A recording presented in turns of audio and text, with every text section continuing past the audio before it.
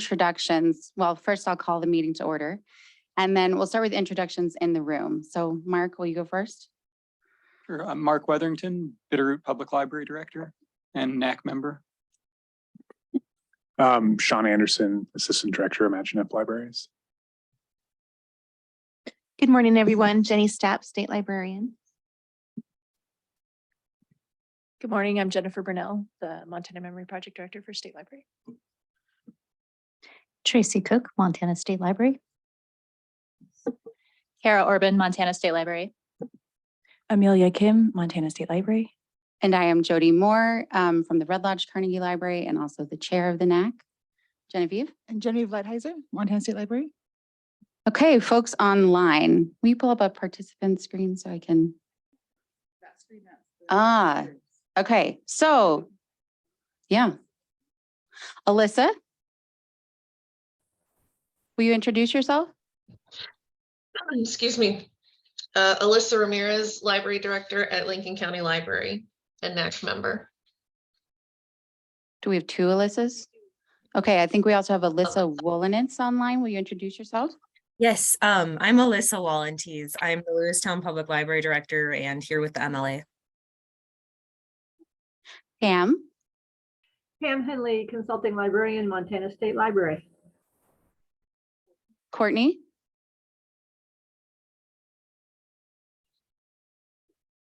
Oh, Courtney's introducing herself online, a librarian at Billings Public Library. Elizabeth? I think this is also Liz from the Billings Public Library. Yes. This is Elizabeth with Billings Public Library Acquisitions. Thank you. Jonna? Jonna Underwood, Director, Sheridan County Library, NAC member. Katie? Hi, Katie Burkhalter, Billings Public Library Tech Services Assistant. Amy? Amy Marchwick, Montana State Library. Melody? Melody Carley, Montana State Library. Colette? Colette Bartow, Continuing Ed Coordinator, Montana State Library. Rachel?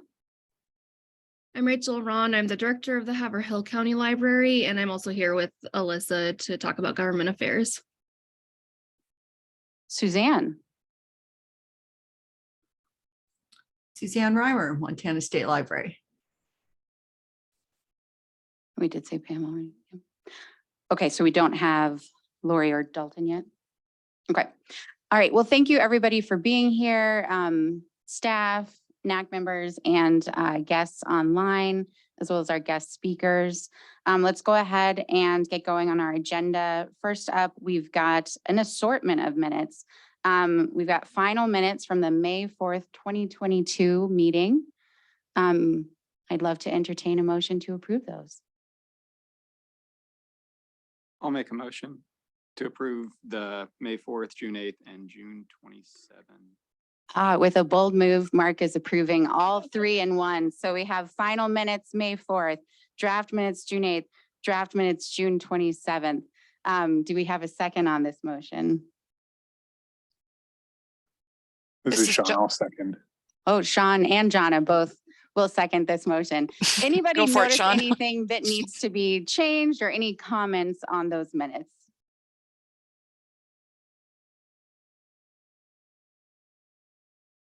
Hearing no feedback there, let's vote. All in favor of approving all 3 minutes, the final and the 2 draft minutes, please say aye. Aye. All opposed? Motion carries. Minutes are approved. Next on the agenda is the election of chair and vice chair. This is on our annual calendar to happen at the last calendar meeting of the year. I have served as the chair for the last year, and we had very little comment to the call for nominations. But I believe that Jonna has nominated that I serve one more year as chair and that Lori Kennedy from the Dillon Public Library serve another year as vice chair. Lori is not here, but she did indicate via email that she would be willing to do that. And I am also willing to serve for another year. Anybody have any comment or questions about that? Okay, let's see. So we had an email nomination. Do we need to restate that as a motion? I would suggest someone move a unanimous slate. Anyone? Since it was my idea, this is Jonna, Sheridan County Library. I make a motion to nominate Jody and Lori as chair and vice chair. Do we have a second?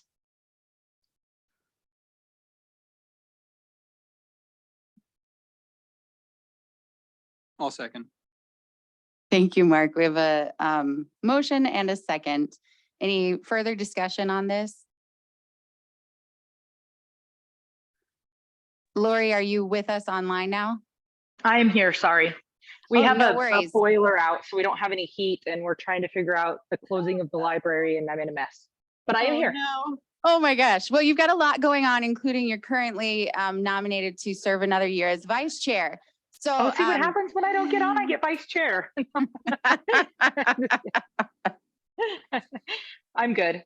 Okay. All right. So all in favor of the nomination and the motion to elect Jody Moore as chair and Lori Kennedy as vice chair for the following year, please indicate by saying aye. Aye. Aye. Any opposed?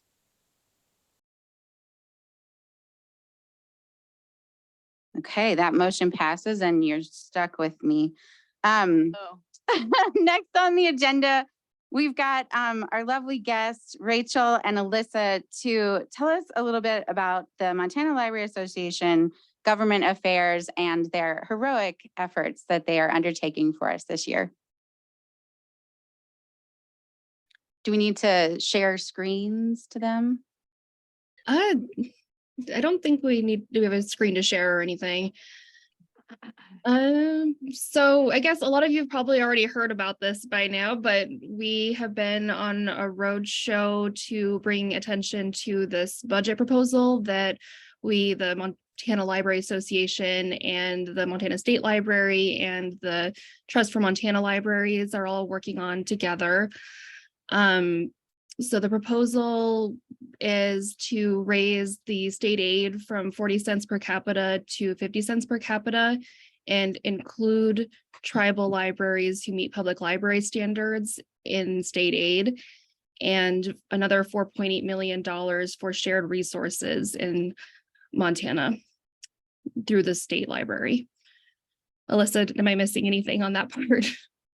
No, I think we've had the most interest in expanding the Montana Library to Go, as well as the courier system. But that 4.8 includes, among other things, hotspots, databases and e-resources, funding for the Montana Memory Project, the courier, the Montana Library to Go. I think that about covers it. Yeah, and the road shows have been going really well. I think we've had a lot of good feedback and a lot of interest and support. One thing that's come up a couple times is there's a lot of support for the courier project, and we're a little concerned that there might not be enough in the ask. Like we might have not asked for enough money to support the courier project the way that it needs to be supported. I'll just jump in and say the 5.4 million, as they said, includes the per capita per square mile state aid, and then 4.8 million.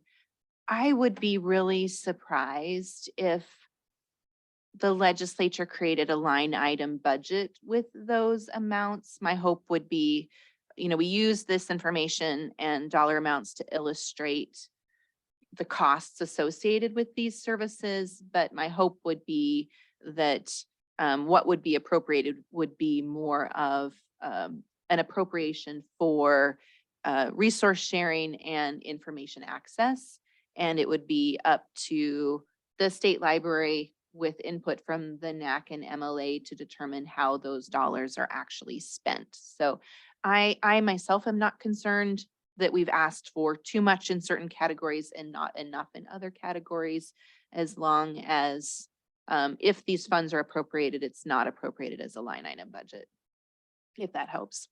That makes sense. Have those two asks now been bundled together?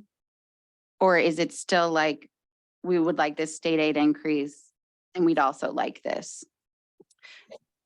In terms of the mechanism for how they are proposed to the governor's budget office through the executive planning process, they are technically two proposals because the one includes actual legislative change. So that legislative change has gone forward as one proposal with the increase of the 50 cents per capita and the addition of tribal college libraries. And the governor's office is endorsing that recommendation. We have not yet heard whether or not the additional 4.8 million is in the governor's budget or not. My other question for Alyssa and Rachel, when you're doing these road shows and you're getting this feedback specifically about the courier service, who is your primary audience? Is this legislators? Is this, just folks from around the state? Is it library staff? So we've had kind of different audiences in different places, but for the most part, we've had library staff and people who are involved with the library. We've had some members of the press and local government, and we've had some people who are running for as legislators. And I think part of it is that it's really appealing to have the idea that like your kids in Ekalaka would have the same access to books and e-resources as your kids in Missoula. And that this proposal is something that would really kind of level the playing field across the state with funding for these sort of core services and core shared services. I think that's why the courier specifically has gotten a lot of that interest. I think this is really valuable feedback for us on the NAC as we look at budgeting priorities. Thank you. Thank you. Anybody have any questions for Rachel and Alyssa about this proposal, about the work they're doing in the road shows, or about what's coming next?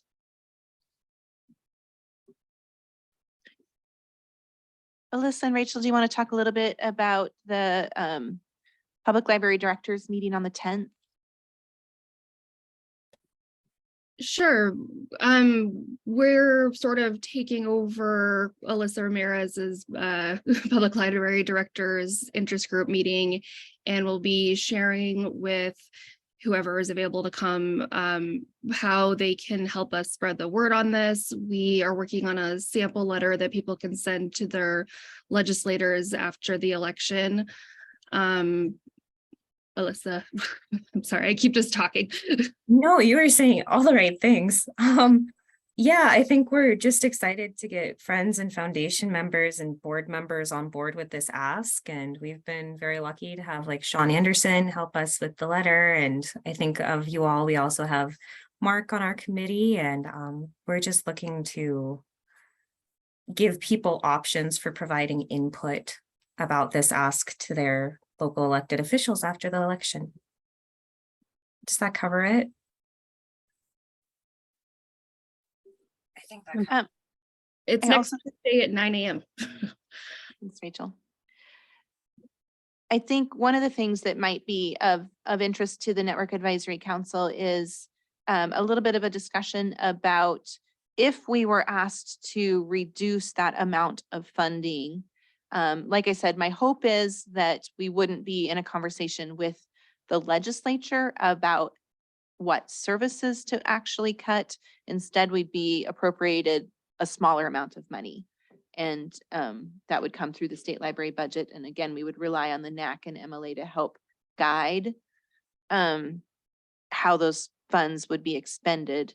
But I could see being asked by the legislature what the priorities would be if a lesser amount was appropriated. And so I think it would be useful for the library community to have a bit of a conversation about what those priorities look like, if only so that we can understand one another's concerns and hopefully be on the same page in how we are communicating to the legislature. Like Alyssa said, we've heard good support for the courier. We've heard a lot of discussion about the hotspot program. I know that's something that the State Library Commission is very interested in continuing to support. Montana Library to Go, as Alyssa said. We haven't talked a lot about the databases, but I know that those are of importance to the academic libraries and school libraries. We haven't had a lot of participation from those particular components of the library community at the roadshow events. And so I think it's probably worthwhile to try to engage them about what their kinds of priorities might look like. Jenny, do you think it makes sense to be arranging for a survey of some kind, or is it too soon to take on an effort like that? I don't know if we need to be that concrete necessarily, but I think engaging in these kinds of discussions is helpful. I don't know if members of the NAC have any immediate thoughts.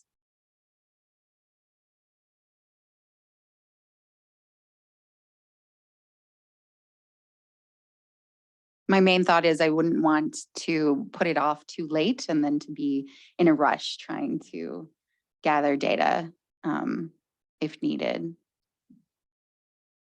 I don't know if there's any harm in sending out a preliminary survey, just asking libraries to prioritize. And then, of course, the costs vary too, don't they? So there's the value added for each area, and then there's the total dollar amount. I wonder, oh, sorry. I was just going to say by next week, we should have compiled what the likely cost savings for libraries would be as a result of this appropriation. That won't necessarily capture return on investment, and it won't capture the value add for libraries that aren't on the courier, for example, but it's at least one metric for potential cost savings. If we were to send out some sort of survey, instead of focusing on prioritization, maybe we could ask for library stories about these services. I think people get a little nervous about trying to prioritize this funding before we're sure like how much we'll have, but it would be useful to have a collection of positive comments about each of the services we're proposing funding for, so we could then turn around and share that with the legislature, possibly. I don't know what do we think about that? Yes, that's going to be a critical part of the legislative process. So yes. So that's something we would want to do anyways. So we have an opportunity to maybe do two things at one time. Would that be administered by the state library, by MLA, government affairs? Who's the best agency to put together that survey? I feel like Kara is just looking for more work to do right now. I think government affairs can work on that. And the state library can provide support. Okay. And if you want, we can send it out in our Montana Library Network newsletter and the email digest that we've been sending out. Those usually actually get quite a few eyes on them. So yeah, if you send us the link afterwards, then we can include that. That'd be great. It might also be something to Alyssa when you do your friendly takeover of Alyssa Ramirez's meeting next week, to be talking to that cohort of library directors that the time for advocacy starts now, that they can start thinking through those priorities, thinking through in a more detailed way how they're going to be talking about this legislative proposal. So Yeah, I think there's communication that can go through the state library, but I think a lot of it's going to be incumbent on the individual libraries to make their own case to their local legislators.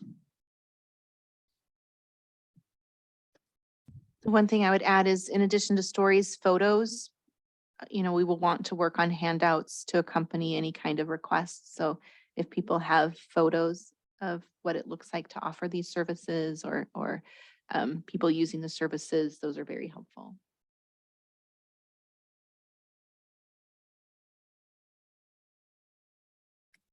Thank you.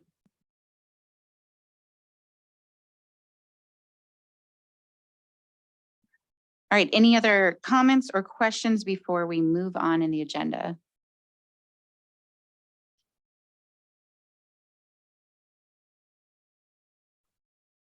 Tracy, is this yours to lead the library development plan? Okay, so we'll start with Tracy Cook to begin the conversation on the library development plan. So we wanted to kind of get into a routine of reporting back and talking through things with the NAC on this library development work plan. And so this meeting is our first time doing that. Genevieve, if you will, for me, will you please open the library development plan dashboard? We're going to start with that.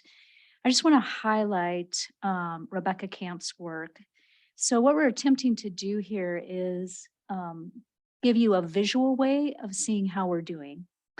And so the top box is, of course, our project. So think of that as like the big picture, and the milestones are just the tasks or steps we have to take along the way to achieve that project. And of course, the colors, green means it's on schedule, yellow not started, blue completed, and red means delayed. There are red ones in there. If Genevieve were to scroll down, you would see them. And most of those are actually due to a delay in the signing of the Moodle contract. And then Amy, you can jump in, but I think some of the MSC delays are also due to a delay with the big Cersei Dynex contract as well. So, we're doing pretty well overall. We've now got both of those contracts signed. And so I know Colette Barteau is hard at work with other staff on the Moodle things. And I know Amy and her staff, based on some stuff I've seen, are hard at work on the MSC things. You can actually sort this. That box appears down below the legend on the left. And so, you could see how a particular staff member is doing. So Genevieve, if you want, you can pick me. I'll put myself in the hot seat. Or you can look at different projects, or you can look at different goals. So this is just one way for you to sort of see how things are going. If there's a particular project you're interested in, then that's a way that you can sort by that. So the projects are kind of discrete things that we're doing, but Rebecca has also created some dashboards that show our day-to-day work. And so Genevieve, if you'll open up the MSL programs dashboard, that would be great. I don't know if the NAC members have seen these yet, but basically these are various state library programs, both our GIS arm, our natural heritage program, as well as library development and talking book services. And so these dashboards, I think of them as designed to highlight kind of how we're doing on our day-to-day stuff. So if you clicked on library consulting, again, I'll just put us in front. Then you can see the map shows you what libraries we've consulted with since July 1, the different topics, what our most popular subjects are, and the kind of the outcomes are things that the consultants have over time sort of identified. These are the outcomes we achieve in some of the work we do with libraries. And so that's what you see up there on the top right. And then the bottom right is actually the different subtopics. So you can see things as they're trending. So that's available for the Montana Memory Project, for the shared catalog, for lifelong learning, and for Colet's work in continuing education. So you're welcome to take a look at those if you're ever curious about the day-to-day stuff. What I did want to do today is the consulting and learning team met, and we went through the library development plan for us. and looked at the LSTA 5-year plan, and we wanted to we just had questions for you, things we needed clarification on, things we wanted to check in on. So that is the memo. I'm going to pull that up. And my first question for you is, in the memo, I identify the priorities that sort of the consulting and learning team said, this is what we think we should work on the next year. And we signed Kara up because we're just like that. Kara's an honorary member of our team, but the courier is a big deal to a lot of projects. And so that's why we actually added that one too. We just wanted to know, first of all, do these priorities seem reasonable? Do you have any questions? Is there anything missing? Anything you'd change?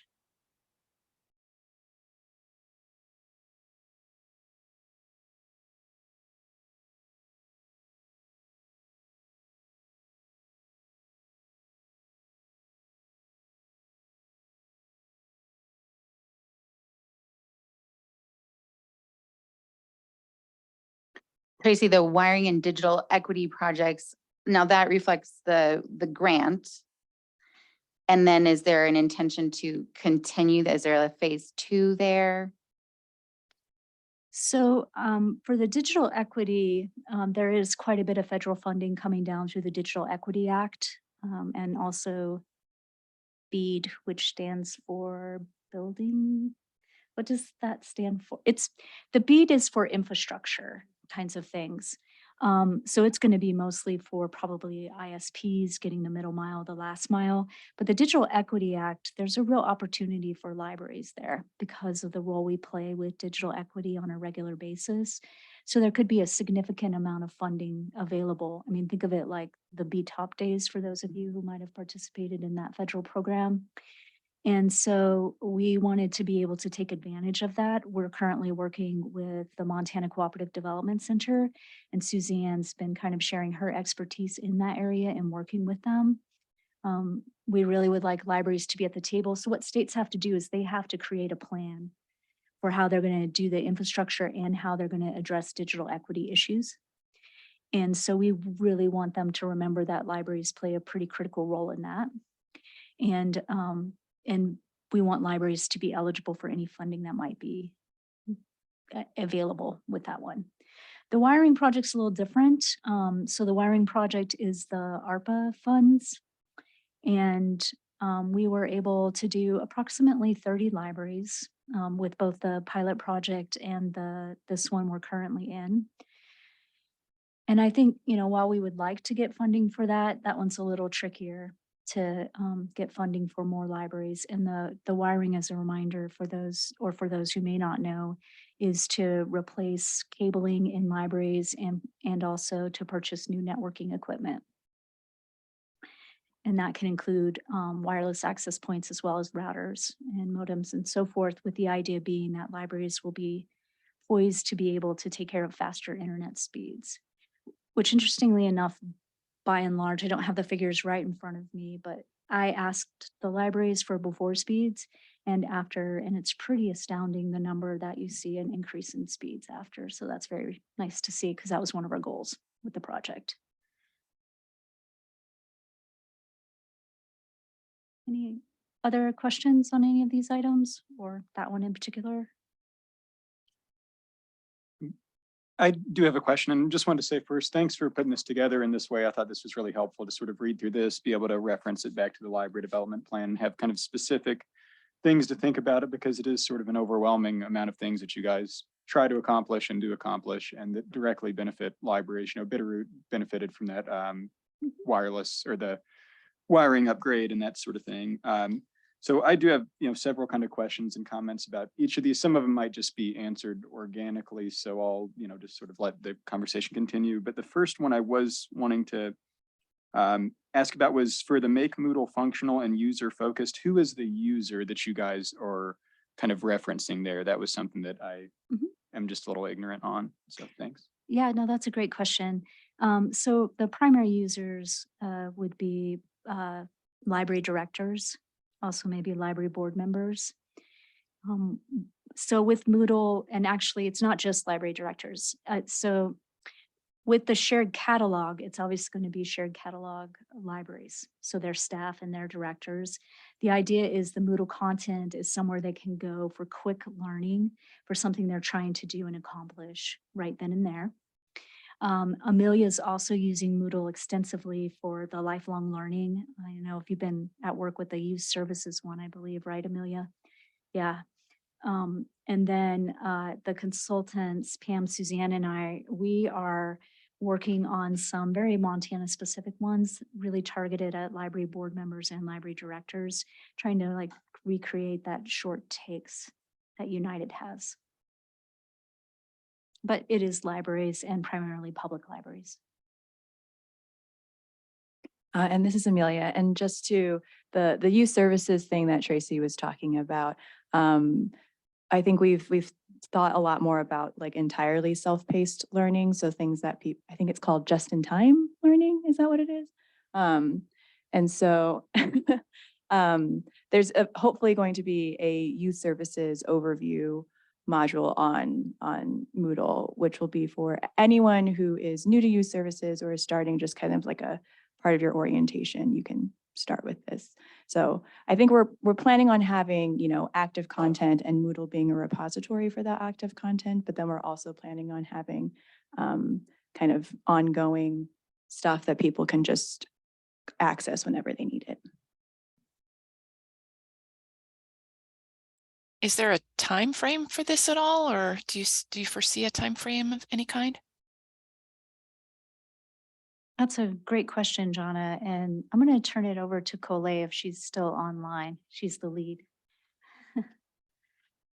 Colette, if you would speak to this. Yeah, oh, absolutely. I'm sorry I'm not with you in the room today to be able to address you directly. I was a bit under the weather this week, and so I decided not to share my presence with you. So, you know, as Tracy and Amelia have described,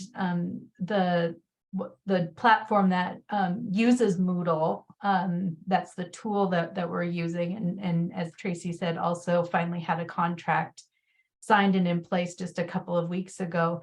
We're going to be relaunching that platform as MSL Learn, and it will be kind of the one-stop shop for the types of topics and audiences that need ready access to quick learning, online learning. And so we're kind of reframing what that platform offered in the past with more targeted and very specific courses and ways to just seamlessly use the same sign-in that you use for with Okta to be able to authenticate into that tool. So I think the basic question is timeline. And so with the contract being signed just a couple of weeks ago, I'm working on setting up the site, all the administrative functions, and working with our new rebranding also to incorporate that into the look and feel of the site. And so anticipating a relaunch of that platform, or a new launch of MSL Learn early in January of 2023. So I'm actually working as I'm listening on a lot of those aspects, but expect to learn more about MSL Learn and what it will offer and who it will have content for in the next couple of weeks. So does Moodle take the place of the Vimeos? Does it take No. the place of Knowledge Base and Zoho? Or is it No. its own creature? That is such a good question. And so what I'd like to say is that we have lots of content, and we have content management systems that hold that. Vimeo is a video content system. We're really transitioning to using YouTube as the video content repository. We also have all kinds of documents. So whether that's our things that are housed on the MSL website or in the Internet Archive or wherever that other content sits, what the Moodle platform, what the learning management system does is to create a structure around content so that there are activities that learners engage in, so that they kind of have objectives that they're working toward, and they get access to like just the right content that matches that learning outcome. And then I think the other thing that's really exciting and dovetails with the work that we're doing with the Continuing Education and Certification Task Force is how does completion of courses and these learning opportunities within MSL Learn then translate into CEUs or continuing education credits. So that is another aspect of a learning management system like MSL Learn is, that it helps us manage that information. You get certificate when you complete something, you earn badges when you complete activities and courses within the system. So I guess I just want to really highlight that distinction. We have lots of content. Videos are content, and those are valid ways of learning and earning continuing education credits.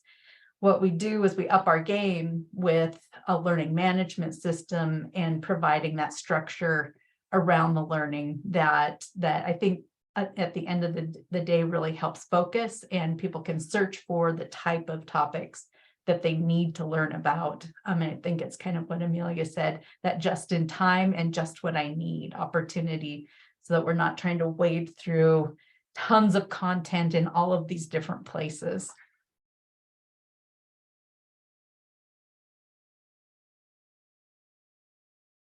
Thank you, Colette.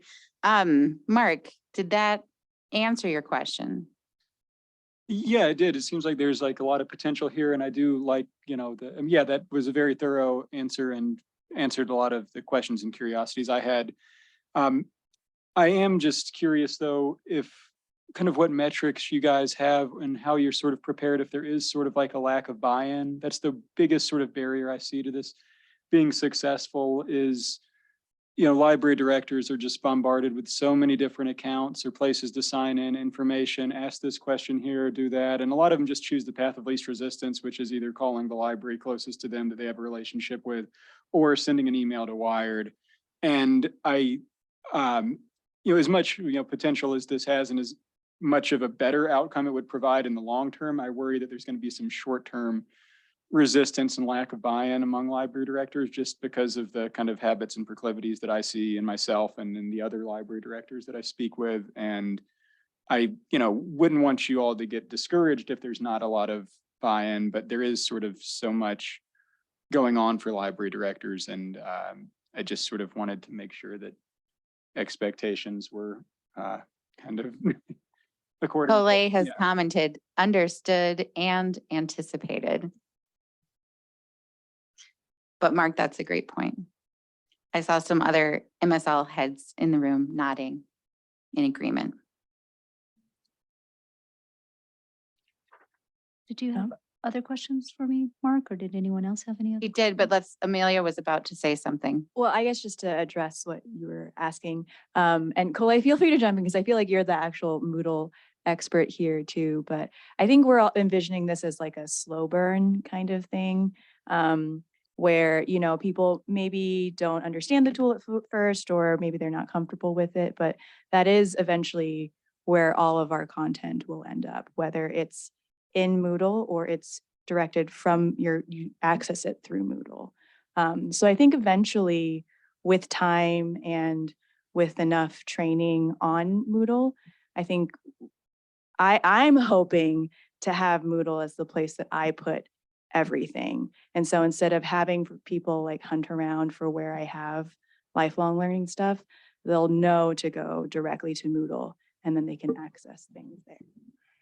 And I think building off of what Mark was saying and your comments to Amelia, maybe being upfront about that intention on how you want to use Moodle and giving people a sort of timeline for when they should expect that transition to be complete might help with that adoption and with the comfort level and the general commitment to the service.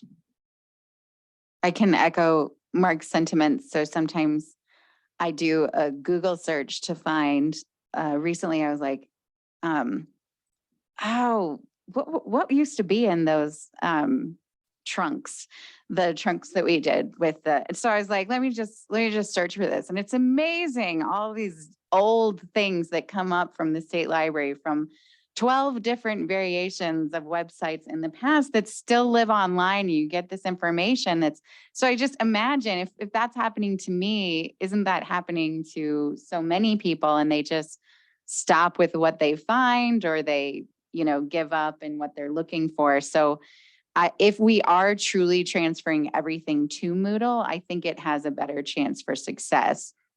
Because if all roads lead you to Moodle, then once you're there, you've got the up-to-date information and you can see all the other information available to you. But I've been around long enough to know we've tried a lot of different things, and like barely figure out what one is, and then we're moving to a new platform or a new name.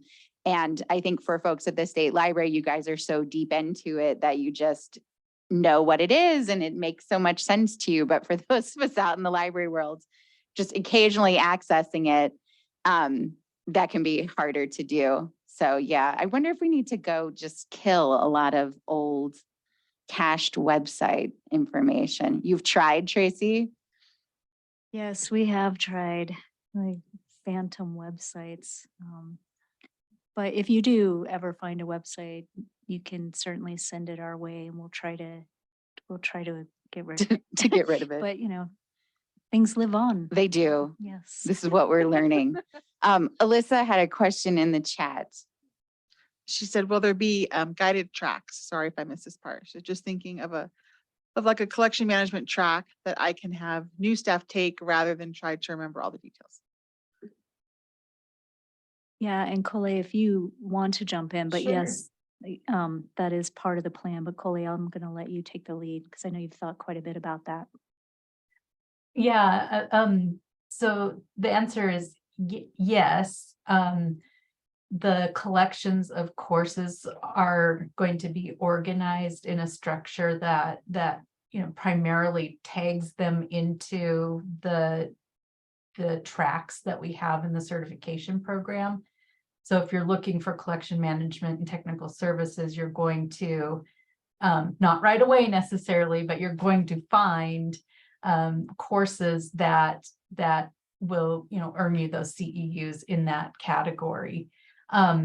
Beyond that too, all courses will be tagged with, for lack of a better term, just keywords, so that if you're a trustee and you want to search for something on policy, you can put in trustee or policy, whether that's your role or that's the topic you're interested, and be able to find through the descriptions of courses something that relates to you. I'm really, I want to be really upfront that we won't have all things available immediately. I think the term slow burn is really important.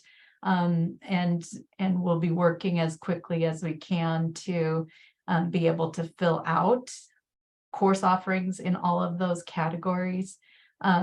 We also, have more long-term vision to be able to serve other audiences with this platform, including GIS professionals and other audiences that the state library serves.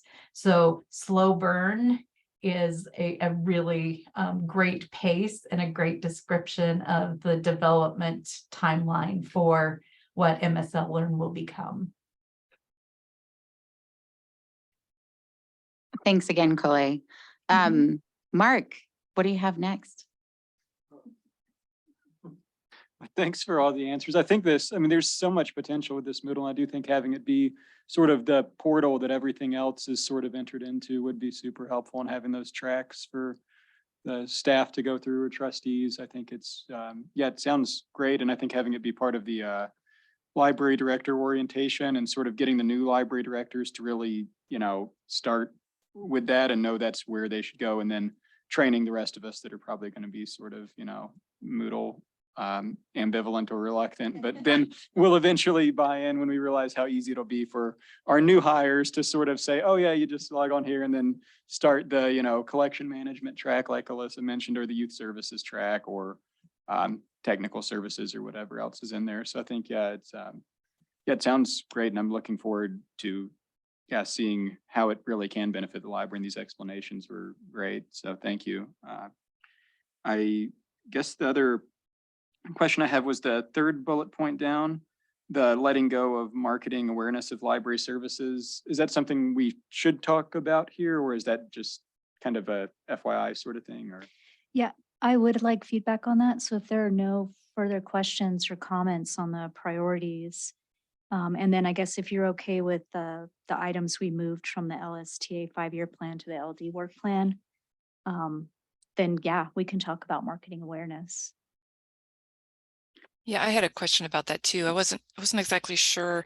Marketing awareness pops up a few times in the library development plan, and I wasn't exactly sure where or what the focus was on that either. So maybe as we talk about this, that could be addressed, because I was a little unclear about that.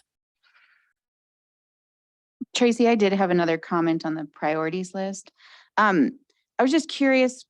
I don't remember the idea of teen programming coming up. Maybe that came up in the CSC conversations, but it wasn't something that had been on our list in the previous NAC meeting. So, Amelia? You are correct.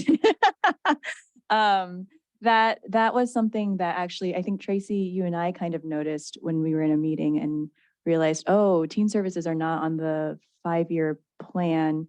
And we also did discuss that in the core services committee. But this is something that I've heard directly from people that they want. And so I think I just forgot to put it on there because it was sort of like specific requests that people had asked about, like a specific kind of programming.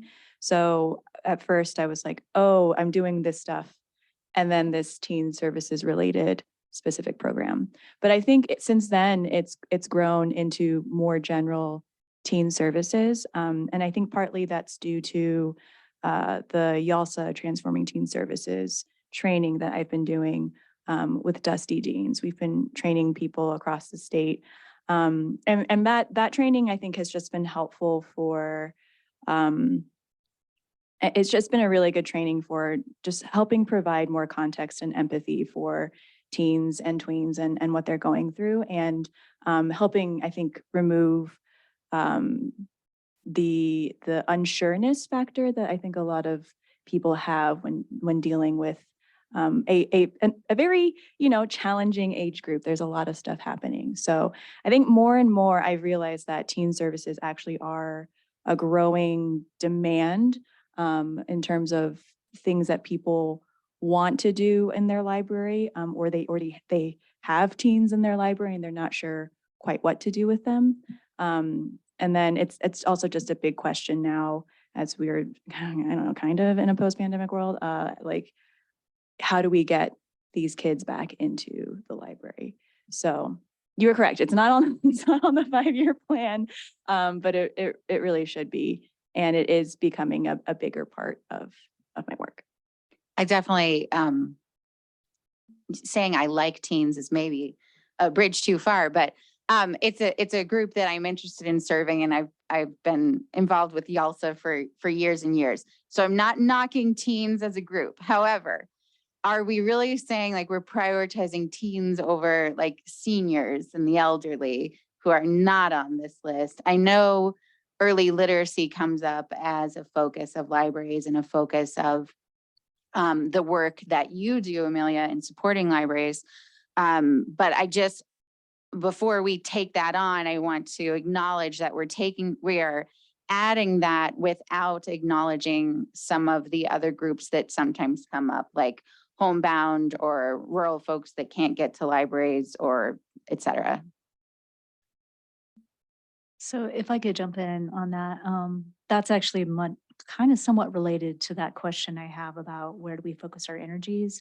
But the other reason we ended up adding teens, unless I'm totally forgetting, when Kara did her meeting with every federation, that was a group that really rose to the top, which is the other reason why Amelia and I kind of had added it to her list. But I think it would be very helpful for us to talk about which audiences we should be focusing on. The other thing I guess that occurs to me is maybe, and Amelia alluded to this, library staff need more help when it comes to what to do with teens. Maybe it comes more naturally to us to know how to serve our senior populations. I think this is the exact kind of conversation I really want the NAC to be having and our core service committees to be having, because these conversations shouldn't be happening in silos. So I'm really glad we're having this conversation here. Like Tracy said, I think getting feedback from the NAC about priority audiences is important. And if it's teens, if it's seniors, if it continues to be early literacy, then I think with input from you, we need to be accountable back to you about what those services look like, the metrics we're going to be using to understand whether or not we're being successful. When we're talking about teen services, I'm certain one of the things we're talking about is technology. So how does their technology needs inform the technology core services committee, for example? How does it support, what kind of resources do we need to be looking at, et cetera? So, I think those are the kinds of questions that if the NAC says, yes, teens are a priority based on the research that we've done, then we can go to these other core service committees and say, what does successful services look like if we're trying to target that kind of audience? Mark, you were going to say something?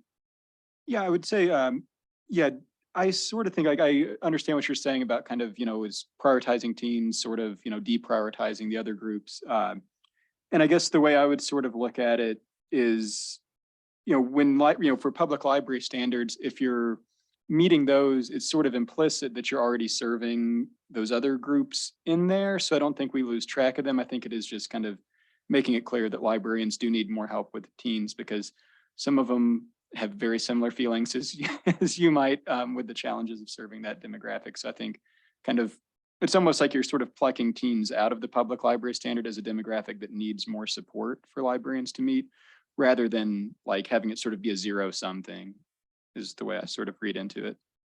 Yeah, and to further what you're saying, Mark, I think it's not that people don't want teens in the library. It's that if there are teens in the library, I think not just staff, but like other people are like, why are there teens in the library? Correct. And I think, I don't think there's necessarily that question when they're adults or seniors in the library.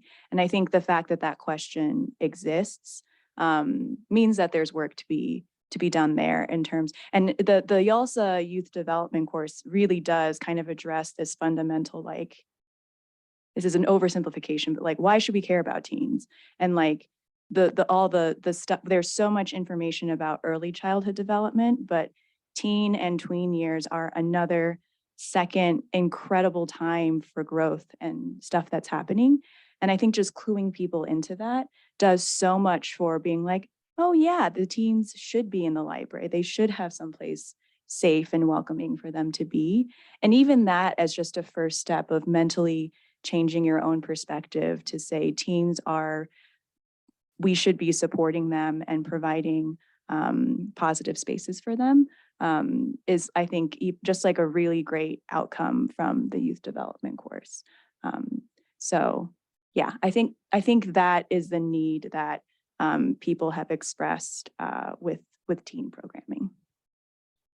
Yeah, that's a really astute observation about how other library users receive kind of and view teens in the library, not just library staff. And I think that fundamentally, like you were kind of saying at the end, it really is an issue of space. If you have a building that's undersized per capita for your community, and there's, 5 teenagers in there, they're typically going to have an outsized impact than if they were, 5 adults on laptops spread out to different corners of the building. And I think, addressing it from both the perspective of library services as well as library space is super important. I mean, it's a lot easier to create services than it is to expand buildings, but I think sort of looking at how those are related is, important.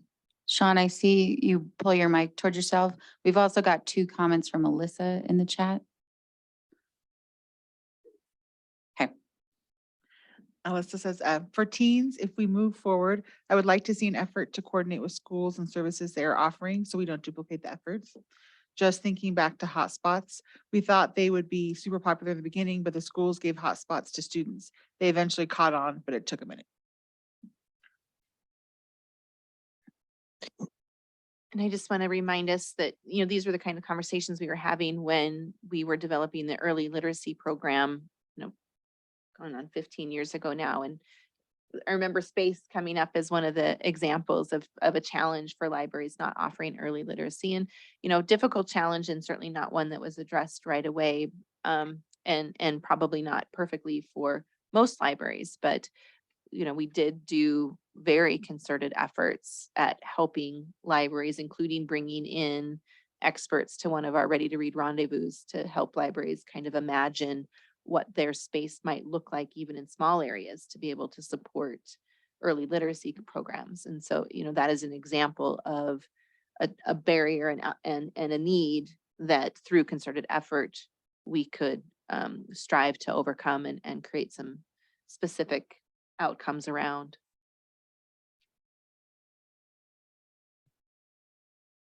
Thanks everyone for indulging me on that conversation. I think it helps me to recognize that, you know, priorities identified by staff for the next year. It doesn't mean we discount things that aren't on this list.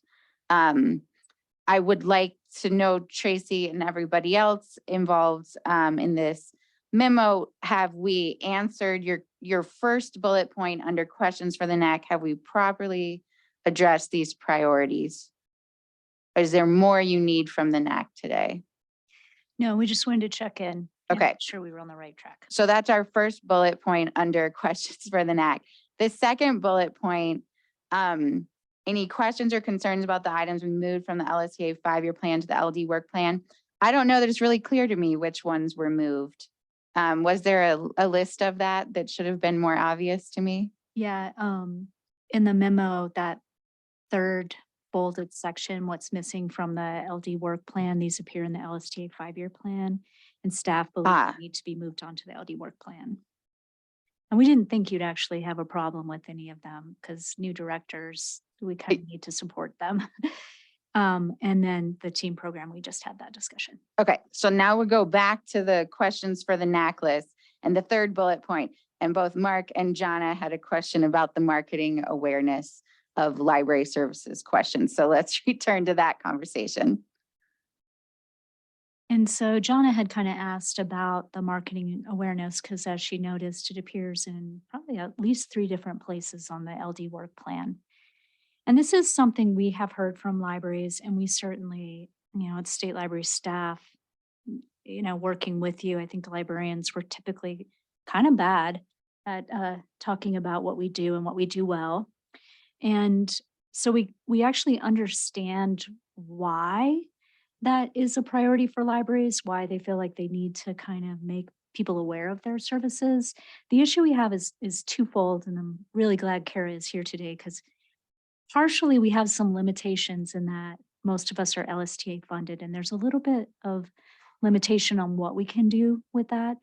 And the bigger issue, I think, is kind of a feeling on state library staff that we also don't have that expertise. When we had Sarah Groves, we did have someone who had that expertise, but none of us on staff kind of do. And in a conversation we had with Jenny, Amelia, and I, when we were talking, we even Jenny suggested, could this be a place where the Trust for Montana Libraries might be able to help us? And so I guess I'd like to hear from the NAC because this does appear in 3 different places. It's definitely something libraries have said they need help with. But due to funding limitations and just staff knowledge and maybe even capacity, we don't really feel like we can support it well. And so we just need your guidance on what to do. How was the hotspot PR coordinated? We hired someone to help us do that. So that was contracting with somebody. And actually, there was another staff member we had who had that expertise, and that was Joe Flick, who also retired, as you know. And I just wanted to say, like, for people who have done lifelong learning stuff, for some of my programs, like the virtual programming series, I do provide a little publicity document, and, it just has like the bio and a social media graphic and that sort of thing. And I personally feel comfortable doing that. And I think I think it's just the more concerted, long-term, like public awareness stuff that I have found I am not good at and don't particularly enjoy. So I think, and Jonna, in response to your question, I don't know on the outside how much that I actually have to show in terms of marketing or, that sort of thing. And I think it's because of like the long-term stuff is what I kind of struggle with, herding cats in that area. And then, yeah, just sort of lacking that expertise. So I think it just ends up being something that is on my work plan and to-do list, and then I just shift it further down. So just to clarify, are we talking about generalized awareness of library services, or are we talking about marketing tools and campaigns to promote specific projects like the hotspot project? Because I think those two things are very different conversations. All of the above. Right. So I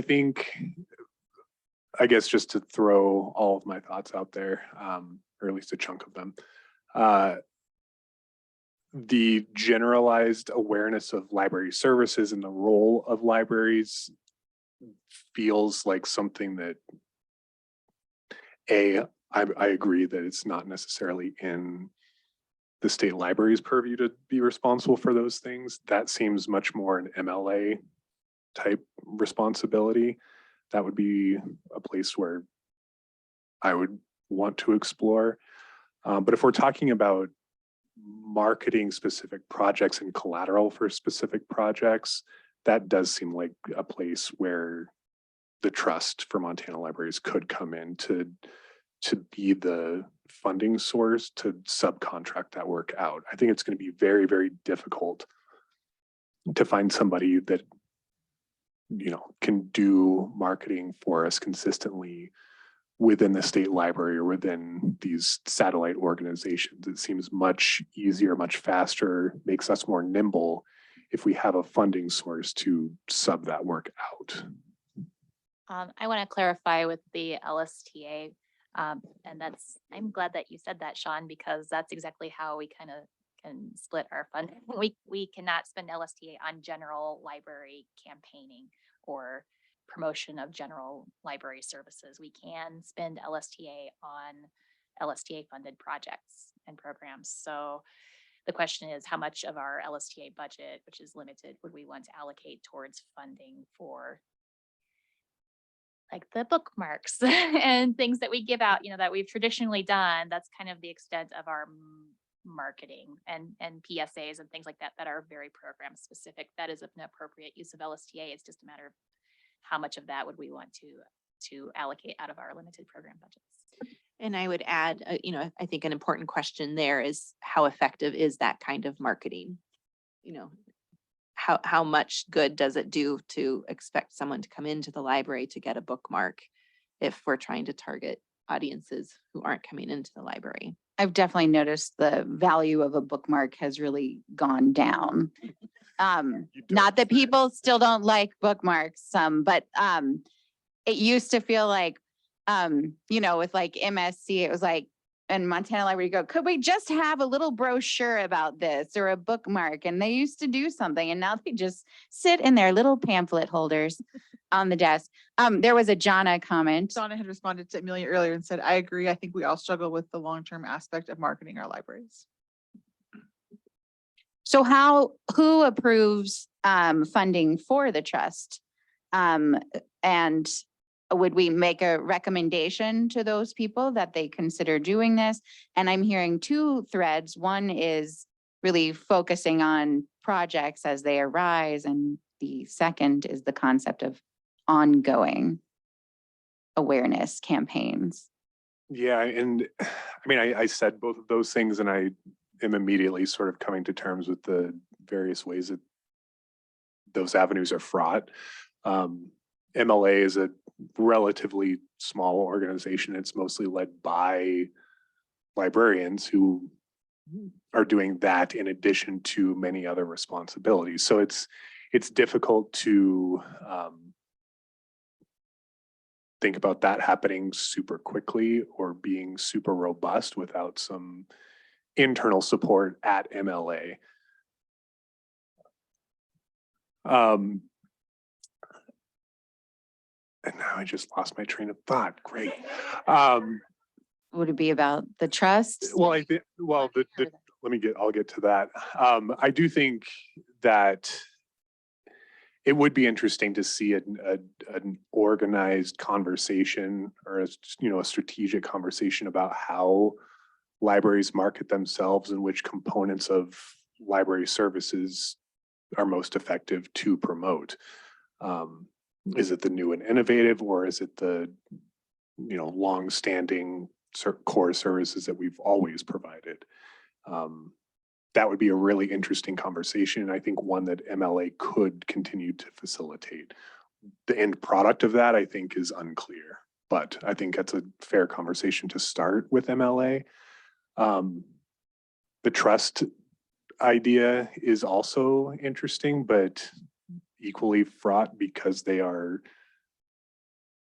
very new and also very small. I think maybe I don't understand exactly how they operate, but I don't know that they are super robust just yet. I think there's been a lot of potential there, but it kind of remains to be seen exactly what their capacity is. I'm just gonna share this information in the state library update, but I'm thrilled that we just hired a part-time ED for the trust. So that person, her name is Kirsten Cooper, and she's serving as ED and development director, and her primary function will be fundraising for the trust. To your specific question about who approves that funding, there is a board for the trust, and I have an ex officio seat. The State Library Commission Chair has an ex officio seat. And then other board members, Sarah Groves is the president. A woman named Nikki Zupanik, who is an attorney here in Helena, is the vice chair. John Rogers, who works in economic development, is the treasurer. Bruce Newell, Stu Wilson, Heather Johnstone. Some of you know Heather, who used to be the library director in Forsyth, is on the board. Brittany Hissam, who works for First Interstate Bank out of Billings.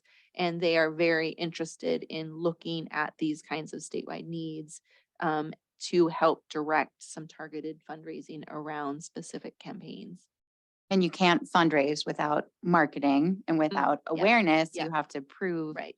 why this is worth doing. Yep. So it does naturally fit in to the work they are taking on. Yep. Kirsten, we just signed the contract. And so Sarah and I are meeting with her next Thursday to do kind of a handoff and orientation with her. And then my hope is that she can join us at these meetings in the future. So, yeah, thanks for that information. That's great to hear that the trust has a director. And I think trying to build their capacity to do this marketing is probably just, my thought right now is that's probably the best way to go, is to try to have them have someone, especially if, and just to kind of clarify, if we are talking about marketing awareness to the general public, then I think that's certainly a full-time or, at least a part-time position for someone somewhere. Obviously not a great fit for MSL right now. And the trust might be able to help with that. I do have, and I don't, necessarily need answers to these right now, of course, but just as something to think of going forward is, so how do other state libraries market their library services? What other models already exist out there? Which ones could be transferable or scalable to Montana? And then the other question is, how do other Montana state agencies market, Fish, Wildlife and Parks and, other sort of agencies that provide resources to the public? How do they market, and what sort of things can we learn from them? What works, what doesn't, so on and so forth. I would say probably not many bookmarks are needed, not many stickers. We might think of, yeah, other ways of getting people out. So. We can definitely research that, Mark. I mean, I think that's actually a good suggestion. So what I'm hearing from the NAC is totally okay, no expectations for any kind of marketing, general awareness. And probably kind of the things that Amelia is doing right now, where she sends out a little blurb on her virtual programming is okay. Kara does have some marketing materials for the hotspot program, but maybe no expectation that we're also going to be designing any kind of bookmarks or anything like that for the different services at the state library at this point. Potentially have a conversation with MLA about some kind of marketing effort, and I guess also the trust.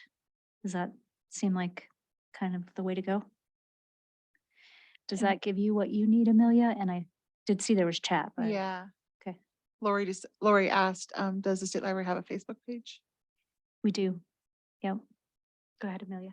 Yeah, we do. We don't post to it very much. And I was posting to it for a while and then kind of stopped, but it was mostly like summer reading, early literacy, and now mostly virtual programming stuff and our press releases, I think. Lori, did you have a follow-up comment for that?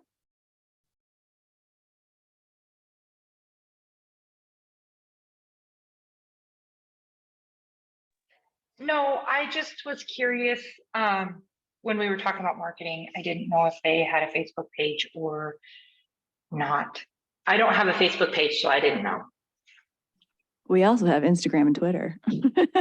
Oh, that's awesome. Okay. But we post the same exact thing to all three things. So it's not really different content. Alyssa commented, I would be happy to be part of the marketing awareness efforts if you need a director on there. Not much knowledge, but it's something I want to be more knowledgeable about.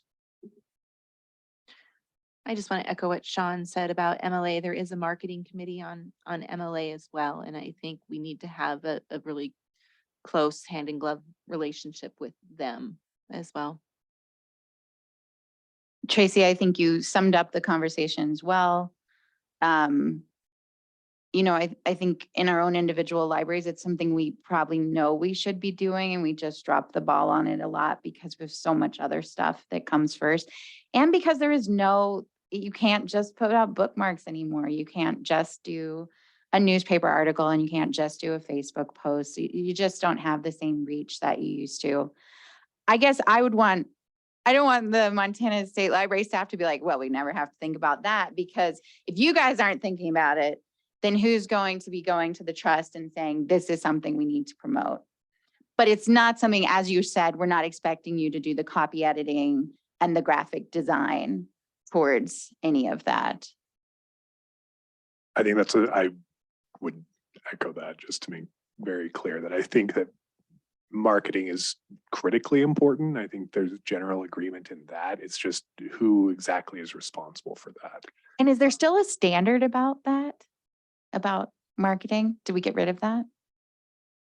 Well, I mean, we have a general one about making people aware, but not the one you're thinking of was like you participate in a campaign, and we took that one out. Okay. Yeah, and I think you had to budget towards promoting library services. Sean, sorry.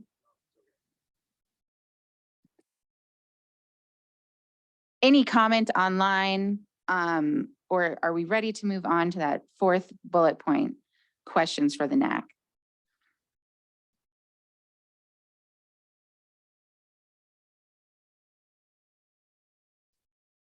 Okay, so will the NAC give guidance and lead the discussion on the underserved action items?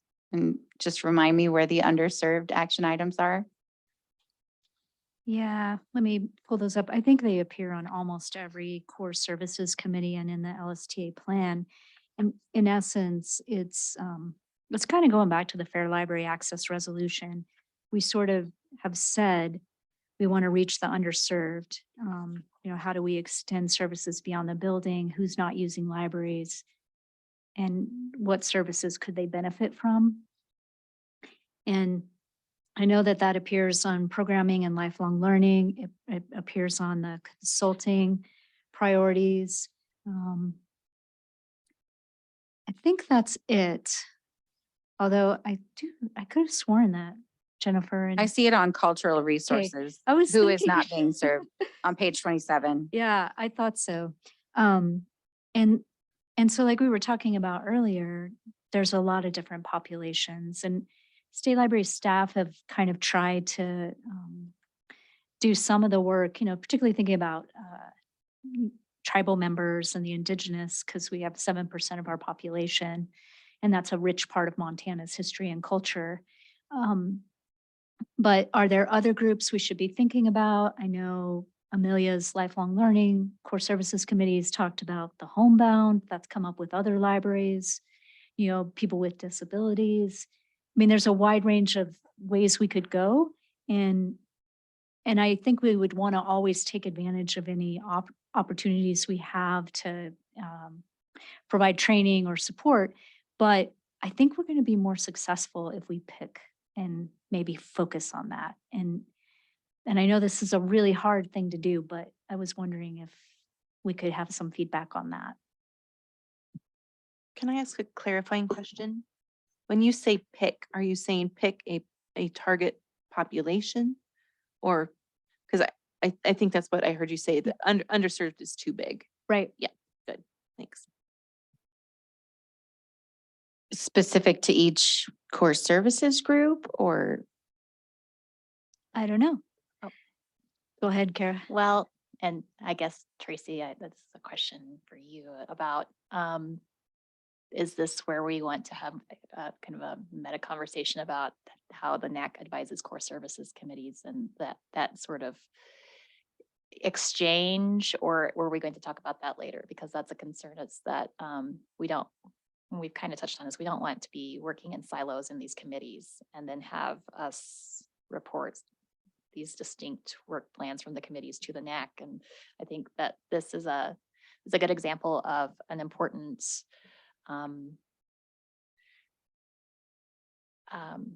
goal that would have outcomes that should apply to all of our core services committees. And so we would look to the NAC for some guidance on how we can make that work more cohesive across our core services committees.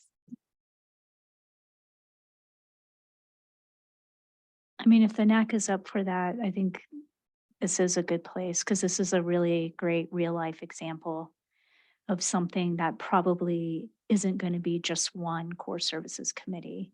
And we kind of were giving you an update later on about the core services committees, but there is a little bit of a fear of silos and needing help from the NAC on what things you want every core service committee to discuss or work on, and any ideas you might have for what that would look like. I myself don't manage a core service committee, so I'm kind of looking to Jennifer, Amelia, and Kara, and maybe Amy and Suzanne to jump in on this one. But perhaps this particular question of what is the audience you would pick first would be a great way to try and kind of figure out that core services committee to the NAC and back, because that feels a little clunky, if it's okay if I use that term. So that sounds like a bigger conversation to me. And we seem a little sluggish this morning. So it's 10:50 and I'd like to have a 10-minute break for folks to use the restroom. And then we can come back and visit that. And Tracy, I worry that if we go down that path, we sort of forget about these last few bullet points here. Is there any last things you want to talk about before we take a break? I think it's probably a good idea to take a break, and maybe what we could do is we could talk about the last two bullet points and then come back to that one, because then that would flow very nicely into the core services committee updates and conversation. How's that sound? That sounds beautiful. Okay. So we will reconvene at 11 o'clock. People, get some caffeine in you or something. Let's get some energy back in this conversation.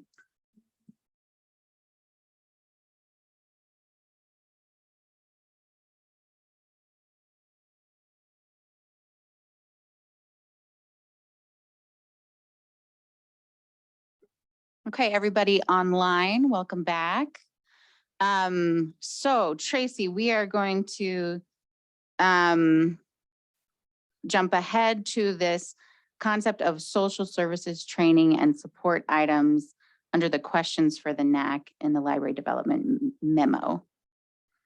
Yeah, as we were reviewing the LD work plan, you know, this concept of social services training, and I think this is just kind of all the libraries that I talk to are definitely feeling the pinch of some stressed out people using their libraries for a variety of reasons, and understandable ones at that. And so there is an item in there about de-escalation training, crises intervention, and then kind of a broader like social services. And then when I was talking to Jenny, kind of reviewing it, you know, she thought that that maybe was an accident, that it was supposed to be pulled out, but maybe not. Am I? Okay. So I guess first of all, are you okay with including that? And if you are you thinking just de-escalation or crisis intervention, or are there other things we should be considering? And if Colette is still online, you know, she's welcome to join us in this conversation too. I know there have been some things offered in the last year or more on this topic. Can anybody report on how those have been received? They did one of the crisis intervention trainings at the Tamarack Federation meeting in Missoula, and I thought it was great. I thought it was outstanding. I thought it was very helpful as a library director to share some of that with my staff. I think de-escalation and crisis intervention are probably the most important ones, and I think they're useful without risking kind of the mission creep that can come with, you know, libraries and librarians trying to also sort of delve into that social work role, which I think we would really want to avoid at all costs, to be honest, because I think it's one of those unfortunate things where if we start doing that and really kind of touting that as something that we do, we're not going to do it as well as social workers. Other people with budget decisions might say, well, they're doing that at the library, so we don't need to hire this. You know, I mean, that's probably a little bit paranoid, but I just don't think it's necessarily within our skills, abilities, or mandate or mission to do that. So I think the crisis intervention, de-escalation are great. I think anything that can help us be aware of issues is good, and sort of, you know, handling them in a library setting. You know, we can address the issues from people experiencing homelessness in libraries. We cannot address the issues of homelessness writ large. I think that's an important distinction for us to make in whatever we offer to ourselves. So, unfortunately, I think we're in an issue of sort of having to be able to respond to the symptoms rather than proactively treat the disease, to use a kind of tired analogy. But that's where I sort of feel like I'm at as a library director and what I would get value from. I very much agree with everything that Mark said. The other things that I might add is that just from our experience at Imagine If, it has been really valuable to have at least one staff person be more deeply trained in those topics, so that they can play that role that Mark described, where they are the knowledge base that can then share that with staff as needed. The other place that may help address some of these things without going, you know, without succumbing to that scope creep is empowering libraries to develop those relationships with local law enforcement and those social services agencies. We deal with the same issues that everyone around the state does. And we've found a lot of success, or at least a lot of comfort and familiarity, by developing and maintaining those really strong connections with law enforcement and with homeless service agencies and mental health agencies, so that we can better connect people. But yes, we've been very conscious of not being that service provider internally, but better connecting people to those services. My only suggestion would be at the Golden Plains Federation, this was a few years ago now, we had some training. It was great training. It was really good. But in my federation, you know, we're pretty small. We don't really have the access to have like one person to kind of be the main person. So my only suggestion would be if we could have this type of training on a little more consistent basis. While the training was really good, I've forgotten it now. And if I did have a situation to come into my library, I would be struggling to pull back from my memory bank what were a few of the things that were suggested in that training. And we all have staffing shifts, people leave, people come on. So maybe a little bit more of a consistent training with just those basic areas would be nice too for those of us in those libraries that are smaller, little remote. Just my suggestion there.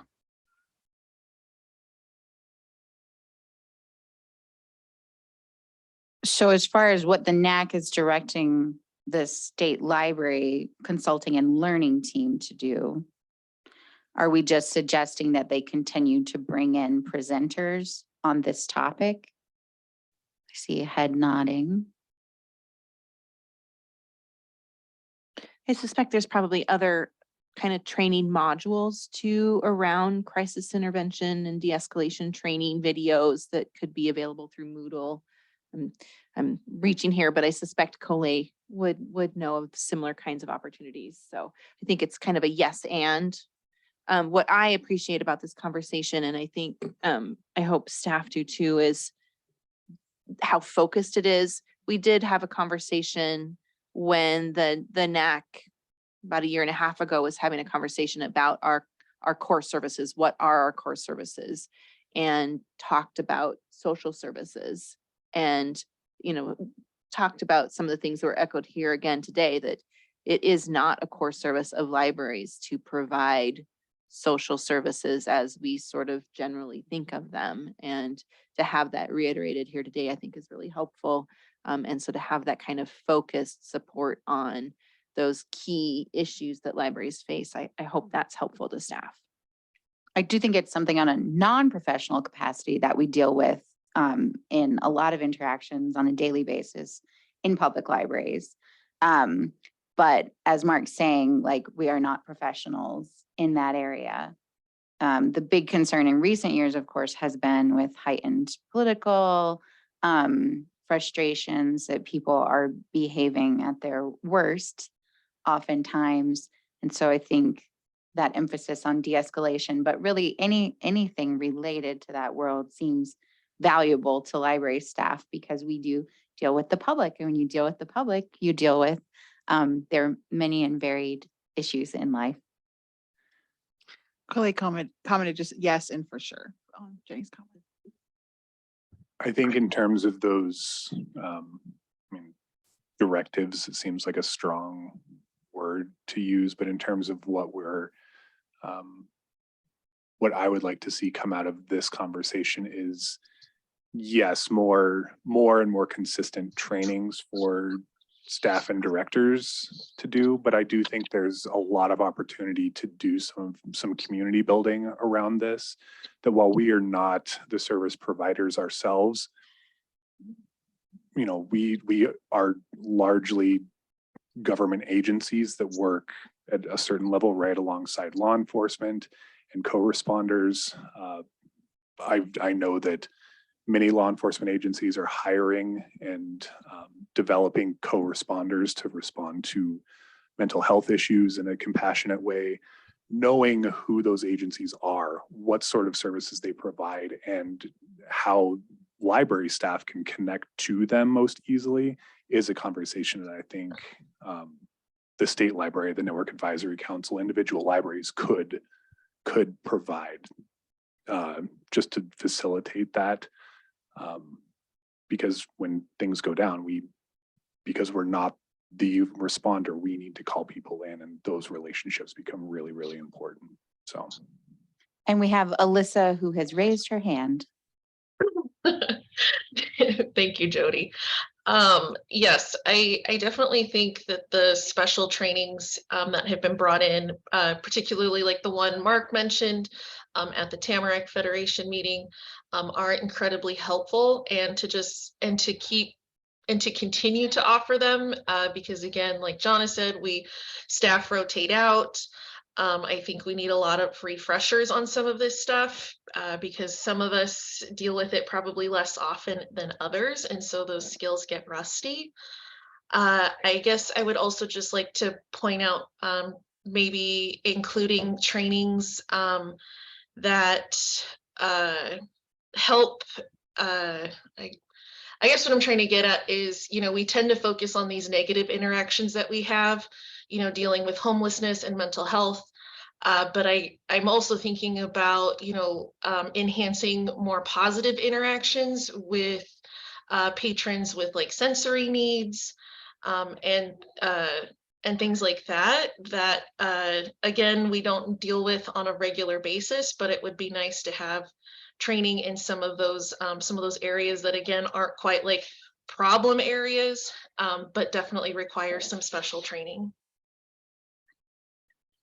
Thank you, Alyssa. And then Missoula Public Library, didn't they hire a social worker style person, or they were looking to do so? Is that correct? Did they hire someone, or are they're co-located with services? I don't know if they actually hired someone. I know that they're co-located so that they do have some of those frontline service providers on site. I don't know how consistent they're there, but they are co-located. I know that they were looking to hire like a security consultant position as part of their professional staff so that they could better manage behaviors in the library. But in terms of social services, I think that's still delegated to a co-located organization. At any rate, it could be worth checking in with them because they seem to have attempted to make some progress in this area. Yeah, the answer is, I don't know. Missoula Public Library knows.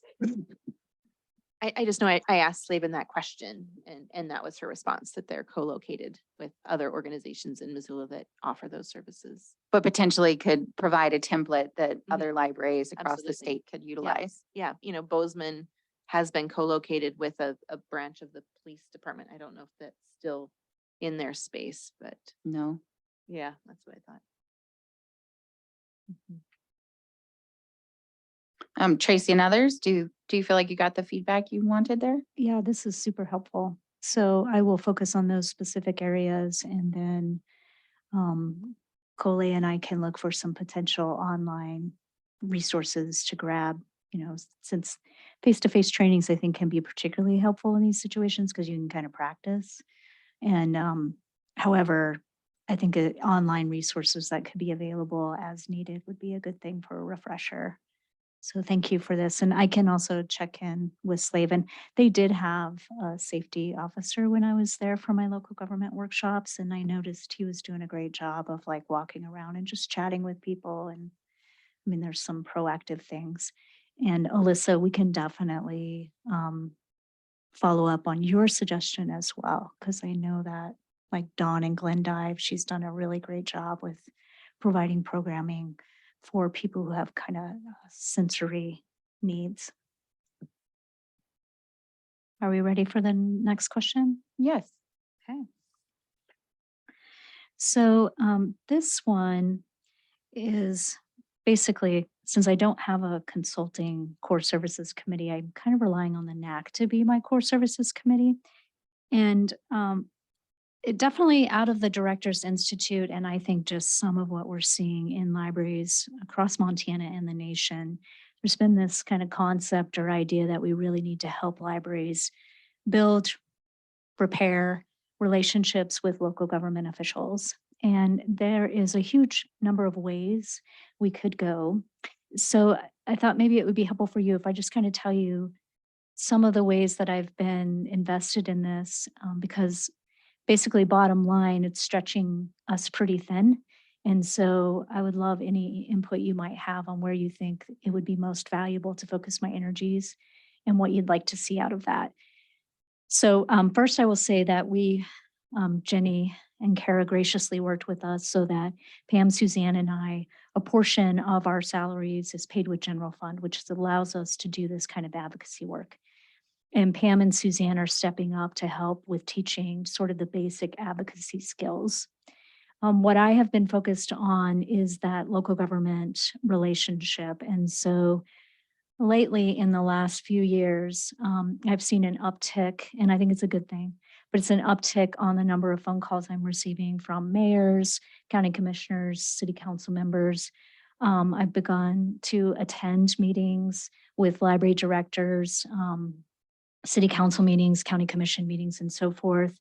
I've begun to develop a pretty close relationship with the local government center, which is based out of MSU Extension, and they're the ones who go out and train boards, and city councils and county commissioners.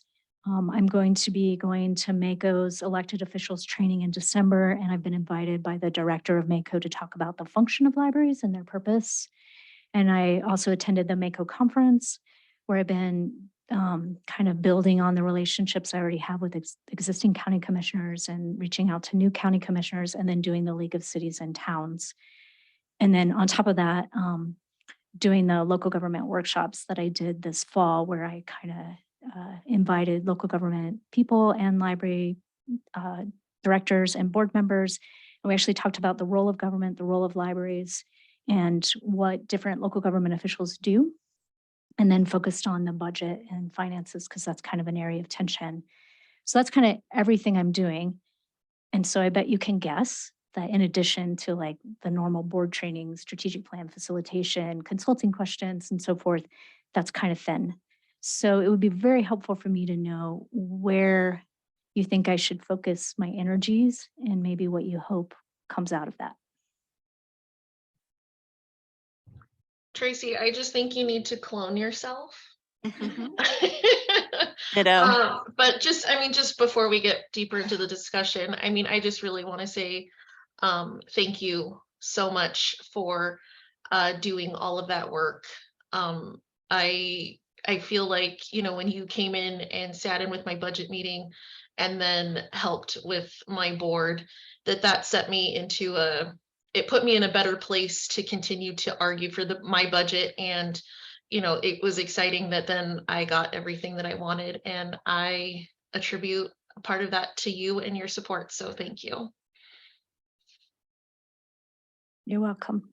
It'd be nice if we could also clone Tracy's salary. That's part of the problem. From Collet. Oh, one second. I want to. Collet put a link up for Web Junction. So Web Junction's customer service course list is a good place to start when you guys are talking about training. And then I have a specifically cultivating protective factors for safe libraries and resilient communities. Extreme customer service every time. Homelessness in small and rural communities. 10 tips for managing conflict. Okay, so do we identify that building library support and local government relations should be a priority of the work Tracy or other consultants do?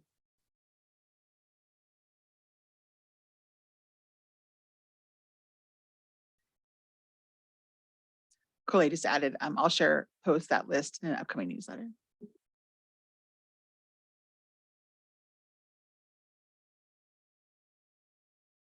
I have a feeling that every library that has utilized Tracy in this capacity would identify this as the best thing that the state library has ever done for their library.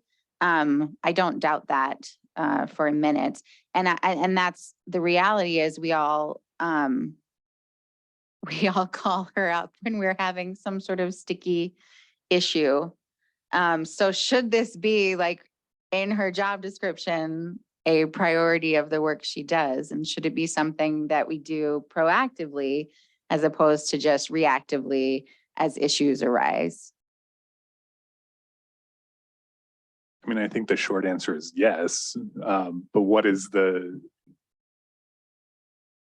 how does that land, and what does that look like if it is so explicitly a part of your responsibilities, Tracy? And then the next question is, how do you make that sustainable? And that's the piece that I'm struggling with is the sustainability. I would say, just with everything else going on too. Maybe just make sure no other libraries hear about how successful you've been helping other ones, so you don't get asked. I love that. But no, I mean, it seems like there really is almost just a need for a kind of total, like, local government liaison role. I mean, I think that'd probably be better on like the local level. If people involved in the community could do what you're doing, which is hard because they're not going to have the depth and knowledge and background. But I think there's probably a sort of, more kind of local, low-key sort of framework that could help. And I know some of that's already out there, trying to have board members go to city council meetings and friends of the library or foundation be involved. But that can be easier said than done. I mean, I think identifying the tools you've had that works that could be done by people that aren't you might be helpful. So people, don't try to bring you into it prematurely when, it's something that just that local level of support could help with. But yeah, I think it's just really important. And the outcomes that I would like to see is basically, those local government agencies, they fund the libraries to the level that they're required to. And then they basically get out of the way and let libraries do library things and serve their communities. And it could be and should be as simple as that, but it often is not, unfortunately. And this is a whole bigger question, but about like districting, if districting is better, because it does give libraries that very kind of cut and dry box of, look, you are not responsible for anything related to this agency any more than you're responsible for like telling the weed district which, killer to use on, invasive weeds and stuff. Like, you give them the money, you get out of the way. So that'd be a good dream. And then, hopefully value what the investment that libraries or the return on the investment that you get from funding and getting them to understand. But that's a lot. So I'm sorry, someone else should talk. I was gonna say, we have a comment from Alyssa Ramirez. Is there a task or set of tasks that Tracy would prefer to offload? Tracy may have to think on that.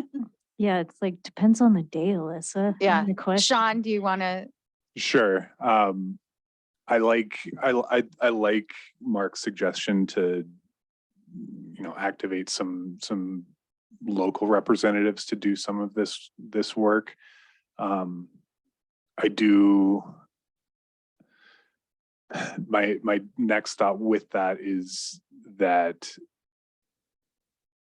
acknowledging that our scenario remains fairly unique and fairly extreme. It has been very, very valuable to have Tracy be this sort of neutral third party that's not library staff, that may be in conflict with some member of leadership, whether that's a county official or a city official or the library board. It's been helpful that Tracy is this other presence that has this baseline of trust. So I think that is to say that there will be limits to that local individual or individuals. I also, it did cross my mind that it might also be a situation where, sort of along the lines of what responsibilities would be dropped, where can better boundaries be established? You've saved the day as far as we're concerned in Flathead County. I'd also acknowledge that that's sort of an unreasonable request if it were to be coming from, 200 libraries across the state. That's beyond your capacity. So what guardrails can you and the other consultants establish so you can effectively and responsibly say no to certain requests as they come up or delegate them? I can't help but think, and I know every library has a different local government setup, but for me, our city has a new mayor potentially every 2 years. So, we've got 55 counties in the state with public libraries, some with more than one. If Tracy put herself on a schedule of, I'm going to work with 5 counties a year, it would take her 11 years to get through all of us. And we'd already need all the help all over again, because even if you have a commissioner that's a, longtime commissioner, there is turnover within local government, and there's such short memories amongst government officials, and as staff turns over, that, long-term memory also fades. I think we're all in agreement that Tracy brings something to the table that we probably can't train locally. But I see this as incredibly, as work that probably sucks her energy in ways like, an emotional, not just time and the travel component. So I'm worried about sustainability here for a very valuable employee to the state library. Alyssa, I know you had another comment. She said, sorry, she put on my manager cap, put my manager cap on, and that's the question I usually ask when this type of discussion comes up. I think one of the things we need to think very seriously about is how we build this capacity across the state. We have very, very limited capacity, and the risk of loss is huge for the state. And there are a number of ways of thinking about building that capacity, some of which is, encouraging and training locally. I appreciate that sometimes that third party can be really, really valuable. So how do we build that capacity for additional third parties? We've talked about trustee mentoring programs in the past. There is an MLA Government Affairs Committee. We've talked about MLA's limited capacity, but I've really encouraged them over the years to think about the fact that government affairs has to extend beyond the legislature. I've encouraged them to think about hosting a reception or a snack break at the Mako conference, for example. I think there's some ways that we can lean on the library community, I hope, to increase our capacity and build those kinds of relationships in meaningful ways. A lot of times it's just about showing up and being present with those kinds of officials that I think we need more support to do a better job of in the state. I also see an overlap here with the marketing and awareness conversation we had. The main complaint I probably have, except during budget cycles and, pointed issues when contracts need to be signed or something like that with my local government, is they just forget about us because we maintain ourselves and nobody's ever complaining about the library. And so when they're thinking about the services they provide to the community, it would be to their benefit if they thought of the library and commented on the library, but a lot of times it doesn't even come up in the list of, look what we've done in this last quarter, which is always frustrating. So if you can maintain positive relations and you can market in such a way that they are aware of you in positive ways, I think you're less likely to have challenges that get out of hand.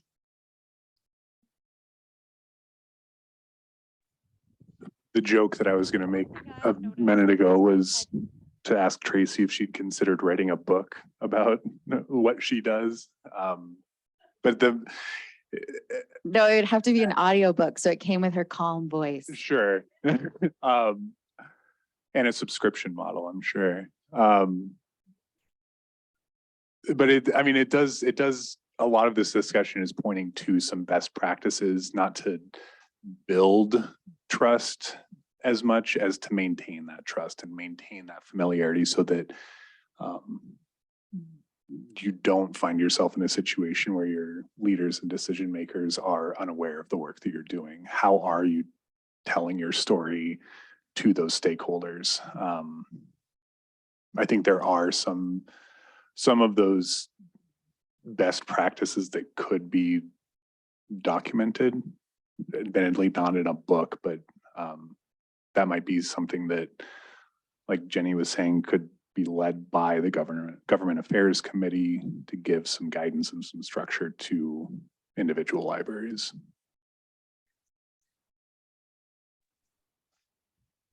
So I've had to create a binder. We could host it on Moodle too. I heard a voice online, but we could not hear it very clearly. Was somebody talking? Oh yeah, this is Lori. I've created a binder for my city council on what the Montana. Code Lori, we can mandated says barely for hear library. you.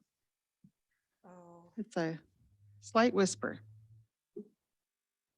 is it better? No, they were clear earlier, so I'm not sure what changed. Yeah, I don't know what changed either. I can text it I can text it if you need me to. Yeah, you can use chat. Okay, but I just want to let you know that I used a binder. I created a binder with Montana Code annotated and have taken it to them and done it more mathematically than how I'm telling my story. It has to be mathematical. Oh, it's coming. I wish I controlled that screen. It's coming through my. I heard binder and Montana Code annotated. I passed my hearing test. Sorry, Lori, we did hear you clearly before.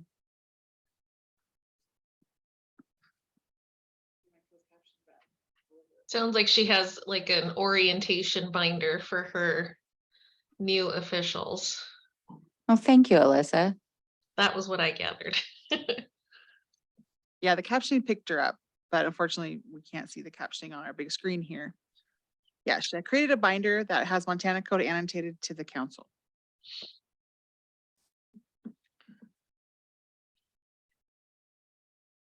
Well, Tracy, I don't know that we had answers for you.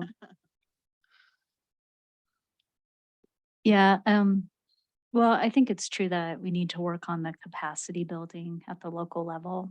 And so I might think about that and get with Alyssa and Rachel Yes. on how we could do that. And then I guess thinking about Alyssa Ramirez, oh no, it's awesome that you're still online, Rachel. You won't be surprised when I call you up. I was gonna ask if we could have a chat or a phone call. So Cool. To go back to Alyssa Ramirez's question, I think part of my struggle, like what would I let go of, Alyssa? Like I might tell you, well, I'd let go of the League of Cities and Towns because I can't seem to make inroads with the League of Cities and Towns. On the other hand, there are issues in town libraries that can sometimes be little fires. And so I'm kind of a little hesitant to completely let go. But I know I've talked with Pam and Suzanne about maybe having them go to the conferences and do that piece. The only thing is, like, when I went to Mako, I mean, I had really good, robust conversations with the county commissioners that I think will pay off. And so that was kind of a brain dump. I didn't mean that to be a brain dump, Alyssa. Sorry. I know I've it's been, hard when you like everything you're doing. yeah. And well, and also, I mean, Sean's like set boundaries and he's right. And that's something I probably struggle with, but like, I wasn't going to ignore the MMIA issue because that was like library people's health insurance on the line. And I'm not going to ignore what's going on in his world because that's like also people's life and well-being. And so I think that's part of the struggle is like, well, Jody said it, when people call me, I mean, it's a pretty serious issue with like what feels like most of the time, some pretty serious consequences. It is, and I think, and I did not mean to come across as dismissive, and I know I see you. I guess where the example that's coming to mind right now is, you have led us through this conflict management for the last year and a half, and you are concurrently leading our strategic planning process. Maybe uniquely necessary in our case, I understand that, but if we're talking about capacity building, maybe that's capacity to build with fellow consultants and expand the reach of those consultants, or even talk about that as an expansion of services at the state library, so that you can stay focused on those things that are most critical to the literal life and death of public libraries and the services that we offer. I don't know.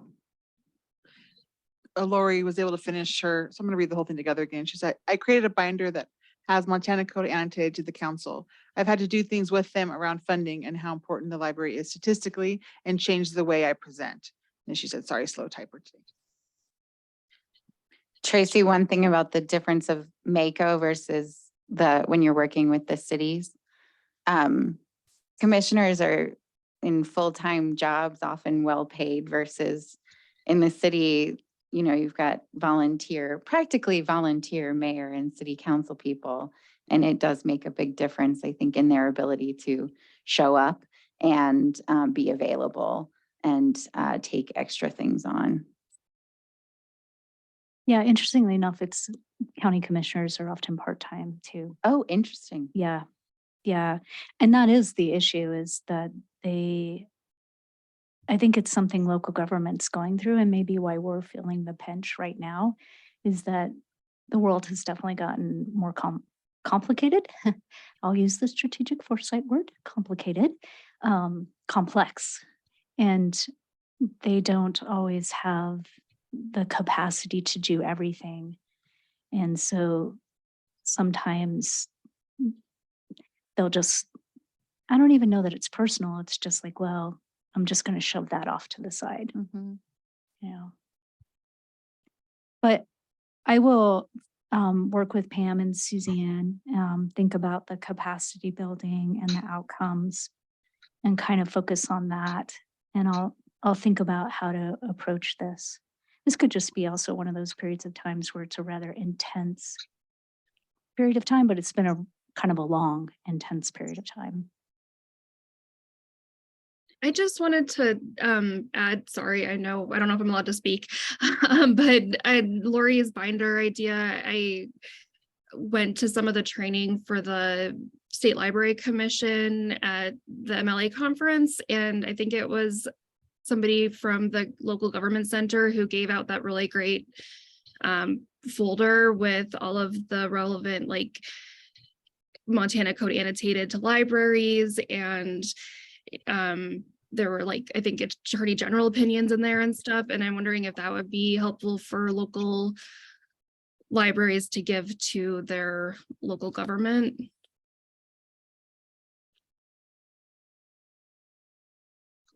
Yeah, that's actually a really great resource, Rachel. That was Dan Clark from Local Government Services.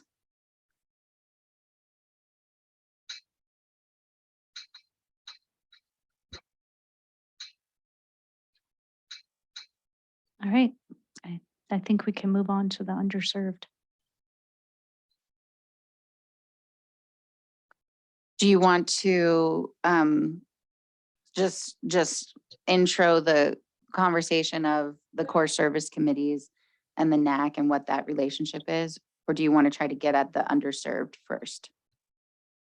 I don't think it would hurt. I'm looking to Jenny and Kara to see if they want to tackle that. Well, I've had a little bit of a thought while we've been sitting here that I want everyone's reaction to.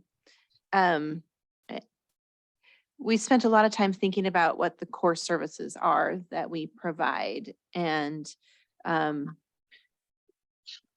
in terms of how we invest our time and resources and staff, they're focused on those services. But what has occurred to me is maybe we need to be that deliberate in thinking about the more specific audiences that we are also trying to serve. And I don't mean that to say that we won't continue to offer services to the general public, but we have a very concerted early literacy program. We had a conversation a little while ago about teen programming. We've talked about seniors. We've talked about other people that need different kinds of services. I think what staff are hoping for, especially when it comes to the core service committees, are more deliberate focus on different specific audiences. Whereas, as Kara said, then we can align our core services in such a way that we understand what kinds of needs and outcomes we are seeking to have with those different kinds of audiences. And then also in the future, have a way to evaluate whether or not we need to continue to focus on particular audiences. Have we saturated the need, for example, for early literacy in such a way that we start to scale back that kind of programming? Like I said, I'm curious about people's thoughts about if we need to get that specific or not. My first instinct is oddly not to think about specific individual audiences as much as to think about things in geographic terms. The hotspot program has really highlighted this gap in internet access, which in turn, in terms of providing those services, what we've learned is there's also this huge gap in people's physical access to library services, especially in a state like Montana. You have libraries in population centers, but then you have huge swaths of the population that are very, very remote to those library services who may not have access to them. This might just be restating the obvious, but I do think it's relevant to bring up that there are geographical deficiencies that could be addressed in addition to any specific audiences and age groups and demographics that are underserved. And I know that Rebecca's been working on trying to do different kinds of evaluation based on the geographic access to different kinds of library services. So that would be interesting to bring back to the NAC when that's ready.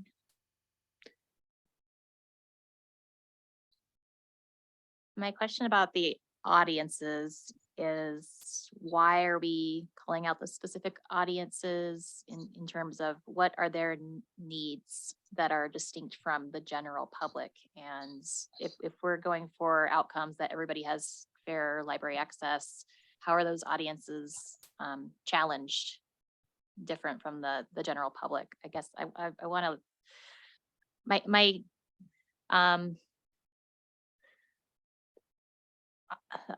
my challenge in thinking about the core services committees is that I'm not sure what the overall outcomes are that we're going for in ensuring that fair library access. And so if we're thinking about an audience, I'd really like the NAC's guidance on what are the specific needs that audience has that we need to be sure that we're taking into account. And I would say in answer to that, I don't know that the NAC would necessarily know. I think that's probably something that we would want to research to better understand and identify what those outcomes might be.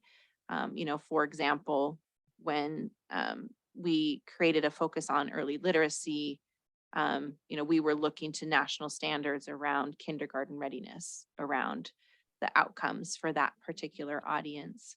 And were we to identify specific outcomes for specific kinds of services, I think we would want to do that kind of research to better understand what kinds of outcomes we would try to achieve. I don't know that we would necessarily look to this group or that this group might necessarily know in some detail what those outcomes might be.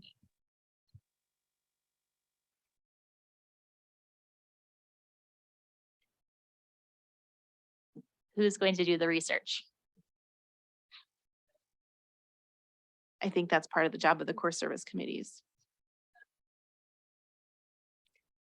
And also those core service committees working together. Do the core service committees need guidance on who their audiences are then? Is that, because it sounds, the core service committees seem to be coming to the NAC saying, we're not really sure what we're supposed to be doing. Could you guys give us some more guidance? So I don't feel like we can turn around and say, you guys need to do some more research. Cause right? Like we're at an impasse. It feels like. What I'm hearing from Kara is like, I think there's just a lack of clarity about what we mean by underserved populations, especially if the intent of these core services committees are to offer these services broadly to the point where they are reaching every Montanan.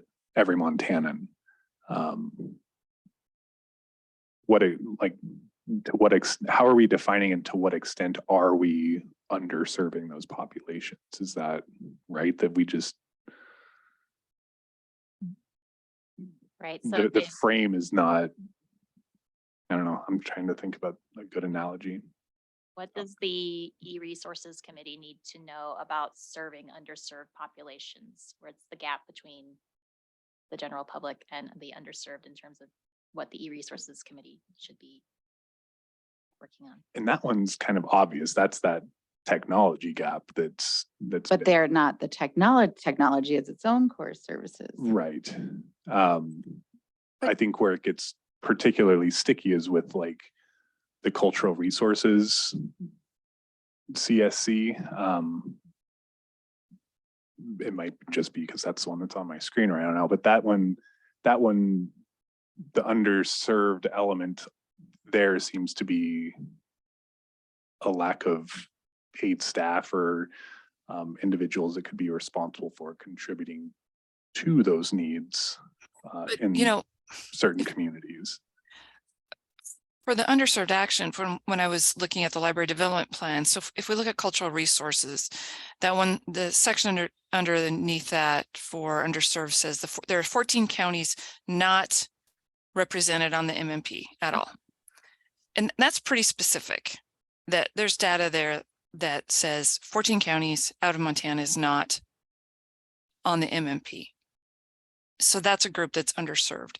But under e-resources, underserved is non-library users. That's big. That's not specific at all.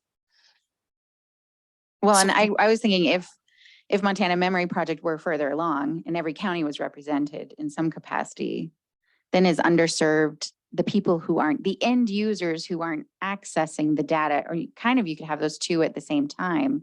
Because even once you've hit every county once on something, there's still more data that could be collected from each county. So I do see that there's some confusion here on end user, like in courier resource sharing, you've got the underserved being the libraries who aren't on the courier.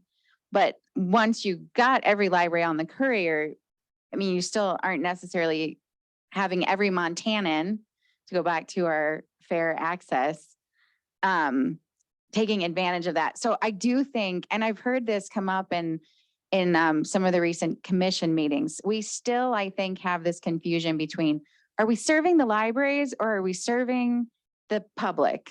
Who are we serving? And we're serving them both. I think we need to be realistic about the fact that the reasons why the general population are not using libraries, why the general population is underserved, varies based on different kinds of demographics, age. It varies based on geographic access. It varies based on their digital literacy skills. And some of that is, again, age-related, access to technology, et cetera. So I'm not sure if this is what Jonna meant, but I think we are going to need to be very specific about who we are trying to serve, how and why, so that we can be very deliberate in our approaches to serving them and be very deliberate in understanding how we achieve those goals. And I used the example earlier of teens in the library. I would be very curious to know what kinds of positive outcomes libraries that focus on teens are trying to achieve. Is it just that we want teens in the library? Is that the measure that's of interest to us? Or is it Is it something else for those teens? And that's where I mean, are there national standards for positive outcomes for teens? Is it college readiness? Is it mental well-being? Is it, what are those outcomes that we're trying to achieve by a focus on programming for teens? And then what are the barriers? Is it a lack of programming? Is it a lack of receptiveness from the staff and users? Is it a lack of space? Is it a lack of technology? Is it geographic distances? Those then become the barriers that the different core service committees can work together to focus on. If it's seniors, again, thinking about e-resources, is it digital literacy concerns? Is it lack of technology? Is it, I sincerely think we need to get that specific. I think we can't just continue to say underserved. Yeah, and just to, the core service committee people met last month and had a discussion about how the core service committees are going. And I do think more specificity from the NAC would be helpful. I think, as Jody, you had mentioned, the relationship between the core services committees and the NAC, it's a little unclear. And then, that each committee is being run pretty differently. Like, I think we're still sort of figuring that out. Some committees only meet when they have specific tasks they want to discuss. And then they make very concrete decisions about those tasks. And then my committee, we've been meeting every month and we've been having some really interesting discussions, but in terms of what I'm doing with my work, I found that I would sometimes bring questions and then I think it was hard for the committee members to say, do this without really fully understanding my workload and how it fits in with everything else as well. And then I think it was also just unclear, so when we make these decisions, where do we put them to? Do I just implement them? And so I've been doing lots of stuff. I don't think any of it's wrong. But I do think, just hearing this conversation, I think it'd be helpful if we were able to choose one group to work on. And then that would give, I guess, a foundation for all the committees to focus on. I don't know if that'd be better, but I guess it'd be different and we could try that. But yeah, I guess it's kind of this chicken or the egg thing. What are we doing here? And then how do we report back to you all? And then how do you all give us feedback? And then how does that actually affect what the committees are doing, I guess? So yeah, this has been a really interesting and frankly sort of overwhelming discussion to watch unfold. And so this is probably not too terribly a helpful aside. And I'm not advocating for this, but I think it'd be interesting to just consider this. Are you guys not getting the information and the results you want and we sort of need to move forward? Because maybe the committee structure is not the best tool for the job to get specific answers or things like that. I mean, we've been at this for, I guess, a little over a year now with the NAC, and maybe having this conversation and refining things, another year of this, same structure will work and will benefit by doing some of the things Amelia mentioned, trying those out and other things that came up. But I do wonder if kind of keeping it in the back of our heads as we go forward, because I assume the NAC is probably going to exist for, a while. Yeah, I just wonder if we should look at, is that committee structure what, it's typically been the way things are approached in, government agencies and other work like this. But I wonder if, and this isn't something I really intend for us to have a huge discussion about right now, but I think just sort of thinking outside the box of other ways to get you guys the specific information you need while allowing input from all librarians, as many as possible.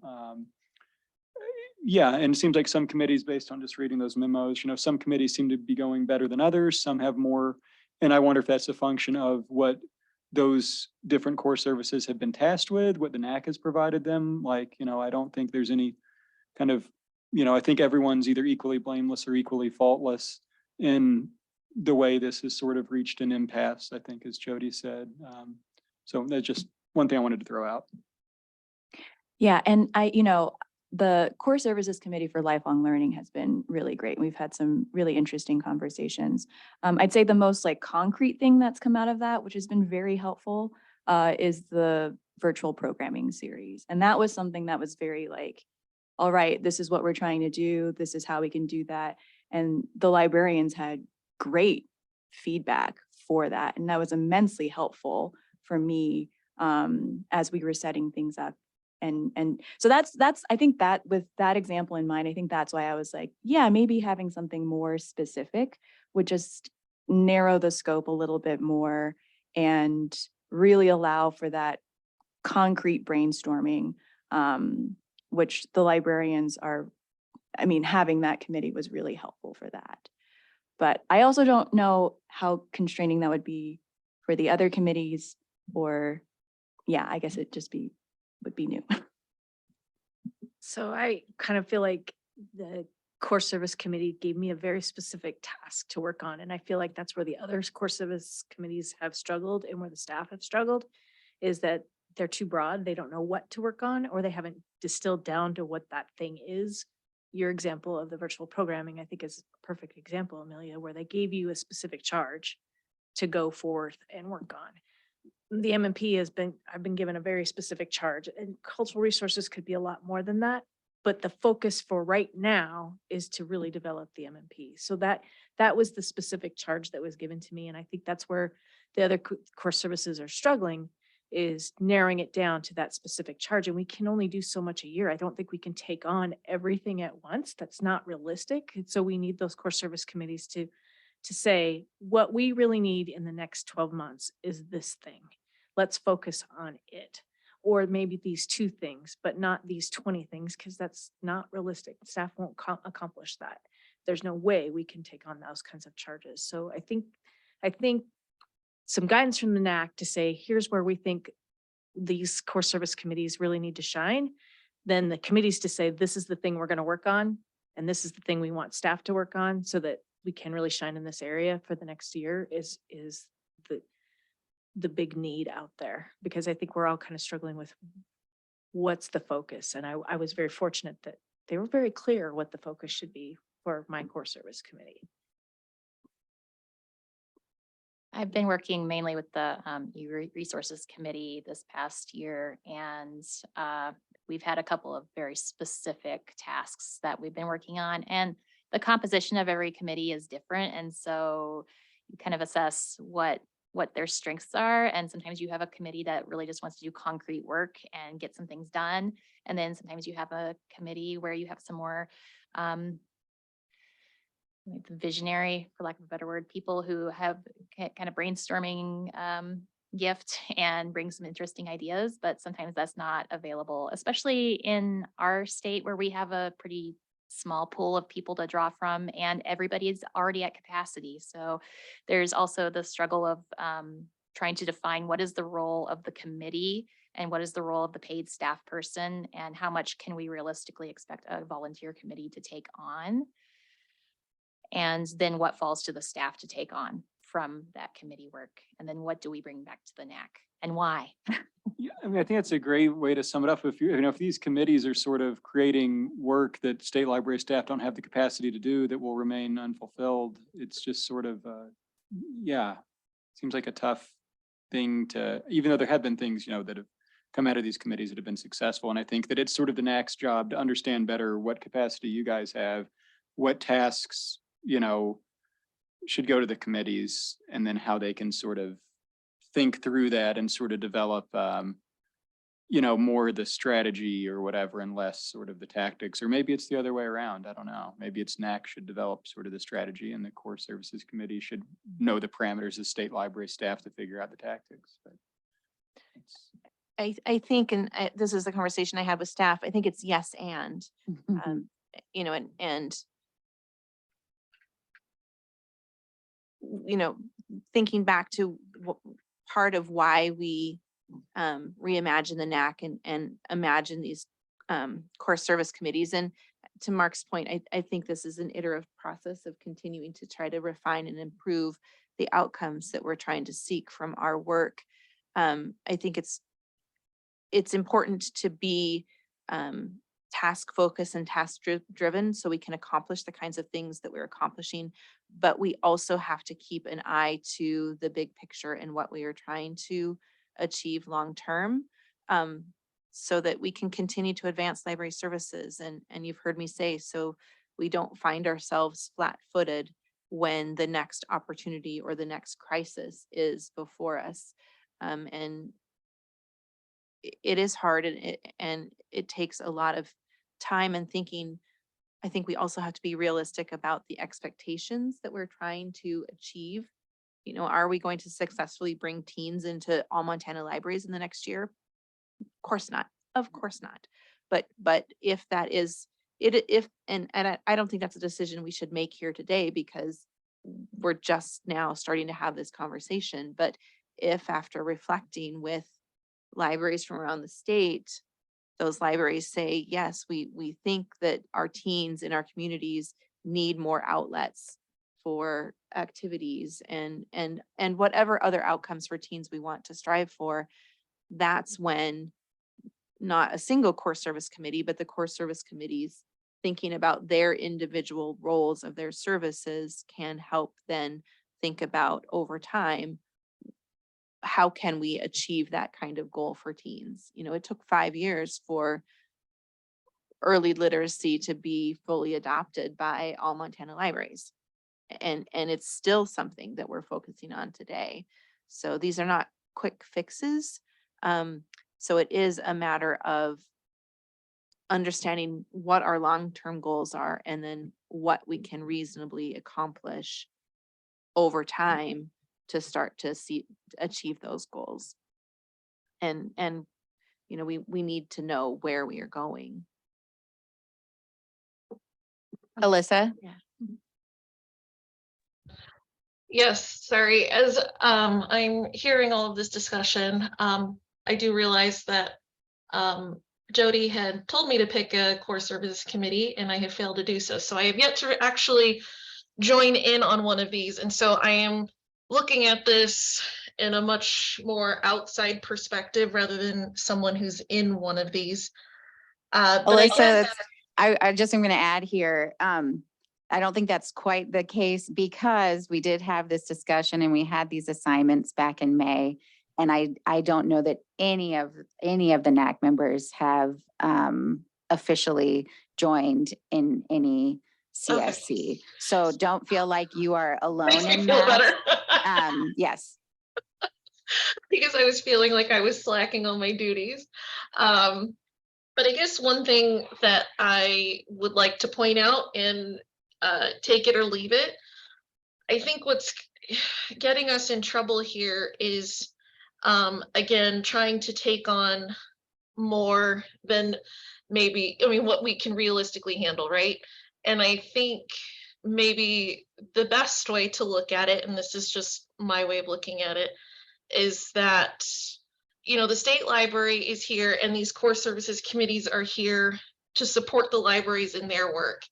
And I think as we're looking forward into these key priorities and looking at underserved communities, I guess I see probably we would be better served looking at how we can enhance and support the libraries as they serve their underserved communities, rather than trying to, because I mean, if we try to identify underserved, I mean, there's endless.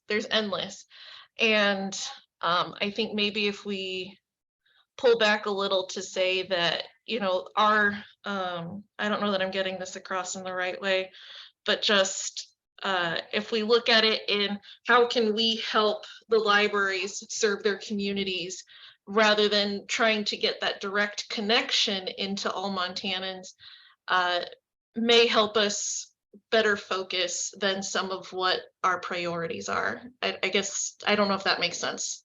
It sounded a lot better in my brain. Alyssa, I'd been thinking along the same lines as you. One of the lessons I've had to learn in my career is that phrase, if you build it, they will come is garbage. You can build the most beautiful thing and they won't necessarily come.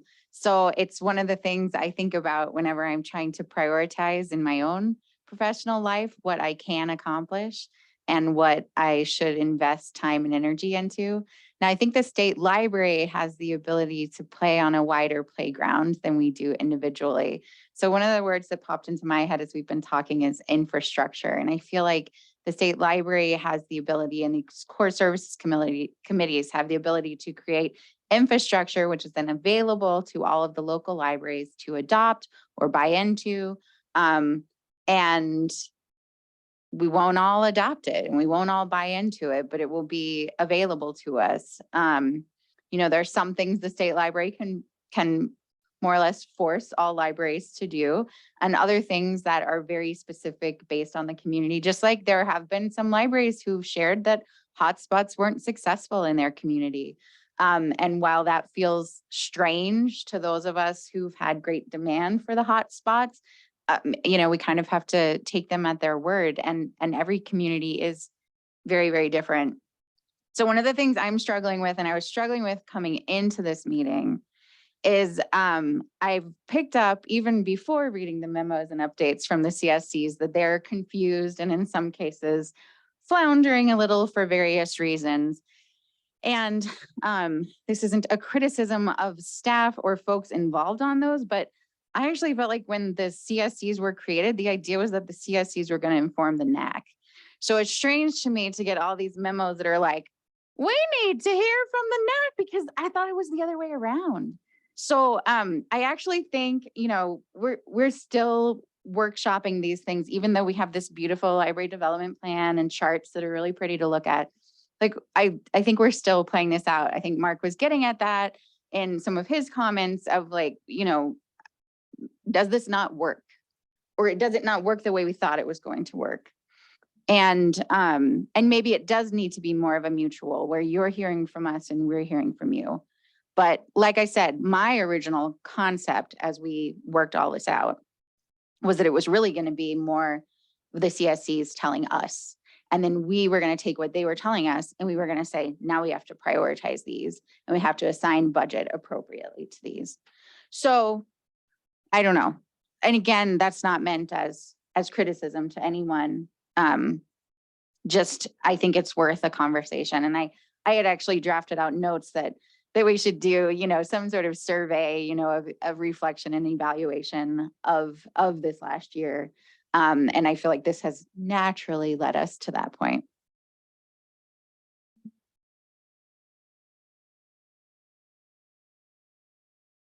Again, I would say it's yes, and, because Jody, I mean, that is exactly what I said. And I think we've seen that a little bit with some of the core service committees, Jennifer and Amelia coming back and saying, this is what our charge is to be successful. This is what we need. And I think I would like to see more of that from the core service committees. And I think, I think and hope we can keep pushing to make that happen. And we can definitely continue to support all of the infrastructure that we provide.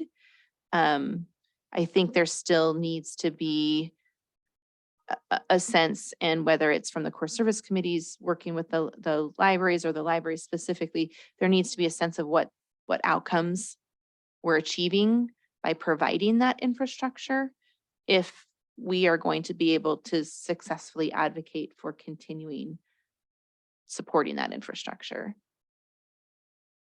So do you think for state library staff that they have the outcome of we've successfully enabled 8 virtual programs, or is their outcome this is the number of people that attended these programs?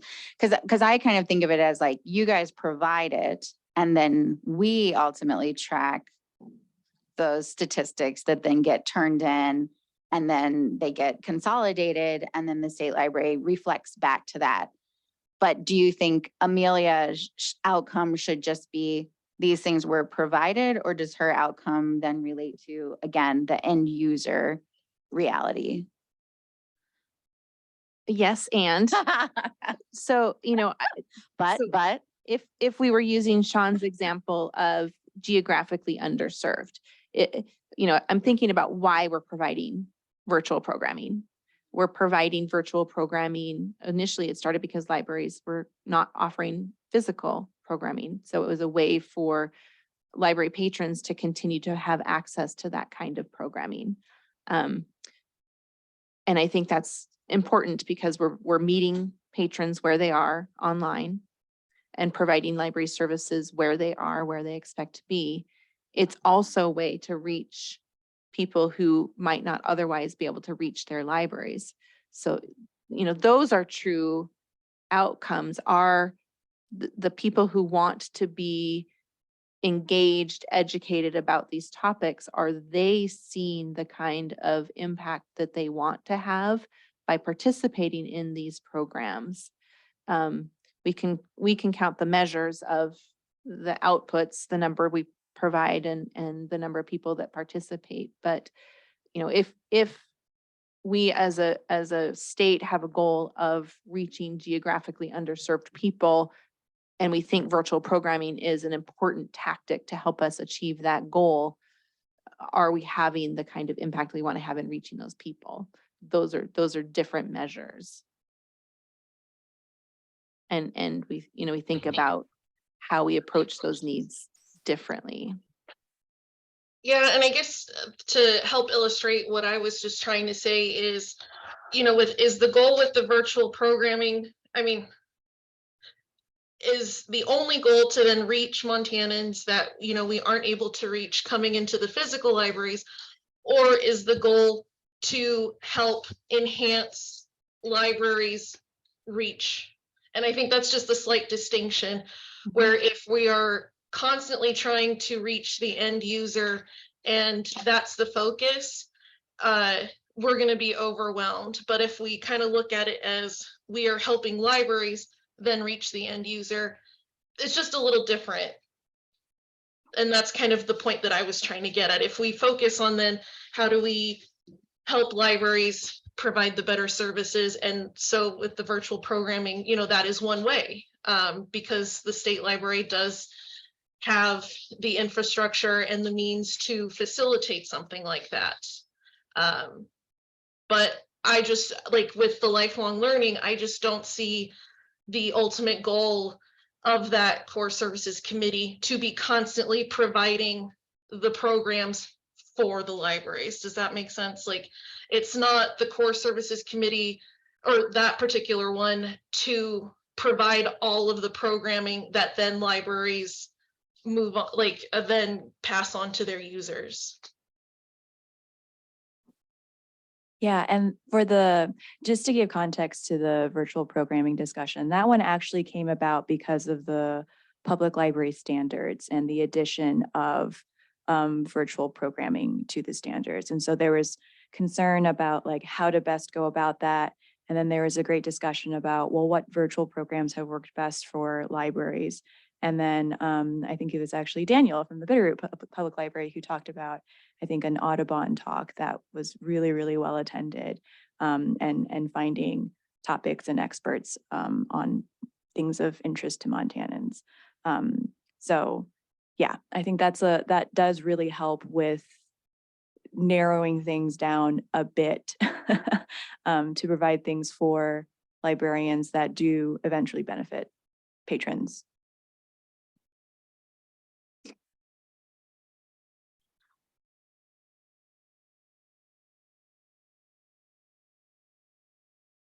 Do we have anywhere else on the agenda? Well, yes, we have the individual committee updates, I guess, where we can get more individualized with what their questions and needs are. I don't think we've answered really the question about underserved population. We've had a lot of great conversation. Well, what I was kind of doing that calculus in my head about whether or not we answered the question. I think what I'm sort of taking away is that this isn't necessarily the right question to be asking in the first place. But the answer is that there is no answer. I think what we've been talking about is just the fundamental purpose of the Montana Library Network, the role of this Network Advisory Council, and the CSCs. And I think what is going through my head sort of repeatedly is your focus on infrastructure.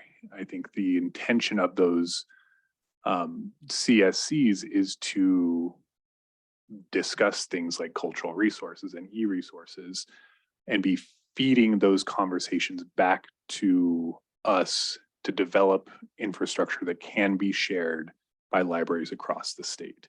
It's not explicitly to resolve issues of underserved populations. I think identifying those and brainstorming ways to better serve those groups will come naturally, just based on my experience with working with people in this capacity. But I think giving that message to these subcommittees is valuable, that their scope does not have to be to resolve 100% of these issues, to find ways to serve 100% of everybody in Montana, but rather to identify what are major issues, major initiatives, major opportunities, feed that information to us so that we can discuss ways to build products, features, infrastructure to accomplish those things. I don't know that, I just don't think the question is the question. I think that definition of who is underserved and how we prioritize those has any consistency from CSC to CSC. And it's certainly not something that we can identify and push back the other direction, at least very effectively.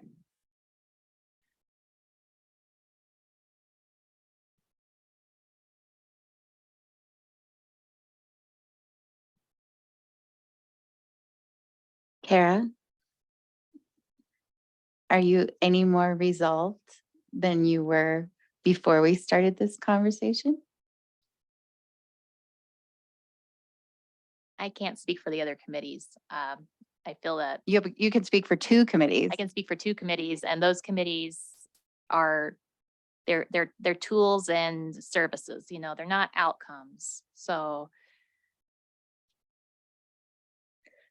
what I'm thinking about is if we if the legislative session proceeds and we are blessed with additional funding to expand our suite of e-resources, where do we begin to craft a recommendation to this council on what our spending priorities should be? Because we could spend all the money in the world on e-resources, and the committee itself leans towards public libraries. They'll have a certain, I'm just not really sure how to organize that work without some stronger kind of outcomes that are overarching for all of the committees. And I really see and value that you're going back to that fair access statement, which is really great because that should be what's driving us.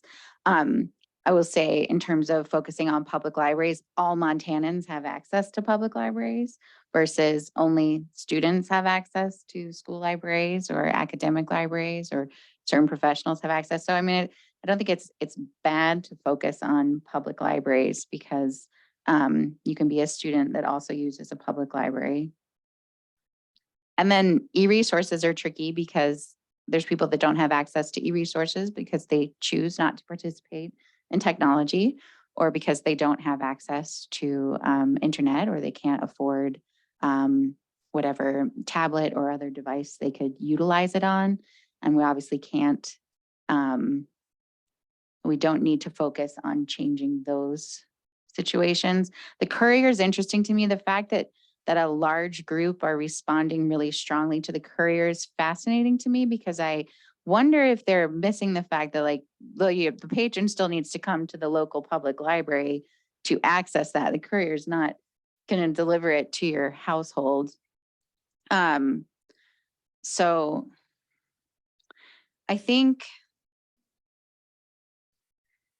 Yeah, I guess again, others may disagree with me, but I feel like this idea of these core services committees focusing on providing the infrastructure for the public libraries around the state of Montana to then access these services is the only thing you can really do, right? And you can't build new public libraries where there aren't currently public libraries. How many libraries would be doing early literacy if the state library hadn't focused on early literacy a decade ago? There were 5 when the state library made a concerted effort to have that focus. And I'm not saying that's right or wrong. Maybe that's sort of done and we can say, okay, No, we're done. I don't think that's done. And who else? I think this, the makeup of the state library would look very, very different if all we were doing was providing infrastructure. But at the same time, you provided infrastructure for the early childhood, right? The early literacy. You created brochures and pamphlets that could be picked up, posters. There was a campaign, but ultimately it relied on the library, the local library, to offer story time or other programs. Summer reading program is a similar way. It's how each library and each community buys in to the concept. And then it's up to the people in the community if they take advantage of that resource.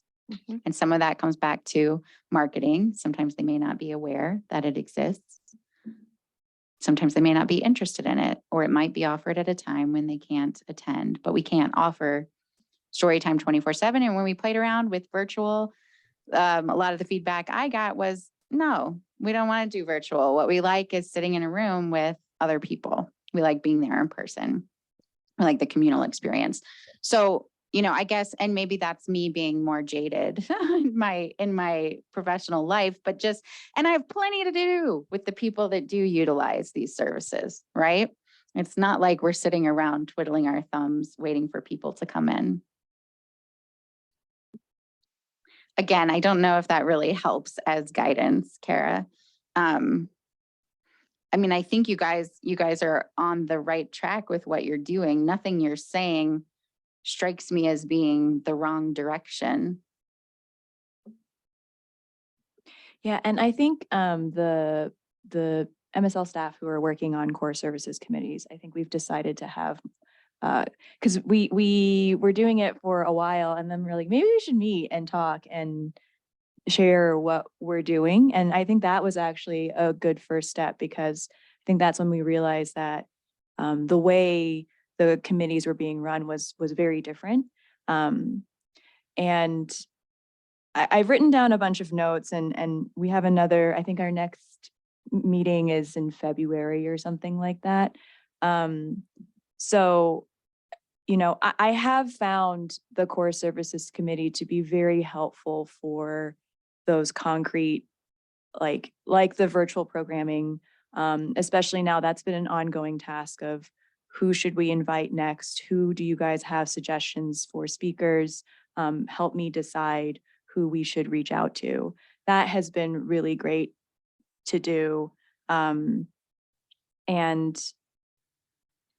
I have to think a bit more after hearing this discussion about how I might want to change things. But I think actually listening to you all has helped me generate some ideas for how to structure things. Because I went back and read the description I had originally sent out when I asked for volunteers. And I was like, wow, this was everything in the kitchen sink. So, I think I have a slightly clearer idea maybe, but I don't know how it'll actually be in implementation. So this has been helpful to listen to.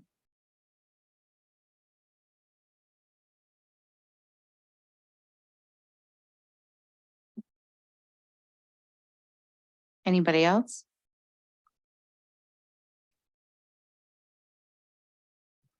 This is Amy, and just to, I think, sort of reiterate what Amelia said, that all of this discussion has been really helpful, I think, in going forward. with the core service committee, the collection management one, is it will be interesting to see how that balances out with sort of the big picture stuff and then those concrete tasks. And I think that the committees can be really valuable in both of those areas. It's just trying to figure out how to schedule that. Like, you don't want to have meetings where you're just meeting to meet, but you also want to, not just have your committee not do anything for months and months at a time and sort of drift away from their work that they've put into it so far. So yeah, I feel like everything everybody has said has been really helpful today. Yeah, and I do want to say one last thing about the Core Services Committee. I do think it's a really great opportunity to encourage librarians to be involved in a larger context and to really, I feel like I work with so many librarians who do such amazing work and truly are visionaries and leaders, but they don't see themselves in that way. And I think just, even being involved in some way in these larger conversations can be very empowering to people who might not otherwise see themselves as part of those conversations. So I think, they're people that I can just tell don't see themselves as leaders, and I really do think that they are, and that I would love, kind of one of my goals with things like this is to really encourage people who I think have so much to contribute and really have the potential to be visionaries in that way.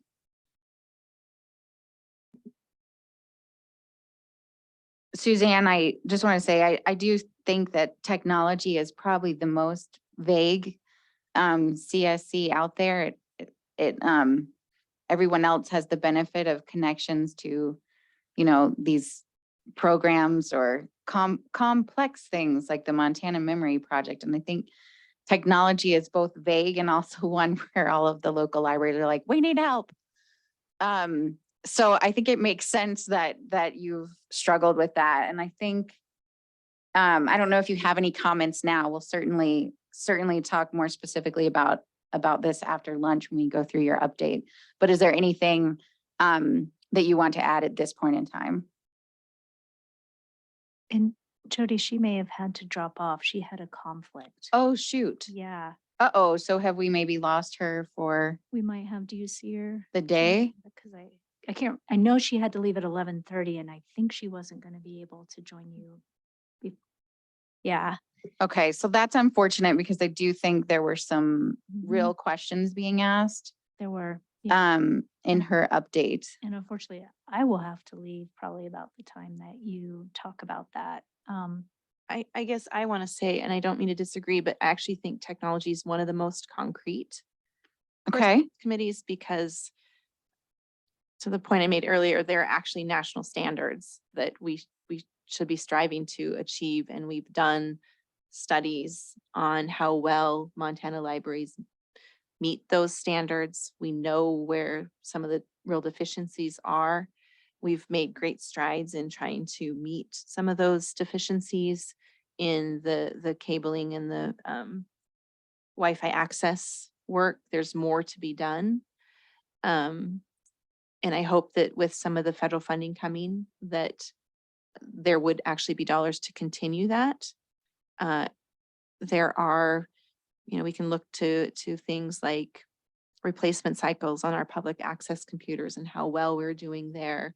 There are measures for access to hotspot programs. Models of technology and broadband access abound.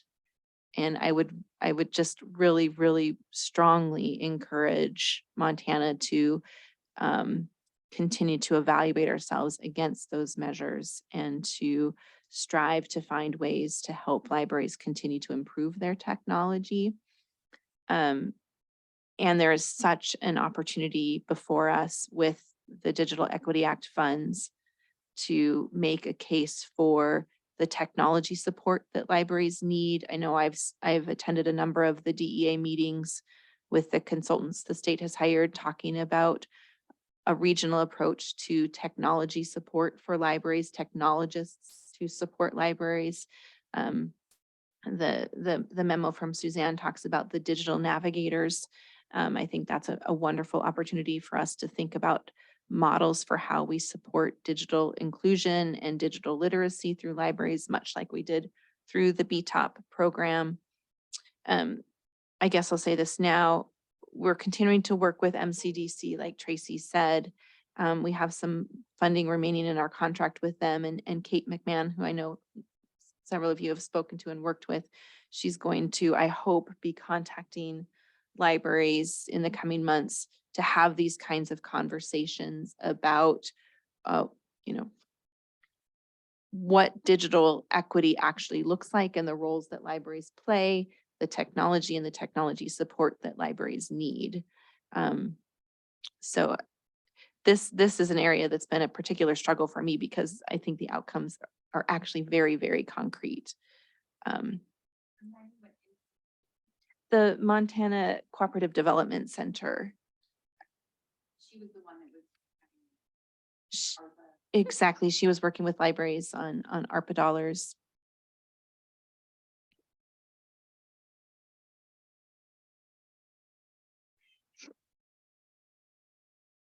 Okay, is there any further conversation we want to have before breaking for lunch? Yes, I just had a question for Tracy, just because this is under the much broader purview of sort of library development stuff, but I noticed, and kind of on a lighter note, but I did notice in the word cloud that you had for your like list of duties that other was just about as big as public library standards. And given how much time I know you've spent with public library standards, I was curious what fell into other, just because I know as a library director, it can be a lot of stuff from having to remove squirrels, which I had to do recently, to dealing with broken HVACs or boilers, like I know Lori's dealing with. So yeah, I was just curious about other, just a few moments. Yeah, so Pam and Suzanne pointed that out to me. They're like, you know, when you use the other category, it makes it really big in that word cloud. Because the way our survey works is, like an example I could think of is when I was working on the MMIA, I didn't really need a subtopic of MMIA because I knew that that was a time-bound thing. So that's the kind of stuff that usually falls into other. If it's something that we're constantly answering, then what we try to do is alter the survey and make that its own subtopic. So I would say very specific time-bound thing, like squirrels.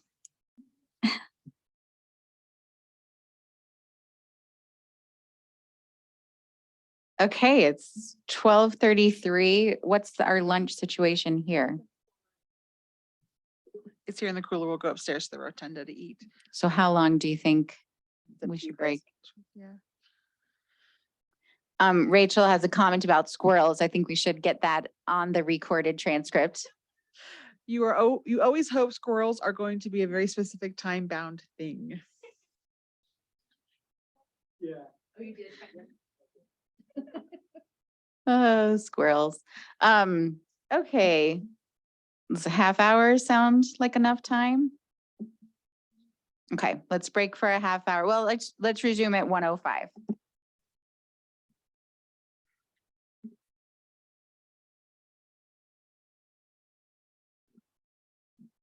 Hello, everybody online. We are slowly coming back to session.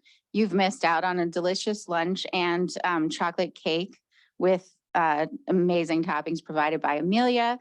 So there's a little guilt for those who did not make the drive over today or who weren't feeling well and were trying to protect us from germs. But all of our deliciousness took a little longer than anticipated. So I apologize that we're coming back later than the original plan. We are going to make a slight change to the agenda. We don't have Suzanne with us and we don't have Tracy with us due to prior commitments. And so the Technology Core Service Committee update is going to move later down on the agenda until Tracy can rejoin us, which means that the next item up is going to be Lifelong Learning Core Services Committee update. Amelia is not currently in the room. So we're just going to enjoy a little time together as we find this. Do you want to go to Jennifer? Oh, here's Amelia. Yeah, here's Amelia. You're up, Amelia. So in our meeting materials, we did have a memo updates from Lifelong Learning CSC. Take it away, Amelia. Okay, yeah. So the main things that we did were the MLN virtual programming series.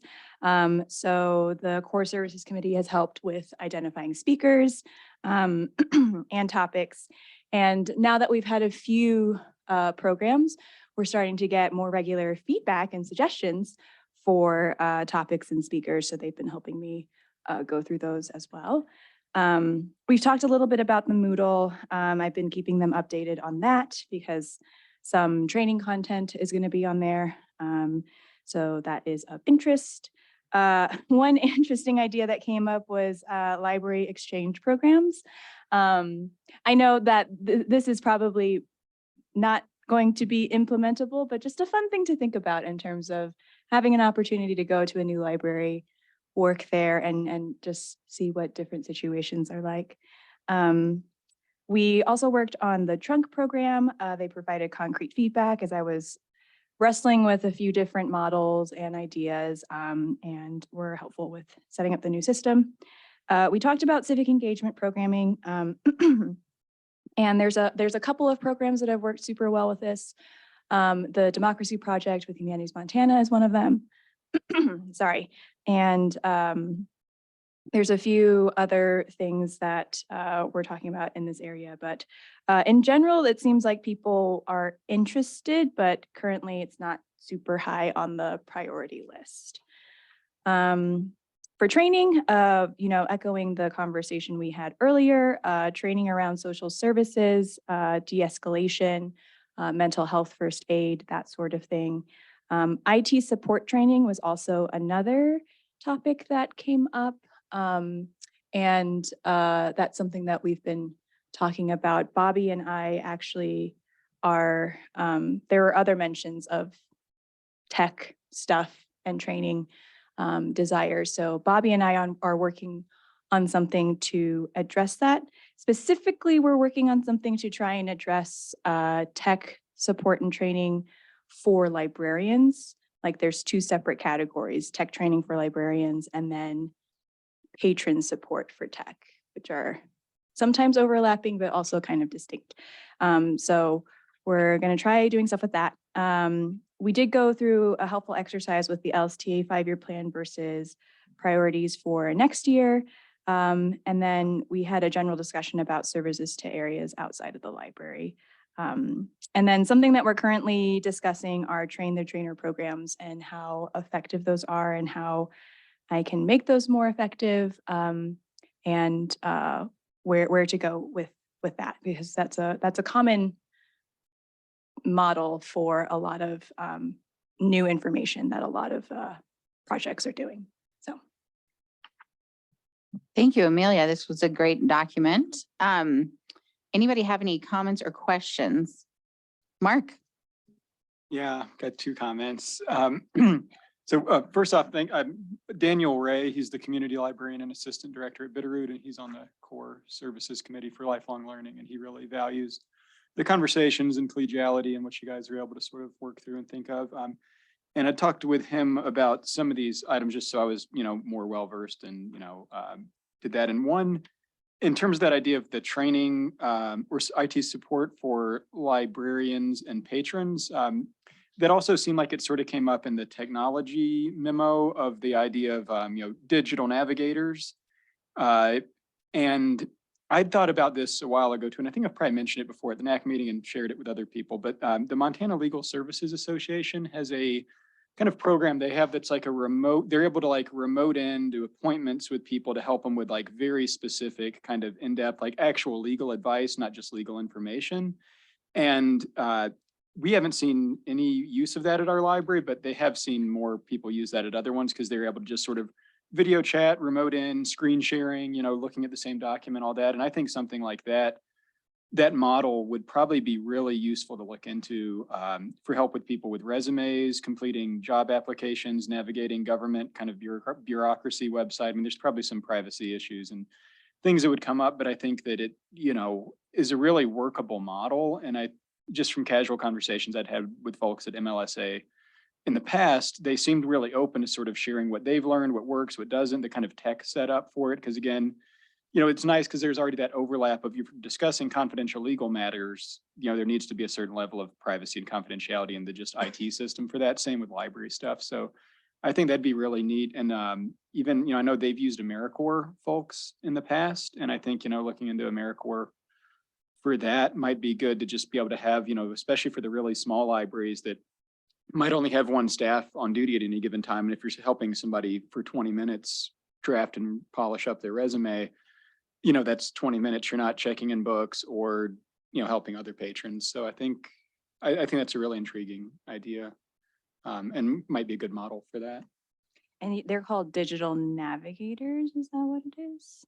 Digital navigators was the term that was used in the memo from the tech services or technology CSC.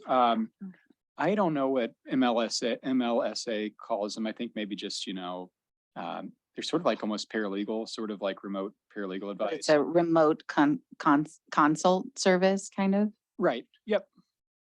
And yeah, they're able to just do that on the computer. So it would be really nice for the people that were comfortable enough with that to have them be able to do that. And Mark, before we move on, this particular one really strikes me because Amelia, this is on your list, but it's also really continuing education, right? Training, and it's also technology.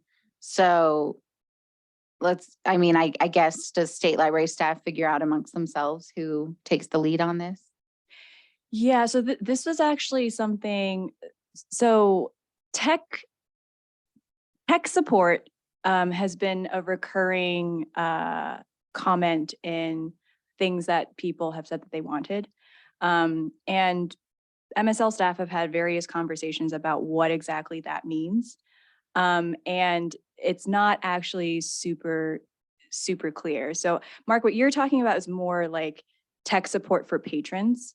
And then there's a separate category of like tech support for librarians as well.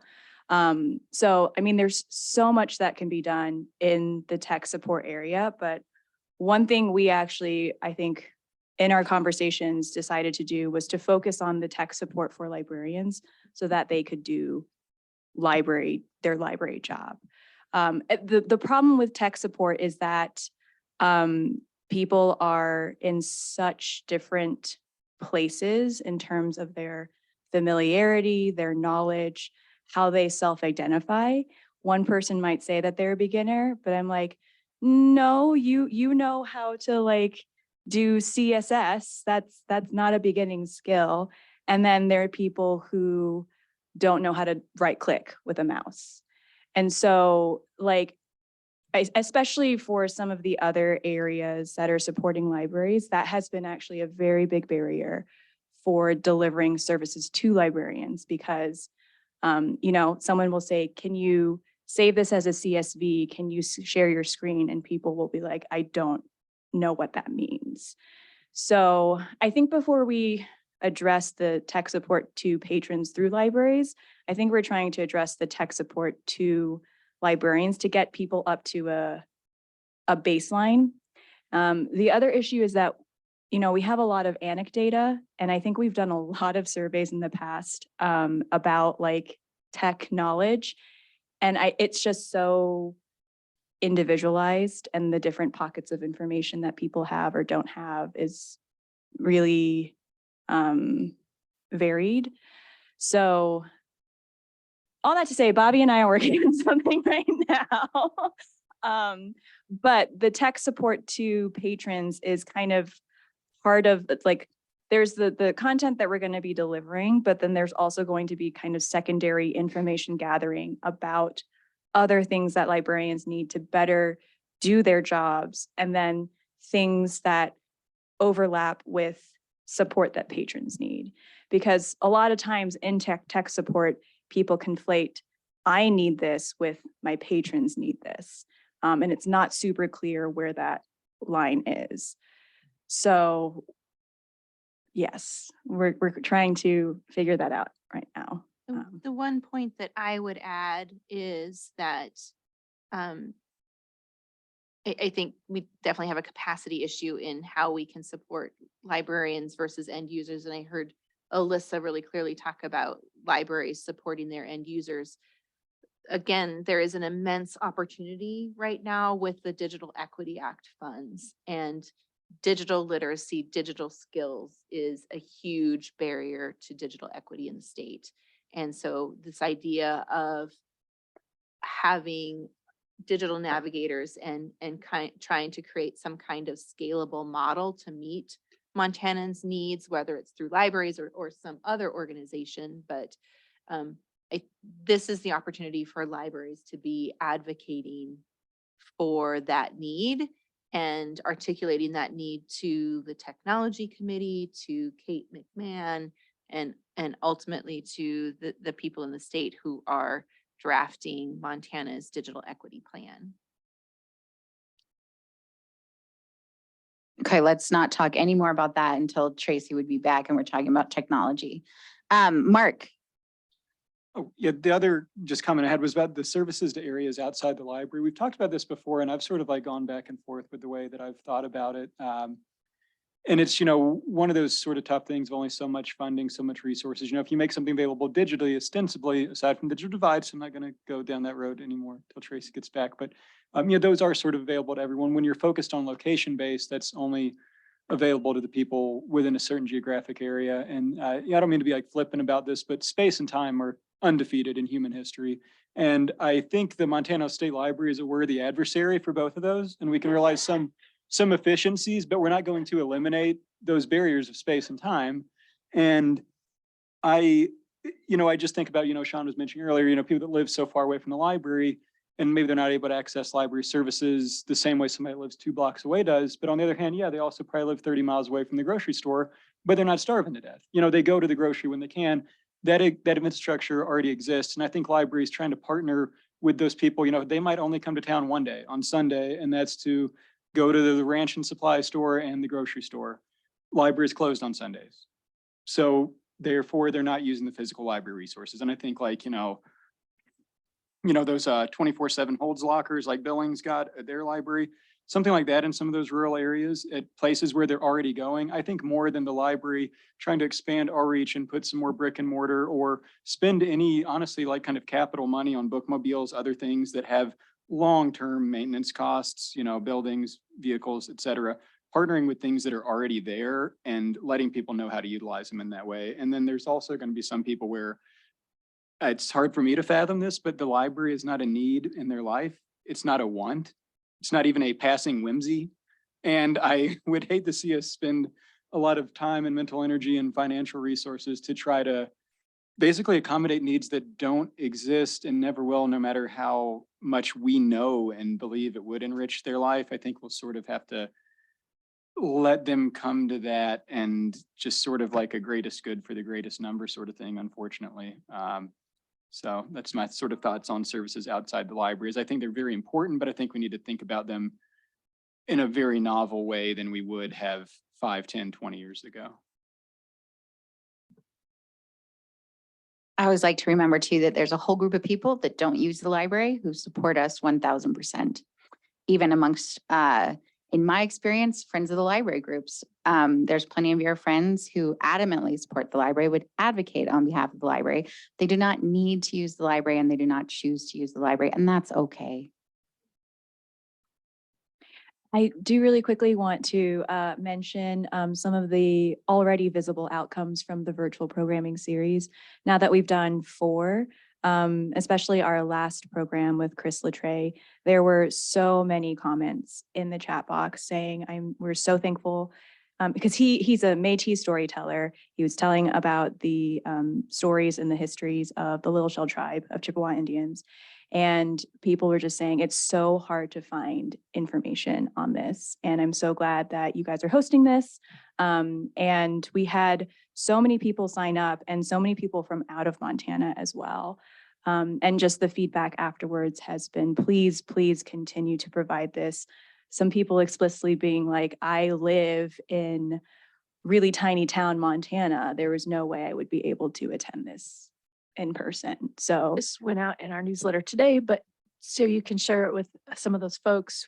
we just put a whole series of Métis interviews online from the Highline area Awesome. on the Okay. MMP. So that was done through ARPA funding through MHF in a project that just got finished, and I just got it live like day before yesterday. So Perfect. Okay, yeah. That's amazing, because my comment was going to be that program, I found myself wishing that was like going to be a program that people could access on demand, because I was thinking about teachers who might love to utilize something from him, but can't assign their students to attend a virtual program at 7 p.m. we did record it, and we are gonna have a virtual programming playlist on our YouTube channel if the presenter is okay with us recording and posting it. So, but Chris That's is totally, awesome. he's like, share it with whomever, keep it up as long as you want. So The other thing I noticed under lifelong learning, but I think it's in the library development plan, not on this memo. You had mentioned about working with Humanities Montana, which is amazing, because that is a resource that my library has used. And Red Lodge pre-COVID was the hometown humanities. And it's just, they have such an incredible resource available. And as much as libraries can encourage them to keep up their speakers list and support that program, it's just such a wonderful resource, and it's easy to work with. It's affordable. And I think that's a worthwhile effort.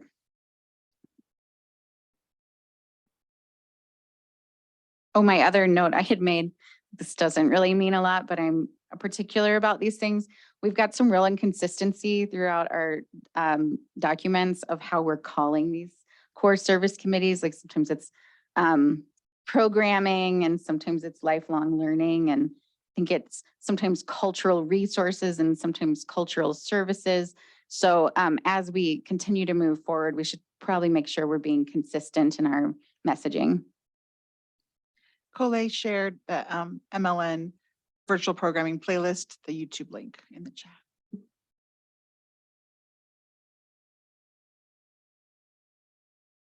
Do we have any other questions or comments for Amelia on the work of the lifelong learning or programming or something to that effect core service committee?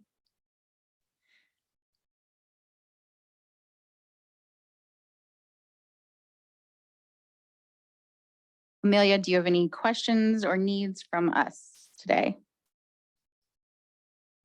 nope, I think I'm good. Okay, let's move on to e-resources, core services committee, and we're starting with the policy review for collection development. Okay, this is the draft collection development policy that the e-resources committee has recommended, and the commission has already reviewed this draft. They didn't have too many questions about it. There was a question about how we can ensure that parents have the right to monitor or control what their children are reading. And this document is going through legal review right now, I believe. So this builds on the work of the Montana Library to Go selection team, their collection policy. This is intended to be more comprehensive and to cover any future e-resources that we may provide for the Montana Library Network as recommended by the e-resources committee.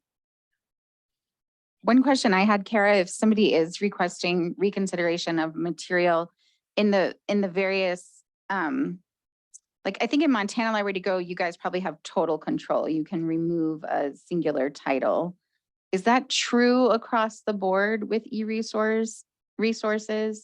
If somebody took offense to one of the great courses, can you just go in and remove that particular great course? Yeah, that's a good question. And I asked that question just that could be, a bit of meat to put in here to say, we don't have individual control over particular holdings. Right. I'm not sure how to word that, but I just feel like sometimes when you opt into these offerings, there's not as much control as you have in a local library. to pull a title from a shelf. Mhm. I think that's really true of databases as well. So I think this is really written from the perspective of the e-content services we currently have, but yeah, that would be something that would be good to add. It was actually one of the comments that I was going to make too. And I think it could be as simple as just saying that we, you know, the Montana Library Network may not have the capacity or may not have the ability to remove specific titles. I think that is the case for a service like Montana Library to Go, but Hoopla, for example, which is sort of an all-you-can-eat type platform, does not give you that option, at least very easily. So I think just planning for the future, it's hard to say definitively one way or the other. So qualifying and just saying that we may not have the ability to do that. Yeah, I think we could add some language that says to, you know, something about to the extent that the platform allows, or, you know, we can play with that kind of language. To the concern raised by the commissioner about age appropriate content, I'm sure some of you are more familiar than I am with it, but I know that more and more e-resources are putting information and actually organizing content in age-related categories so that it's very clear that, you know, these e-resources are targeted for, you know, 3 to 6 year olds, and these are targeted for, you know, the different age ranges. And I don't know how ubiquitous that practice is. I know obviously a lot of content has kind of reading levels too for school related materials. The examples that I've seen make it very clear on a front end to a patron that, you know, these are the kinds of materials that are targeted at these specific age groups. And I think you can actually limit it by library card if you actually wanted to.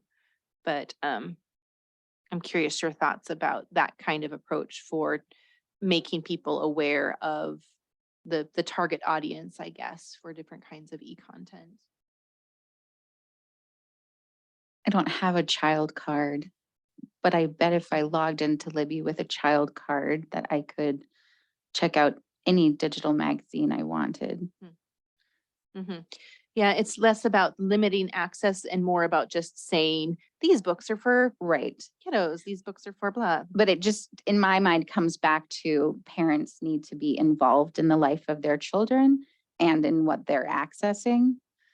Because our library cards and our policies cannot prevent a child from checking out an item that is outside of their recommended age range. And many parents approve of their children checking out items outside of their recommended age range, which they are welcome to do. But I guess I would be hesitant to make any type of promise that we know we can't keep. This was one of my other comments too. I think, well, I'm very curious to see what the legal review has to say about this, but I think that the complicating factor here is that the Montana Library Network serves libraries of different types, that we do serve school libraries, and school libraries, counter to our role, or, you know, many of our roles as public librarians, do have that responsibility to act in the place of parents, or do have the ability to act in the place of parents. So I think, you know, the Attorney General's office would probably give more specific guidance on that, but I do think it would be a valuable addition to this to acknowledge that we do serve multiple types of libraries, and that parental control over collections can vary depending on the type of the library doing the accessing. I don't know, that's knowing that it's under legal review sort of limits what I would suggest. But I do think acknowledging the multiple different types of libraries and the different roles that they play would be a valuable addition in this. And then the other last suggestion that I would make with regard to the reconsideration segment, a specified timeline for resolving that reconsideration is something I would very highly recommend, especially since we're sort of starting from semi-scratch with this document. That's good. I think we'd had a timeline in the initial draft and when we took it out, but we can put something in. So, okay, thanks. Those are good suggestions. Can I ask my question just a little bit different way? Do most e-resources in the metadata, would you find information about the target audience? Like, movies have their ratings. You don't, okay. Well, and I think because the standards for that metadata can vary wildly from platform to platform. So I think even if we were to, state that we rely on vendor metadata to direct decision-making for library users, it may not be the most precise solution to that. I do think you could do a search for books or audiobooks, and you could say, that's one of the terms you could say is that you're looking for juvenile content. But it's not graded the way movies are. So, I mean, there are books considered juvenile content that also have the word penis in them. Yeah. So it's not protected in the way that movies are also adding like a content judgment. Right. Yep. Okay. I was thinking, when we choose to have unfiltered internet in our library. So when parents sign off on the library card for the child, there's a statement at the bottom, whether they read it carefully or not, that clearly states that this library card gives your child access to the library computers, which have unfiltered internet, and I am aware of that. And so I wonder if I could add to that application a statement about it gives them access to digital resources as well. Because I think what the parental rights group gets upset about is when something surprises them. And the reaction is negative. And so if we can just avoid them being surprised, I think we avoid a lot of the potential problems. Doesn't mean they won't ever put in a reconsideration request, but it does mean that they can't say, well, I had no idea that my child had access to this or that my young adult had access to this. And that's kind of why I was asking the question, how can we be well informed about that content? Coley commented, I think Lexel has sometimes been used when that standard metadata type is part of a record. Like the Lexile measure for a book. Is that what she's saying? Yes. But I'd be cautious about that too, because having been a teacher that taught middle school age group, a lot of the Lexile reading scores that were very low had some very mature content. So correct. That's not always the safest measure when we're having this type of discussion. And I do think the school subscription, if I'm correct, is monitored content. Is that right, Kara? What do you mean by monitored? It's curated for students. Yes, and it is. Yeah, it's meant to be age appropriate and it is scoped for elementary and high school. And so an elementary school that is using Sora is going to see it, I believe, a different collection than a high school that is using Sora. That's the impression that I had. Yeah. But again, if you're coming through the public library, you have access to everything. The other note I had made on the reconsideration is, we're so careful at the local library level about that the reconsideration go to the library board, not to staff. And I think ultimately you're saying it goes to the commission, but originally it goes to the core services committee. So I just would want to make sure that the folks on the core services committee were comfortable with that. So the first stop would be the local library. Right. And oh, that was the other thought I had is we got to make sure that the local library knows what to do if they are approached.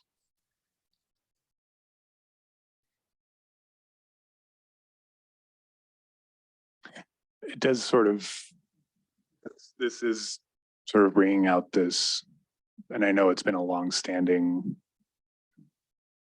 or this came up when the potential for a reconsideration request for something in Montana Library to Go came up, sort of brought up this issue of who's ultimately in control of these policies. Does the local library's policy apply, or is it something that the network is responsible for having this collection development policies? And I think it's appropriate to have something global that oversees this shared collection. But I wonder if it's appropriate to say that I'm thinking back to those different library types, that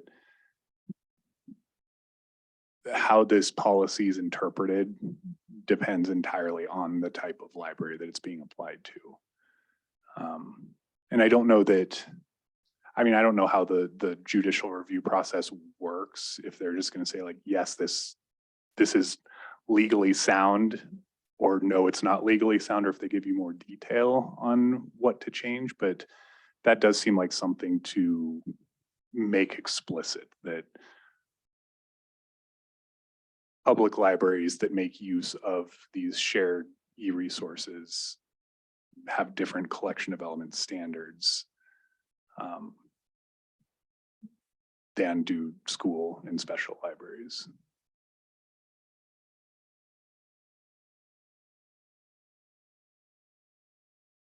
That sounds like an important conversation to have with those different library types too. I think ultimately the goal of this policy is to, or one of the goals is to make it very clear who kind of has final say in making a determination on a reconsideration when the content is shared by a group of libraries or all libraries. That one library can't make that decision for everyone,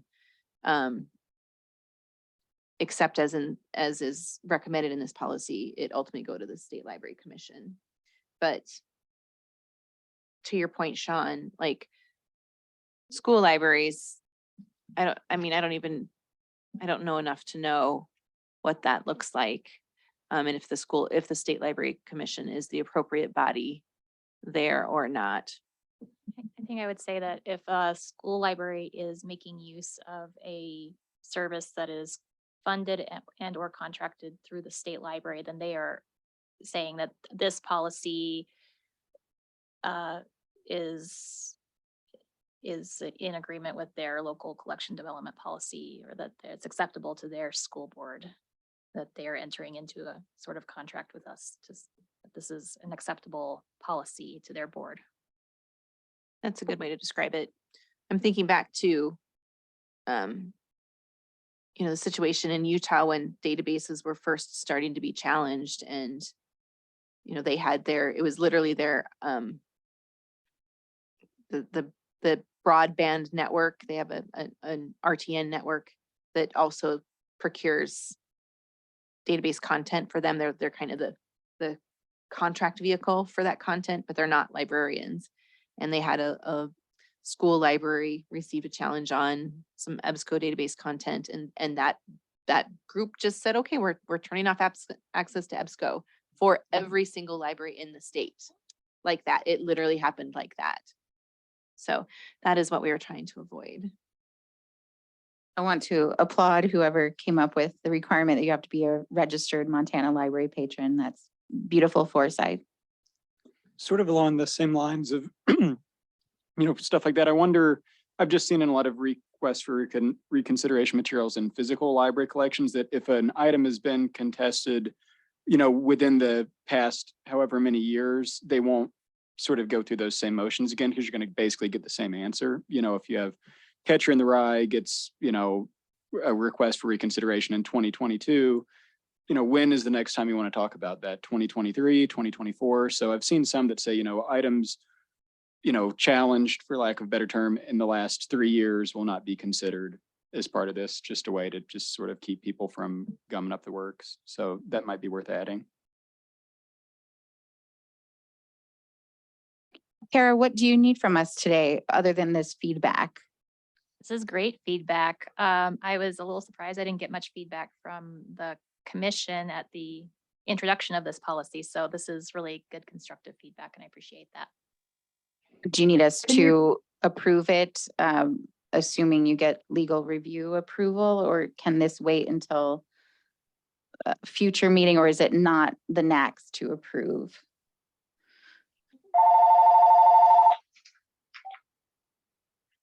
Hi. I think I would like the NAC to ultimately approve this. So Kara, I don't know how much urgency there is. We could delay bringing it to the commission in December and hold off for until a future meeting, unless you feel like there's more urgency. I hope there's not more urgency, but you never know. Never know. Yep. And I do think it would probably be useful for the NAC to see the guidance that comes from agency legal services. Yeah, I was gonna say, I feel like there's enough up in the air with just with our feedback, much less whatever comes from the legal review, that I'd want to see a final draft before we start making action on it or taking action on it. I would like to offer, in the interest of moving it forward, this would be a valuable or worthwhile reason to have an online meeting. If you have the, final draft approved by legal and would like that. Was there somebody online who wanted to talk?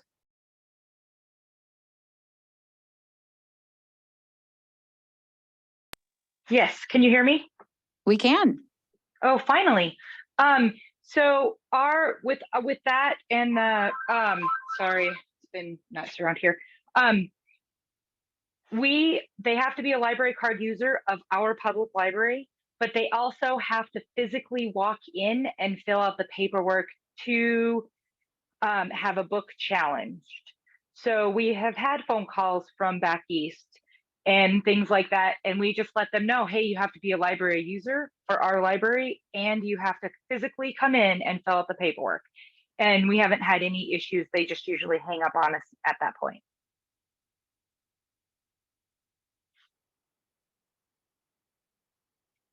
People are special. Thank you, Lori. That is, I know, I'm gonna knock on wood. I've been so lucky in my library. The few times I've had people want to just complain about the desk, it's been clear that they just want to complain across the desk. And when I talk to them and listen to them, nobody has ever taken it as far as, because I'll say, well, if you'd like this to be considered, you do need to fill out this form and it needs to go through the board, and nobody ever has chosen to level up in that way. I think you're right.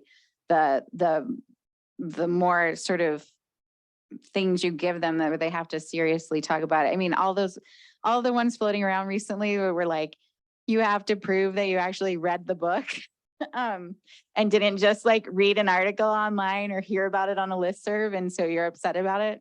I think gets rid of a lot of complaints.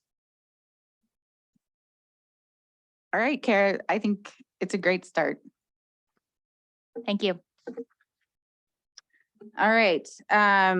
Next up, we have Jennifer. I'm going to start by having Dave introduce himself so that you all know who he is. I'm Dave Maria. I'm Montana Memory Project employee number 2. I have been here for, it'll be a year at the end of the month. So thank you for having me here. And Genevieve, can you pull up our PowerPoint?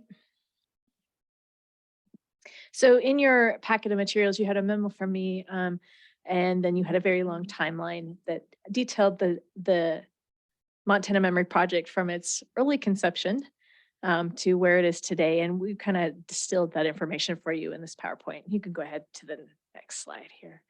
The Cultural Resources Core Service Committee. There you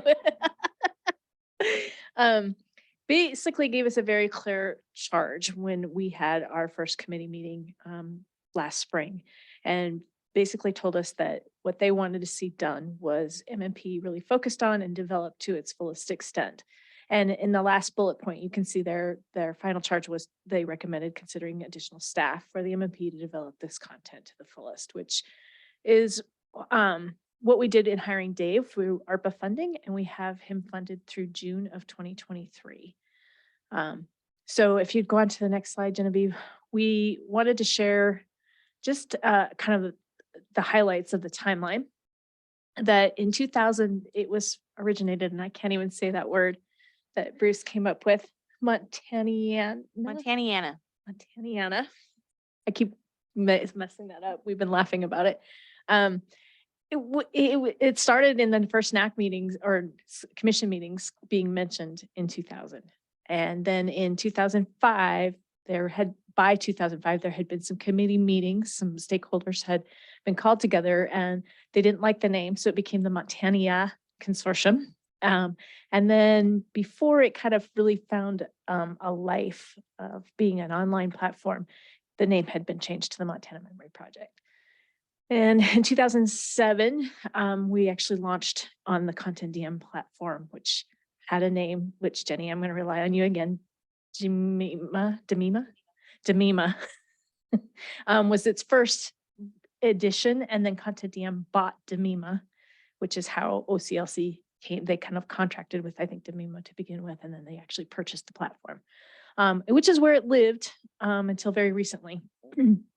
The first part-time director was not hired until 2012. So between 2007 and 2012, you had various people helping make the MMP a thing and adding content to it. And it came down to a lot of librarians adding their content without a lot of support or help. We had some part-time people, including some help from the Historical Society to get content online, but there were no set guidelines for how to do that other than it had to have a title. That was the only requirement from Content DM's platform, which meant searching the content that was there was extremely difficult because there was no consistent metadata. In 2012, Sue Jackson was hired as a first part-time director. And in that year, also, even prior to Sue taking over as part-time director, Katie Beal had come online as a contract staff person to create documentation for how to add content so that there was a little more consistency and a little better use of steps to how things were added to the MMP.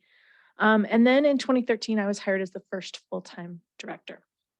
So flash forward, I guess, to 2021, we decided to move MMP off of Content DM to Recollect and hire our second person, our first full-time staff person besides the director. So that's kind of a quick overview of where we've been. If you go on to the next slide, through the years that I have been director, so we're looking now at that 2013 forward time, you can see who has been hired as staff to assist with that project. I'm up there at the top in green, so you can see that I've been here full-time ever since. We had a short contract term employee with Della Yeager shortly after I'd been hired to help with some metadata and some onboarding of new collections. And then when I lost that position, everybody felt sorry for me. No, there was a lot of discussion about what I could handle and what I couldn't handle. And we decided we really wanted to keep up the Facebook presence. And so Pam Henley was able to assist in helping me with getting Facebook content online, and did that for quite a while. And then to the extent that she was working about 10 hours a week helping the MMP. And then I had an unpaid volunteer for a period of time. Alice Kessler did copyright statements for me. That was a very short-term thing to get one project done that I didn't have time to do on my own. And then we hired a person at the State Library to help tech services and tech support. That was Chuck Vapica. And when he left, Bobby DeMonte was filled that position. So you can see that that's up there as well. In between that, we had another contract employee, Jamie Fasselt, who was charged with trying to create some exhibits that happened right at the beginning of lockdown for COVID. And so it ended up being that she focused more on engagement with our users of the MMP, and we really focused on contests. That's when we launched the meme contest and things like that we have been able to do. And then finally last year we were able to hire Dave. So it kind of gives you an overview. Oh, and then this summer, excuse me, we had a paid intern, and Grace was able to rename over 7,000 files and get a collection of 4,000 obituaries put online over the summer, which was a huge undertaking in and of itself. So when we've had these short-term positions that you see in the short quarters that are listed up there, they were to do some very specific tasks.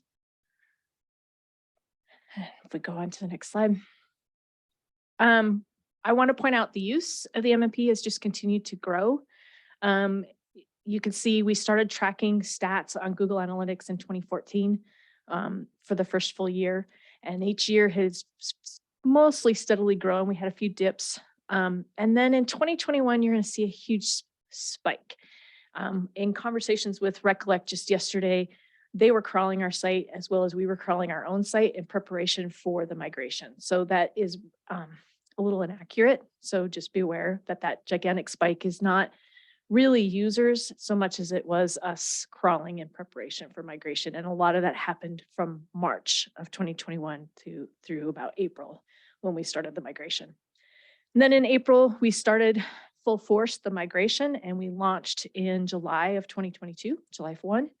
And you can see our stats dipped pretty hard, which we expected because our URL changed. And then we're on a projection this year to outpace our 2020, which I think is a more realistic look at where we're at. But we've been, through Dave's work, been able to really track how we're doing and what our projections are for the next year for our use. And if you go on, this slide kind of talks about where we are today as far as overall stats. We have 89 partners, 179 collections, and just under 80,000 items now online. I'd really like to point out on the upper right, the MMP Facebook, we have over 23,000 followers now, and we've had over 6 million views since last November 1st? Yes, November 1st. So that's a really impressive number for us to have been viewed that many times on Facebook alone.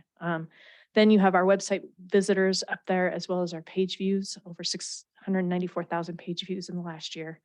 We've been able to maintain a weekly newsletter. We have sent out 55 of those in that time period, and we've had 616 people subscribe to that newsletter.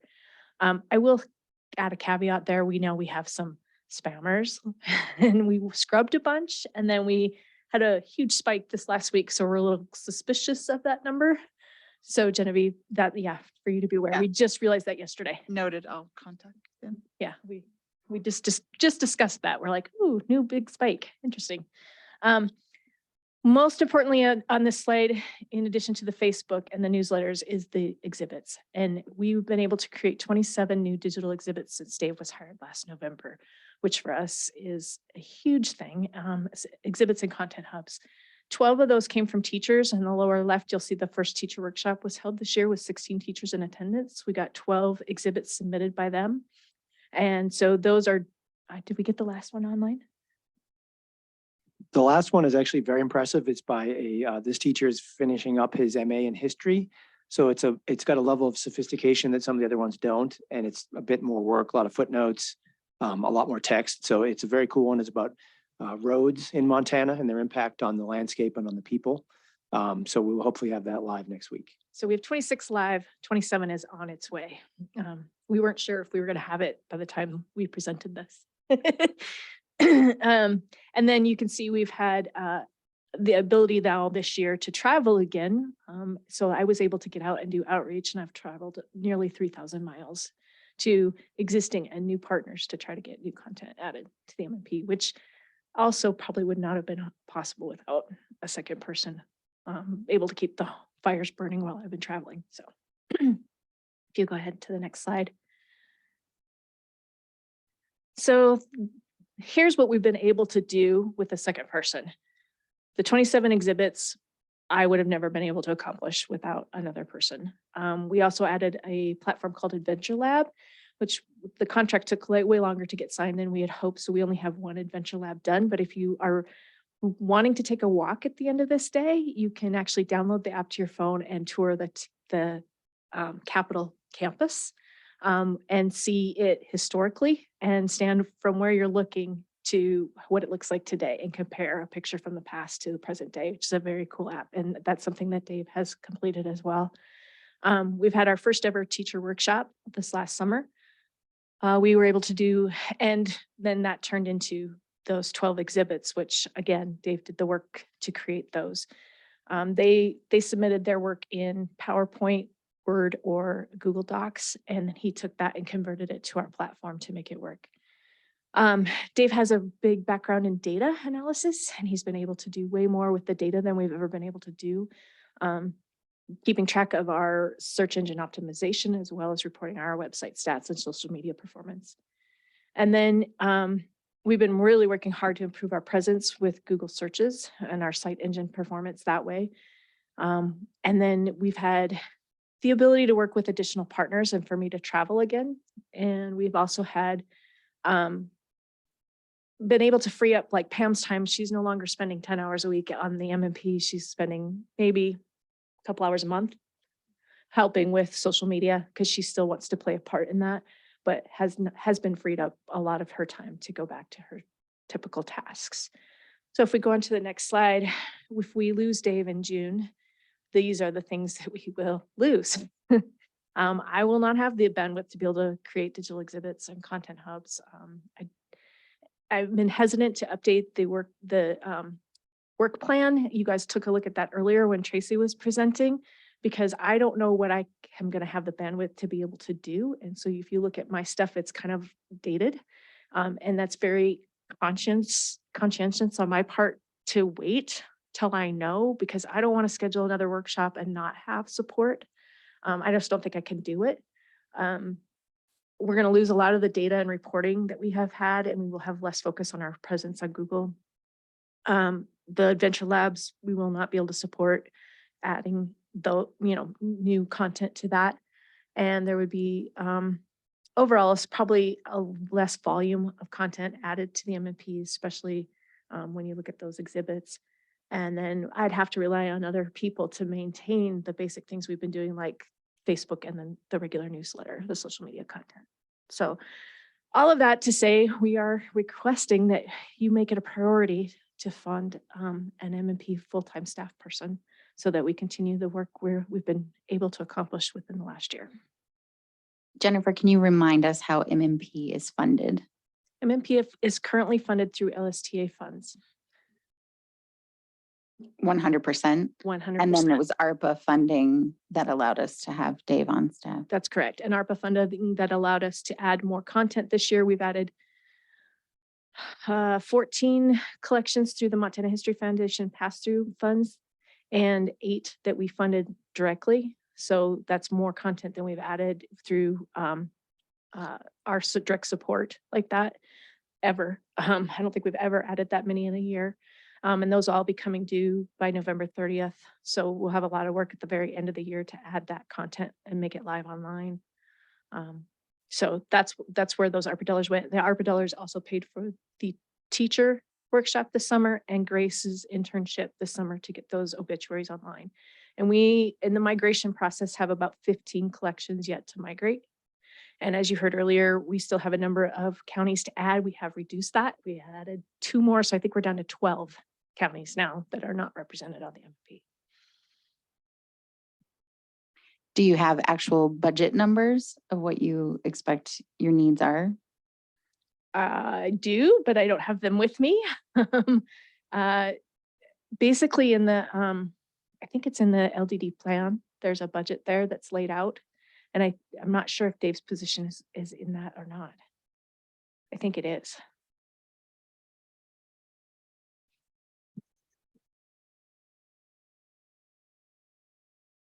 I can do some looking and see if I can get that for you. Just thinking about the timeline and process. So, in our next meetings in the spring is when we'll ask the NAC to make recommendations on budget priorities largely for our LSTA funds. And this was something that the NAC prioritized previously. Obviously, we had the benefit of ARPA funds. I was going to share this in my report, but I'll let you know now. We're doing a couple of things looking at the budget. One, we've asked our accountant to do an analysis of the projects that are funded with LSTA. At the end of every fiscal year, we typically have a pool of funding left over that's been unspent from our LSTA projects. And like most libraries, we have put a lot of those monies to different e-resources, largely our overdrive collections. And so we asked our accountant to do a look back over the last, I think, 3 years to look at which projects we've overspent on and which projects we've underspent on, to see if when we are looking at project needs, we can be more precise in our budgeting, so that instead of coming to the end of a fiscal year and having to make rapid, not necessarily well-informed decisions on how to spend those dollars, we can have a better sense of what the priorities would be at the start of the fiscal year. Some of those numbers are a little bit influenced by the pandemic because we had planned for travel budgets, for example, so we need to take that into account. But historically, we've had between $40,000 and $80,000 at the end of a fiscal year, which goes a long way towards funding a position. So that is all information that we will share when we're looking at project budgets in spring. And then I do know that the federal government is still operating on continuing resolutions for the current fiscal year. The Senate budget as proposed does have a small increase in LSTA funds that would come to the states. They'll be working on a reconciliation with the House. That budget is supposed to be heard in mid-December. And so, this is always the waiting game. When is Congress going to actually pass a budget? But maybe by mid-December, we'll know what, if any, new LSTA monies can be available for these kinds of priorities and other recommendations from the core services committees. So at this point, I'm feeling cautiously optimistic that between sort of shaking the couch cushions and maybe a little bit of new money, that there will be some new money for us to consider. Yesterday we had an opportunity. We meet with Recollect about once a month, and yesterday we were meeting with Gavin, the CEO, and Claire, who is the tech support person for our project support person. And they were telling us that they had used our exhibits in their sales pitches because they were so well done, and it was such a great use of the platform in that way. And I just wanted to share that because, again, that's largely Dave's work, and we wouldn't have been able to accomplish that without. That's amazing. Yeah. Do our Recollect costs go up the more content we add? We did get charged $1,900 for each terabyte. We're at about a half a terabyte left right now. It's just slightly over in our current spending. So yes, as we add more content, we do have to purchase more hosted storage. I was thinking about that when we were looking at the slide of the things you're able to do with Dave also cost additional money A little bit to support. Yep. It's not huge. It's actually less than through Content DM. They use Amazon Web Services, and so each additional terabyte is a little bit less than it was through them, but it does come at a cost. And the Adventure Lab probably has a cost. It does, and affiliated. again, we paid for that through ARPA dollars, and we have a 1-year contract. So Okay. I had really hoped we'd have that contract in place this summer so that we could actually be building those while the weather was really nice, and we'd have take advantage of people using those while the weather was nice, because they're designed to be outdoor tours, walking tours. We hope to get more of those built after the 1st of December. We're trying to get through the teacher workshop information first, and some of these new collections that we'll be adding with the ARPA dollars. But we will really roll out more of those. Did you want to add? Yeah, I'm working on one right now for downtown buildings in Butte. And we also are kind of grooming a volunteer in Missoula who has offered to help us. And he has a master's in history, So he's quite knowledgeable. And he does tours in Missoula as well. So he knows the physical locations, which is perfect. So our goal is to spread them out across the state. We don't want to have 20 adventure labs in Helena. So we want to do it in some combination of us doing it, volunteers doing it, perhaps other library staff who are located somewhere. We can kind of feed them the information and they can go out and seed these adventure labs in the physical locations. Carbon County is one of those 12 counties. And our historical society has a downtown walking tour brochure. It'd be really easy to transform that into an adventure lab, wouldn't it? That didn't drown. I went on the High Bug walking tour when I was there for the history conference this fall. And I Yeah. thought, oh my God, adventure lab right here. This Yeah, is just it's great. almost ready to go. It just needs Dave. Yeah. Well, I really appreciate what you put together, Jennifer, and you have a very clear funding priority for us to consider, which is great. I guess we can't really consider it today though, right, Jenny? We just don't have enough information. Mark, did you want to add something? Oh, I just want to say thanks for the presentation, Jennifer, and thanks, Dave, for all the work you've done. It really, has added a lot of depth to the collection.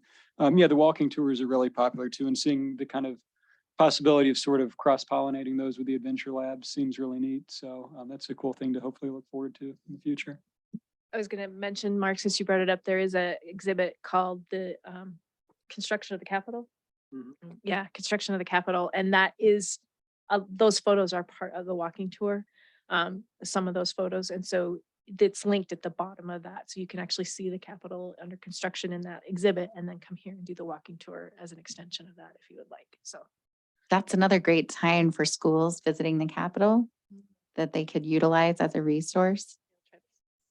was something I'd had hoped we would have when we did the teacher workshops. The contract was not signed and in place when we did those, so we didn't have the opportunity to get teachers involved in creating those, but that would have been a prime time to do that.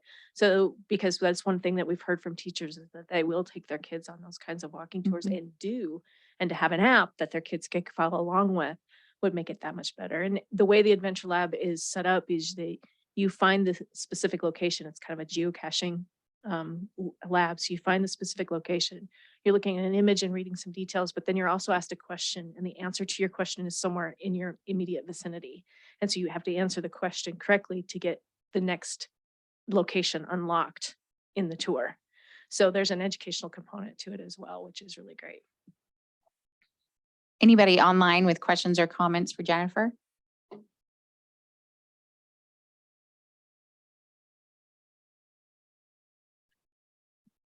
Jennifer, anything else you want to add or ask? I'm just going to say that Dave has made it very clear he'd love to stay with us, that this has been a great job for him. And I remember being in that same position when I was in BTOP and not knowing if I was going to get to stay at the state library in a full-time position. And so I know what that feels like. And so I just wanted to say, it is something he wants to do. And I think that's a big thing as well. He's a perfect fit for the position. I couldn't have asked for a better person to fill this role. Well, thank you. Yeah, I'll just say it is kind of a unique position to fill because it's half history, research, and writing, and it's half data management and analysis. And my career is very oddly 10 to 15 years of each, both which I enjoy. So I do very much enjoy the job. Oddly enough, the volunteer that's working for us in Missoula, he approached us at the conference this summer and said, "Hey, I had applied for your job." And I was just like, "Oh." But we have a good relationship. He's very excited to help us out. So yeah, I love the job. It's great. So thank you. We'll do what we can. Tracy, we'd like to move backward in the agenda.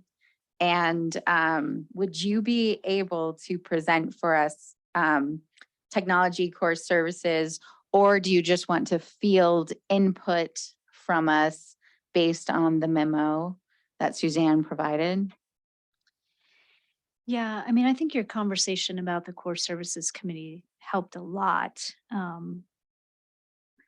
It would be nice to kind of have some input, like, because it is a wide range of things, it's broadband connectivity, it's tech support, it's digital equity.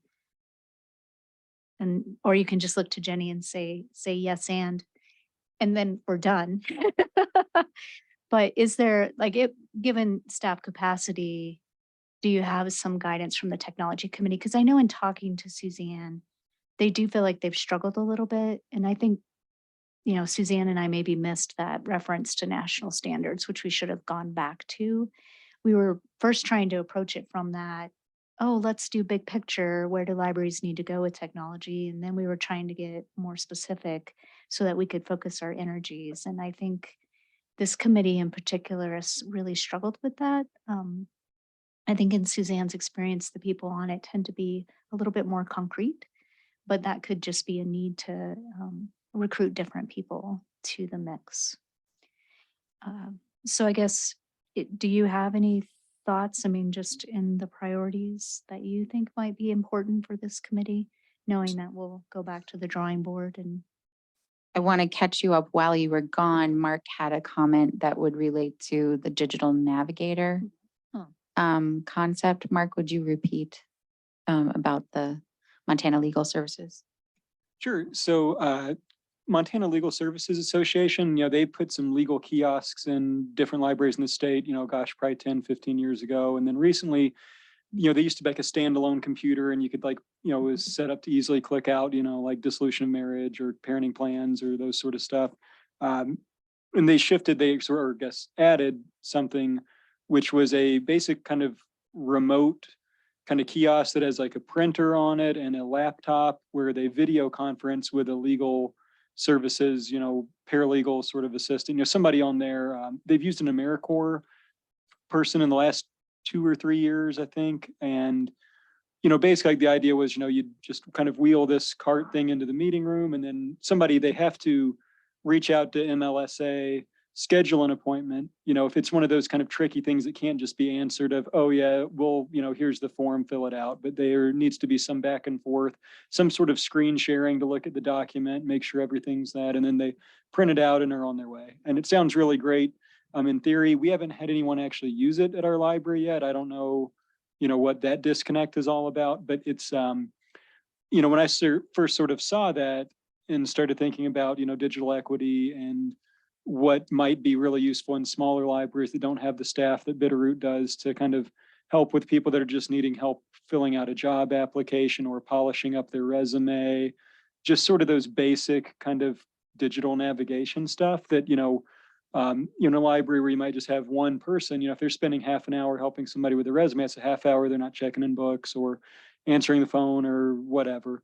And so I thought this model that Montana Legal Services Association had was fairly compelling to look at as something that might be easy to do a pilot program with just like a handful of libraries that really have a need for that sort of digital navigation, and to see if, there could be a way where when somebody comes in and they need help with their resume, they could get in a video chat, screen share, and sort of work through that with somebody that's, skilled and can help them. And I thought, and I'd informally, gotten excited, and well, I guess formally I was excited, but informally conversed with the staff at Montana Legal Services Association about, and they said, oh yeah, we'd be happy to share what technology we've used, what works, what doesn't work.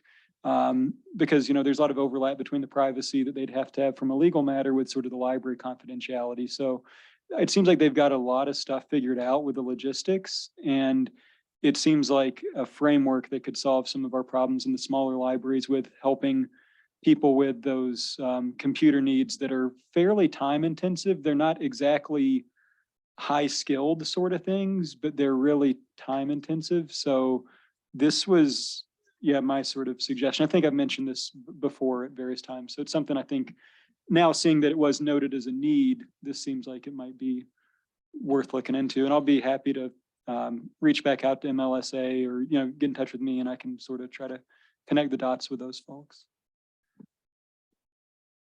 Jen, remind me that those kiosks were actually funded during the BTOP days with BTOP funds. And I think, this is truly the time to dream big when it comes to technology. We haven't seen the opportunity for this kind of funding since BTOP. And so the more we can think about how to strategize and scale those kinds of services and provide those kinds of examples to the state, the better. I would want us to navigate these waters carefully because I still wouldn't want the library to be helping people troubleshooting their personal devices very much. I don't want us to become like the place in town that you come when your computer is broken and you want it to be fixed. And I'm always so careful when I'm helping somebody on their own device with making sure, you know, this is not going to be them coming back later and saying that I have done something that's broken their equipment. The other thing I think, Tracy, that you missed in that earlier conversation was Amelia was pointing out that in lifelong learning, when the question of IT support has come up and training, it's really partially for patrons, but also there's a big piece of it that's for library staff. So we are having two different conversations at the same time when looking at these points on Suzanne's memo. It almost seems to me, oh, sorry, Tracy, but like there's almost like sort of like the macro tech problems and then the micro tech problems. And that's where I think some of the idea of the tech thing being so broad and so kind of abstract kind of causes some head scratching. I think the group somewhat feels like the low hanging fruit, we've got it. Like now we're to the hard stuff. And I think that's a little bit challenging, you know, to get through. I was surprised on this memo that hotspots aren't mentioned. Are hotspots in a different core service than technology? You know, they probably do fall under technology, but I don't know that the group has ever discussed the hotspots. Because that's obviously an important program right now and one that's Mhm. libraries are going to be very anxious and patrons to find out if those will be continued to be funded. So I don't think what Suzanne wanted was for us to add things to this list, but that's what I'm doing. Actually, she was seeking direction. Okay. She's someone that I think for her and the way she approaches things, having some examples of what you're interested in will help her direct that committee in her work. I think the paragraph about IT support in libraries, when Kara was doing the Federation, you know, surveys and talking, I mean, that absolutely comes up in smaller libraries or in libraries that aren't supported by a county or city IT department. It feels a little to me like that ask that we have about help for facilities and big needs in that, like, is this the job of the state library to do this? But then when Jenny says, think big, this is absolutely needed. I know it came up in our NAC conversations as well when we were brainstorming. So that seems very important. I also, the conversation about E-rate, and a recommendation to hire someone to assist with it. In a library that doesn't filter our internet, the only years I've gone through the bearish work of E-rate is when BTOP provided Carolyn, was that her name? To help us. So I mean, I think that is a valuable thing to consider.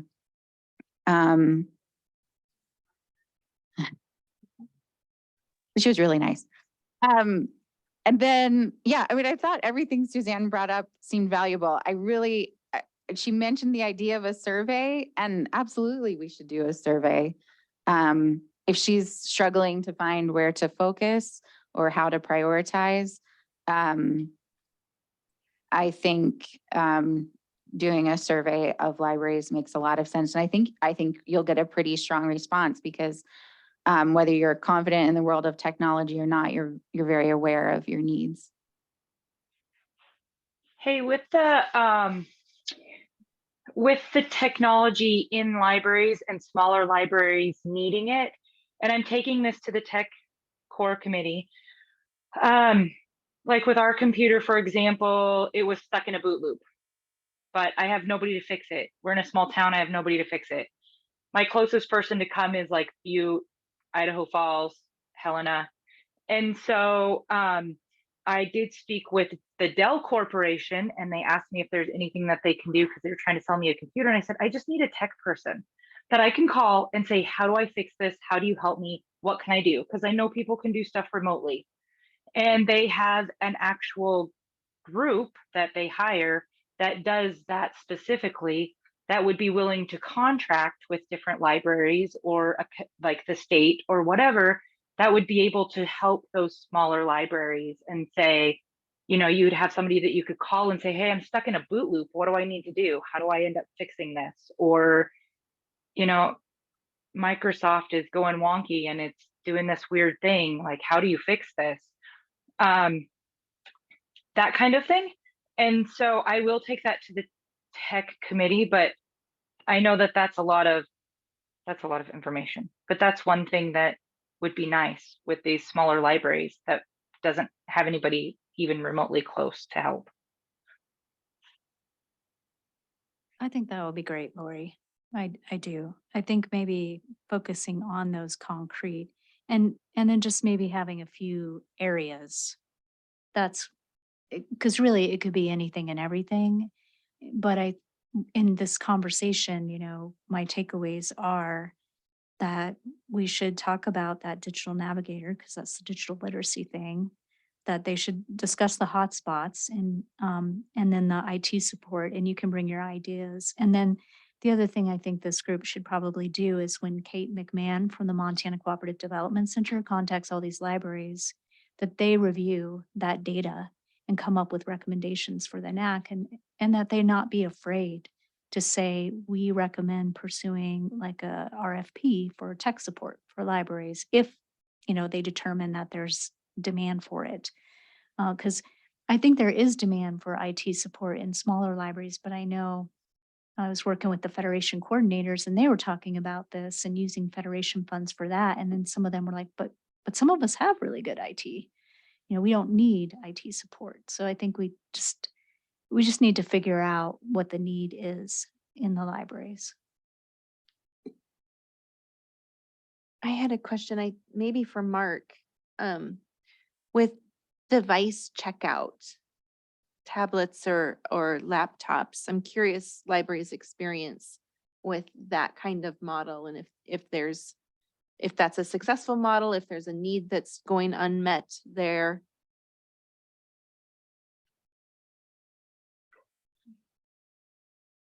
Yeah, I think we just have a laptop or two from the state that we got through that, and it's gone fairly well. I think we did lose one, just, you know, did not come back, did not return, but otherwise it's gone pretty well. The software you guys had was great. So yeah, I think it just depends on the software and the capacity of the library to support that and how easy it is. We have a, you know, library, you know, full-time library, you know, staff member who's sort of manages those and the hotspots that we have.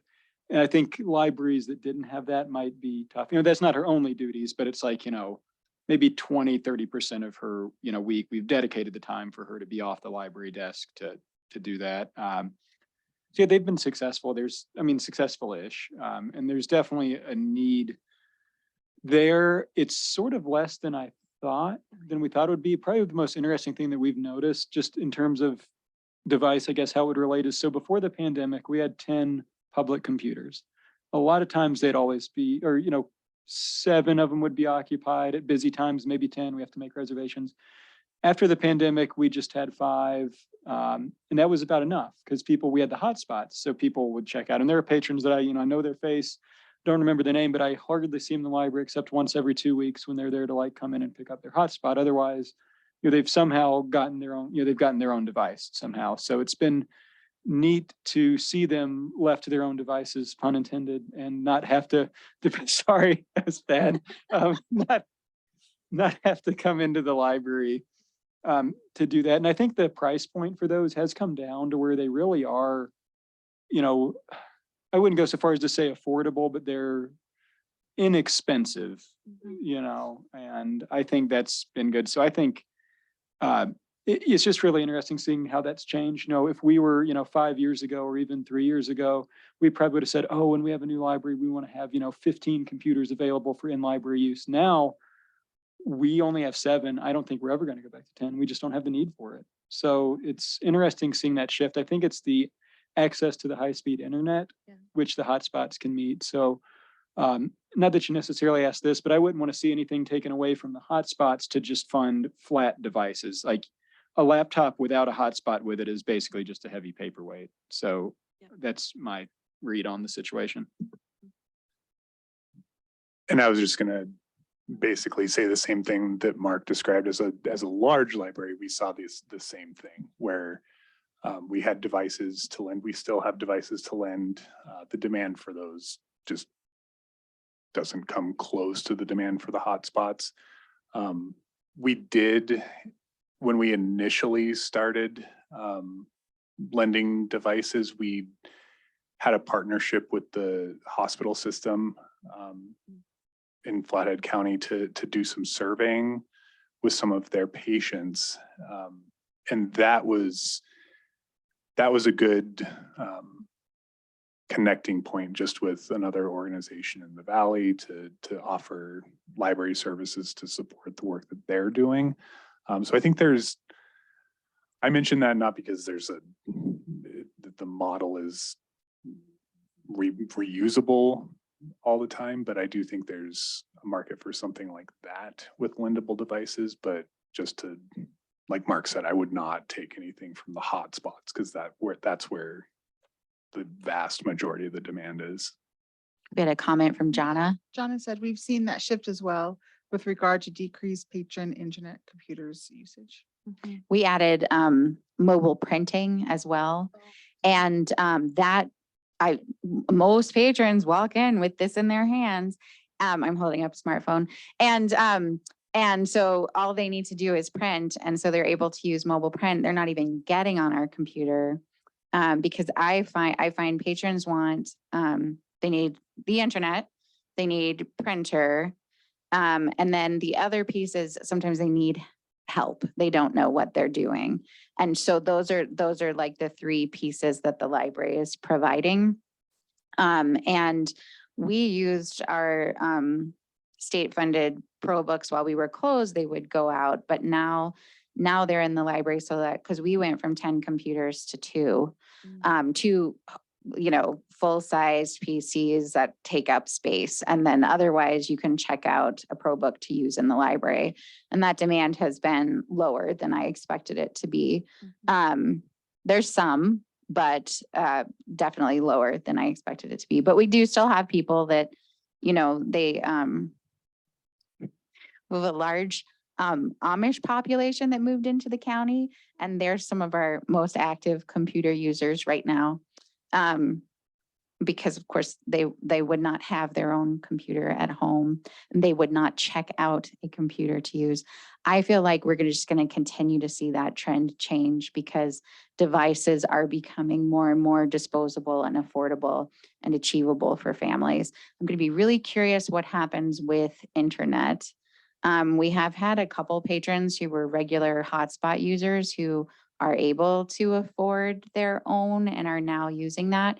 Because in our county, we do have places where you can't get on any type of traditional broadband service. And then Starlink, if that continues to be successful for people, may also change that as well. So, but I think the reality of library as a place you can go when you don't know what you're doing and you need that help is going to continue to be a big piece that we provide. This is such fantastic feedback, and I think fodder for this group to research these kinds of trends and perhaps do some surveys about the shifting needs in libraries and where we might need resources to apply.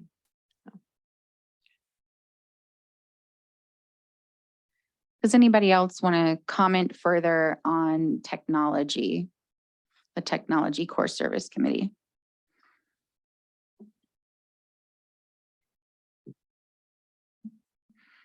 I'd like to suggest we take a little break and use the restroom. I've got 2:37. Let's come back at 2:45. And Tracy, should we start with strategic foresight activity, or do you want to do state library update when we get back? I have a confession. I forgot our game. I forgot. Tracy received the Governor's Award for Excellence for the State Library. Yay, and I was going to present Tracy with her award at this meeting. And I also have another book for Tracy and our game, and they are sitting on my desk at home. I completely. Yeah. Okay, so how does this impact our agenda? So, I'm really sorry, but I don't know if we could do our strategic foresight activity that I had planned. I'm happy to have a discussion about the future, but I'm also happy to give a brief state library update. It won't take very long. Okay, do folks want a small break to use the restroom, or do we want to just keep plugging away?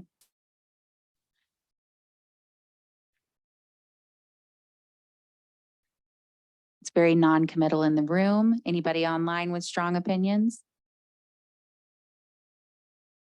Okay, Mhm. let's take a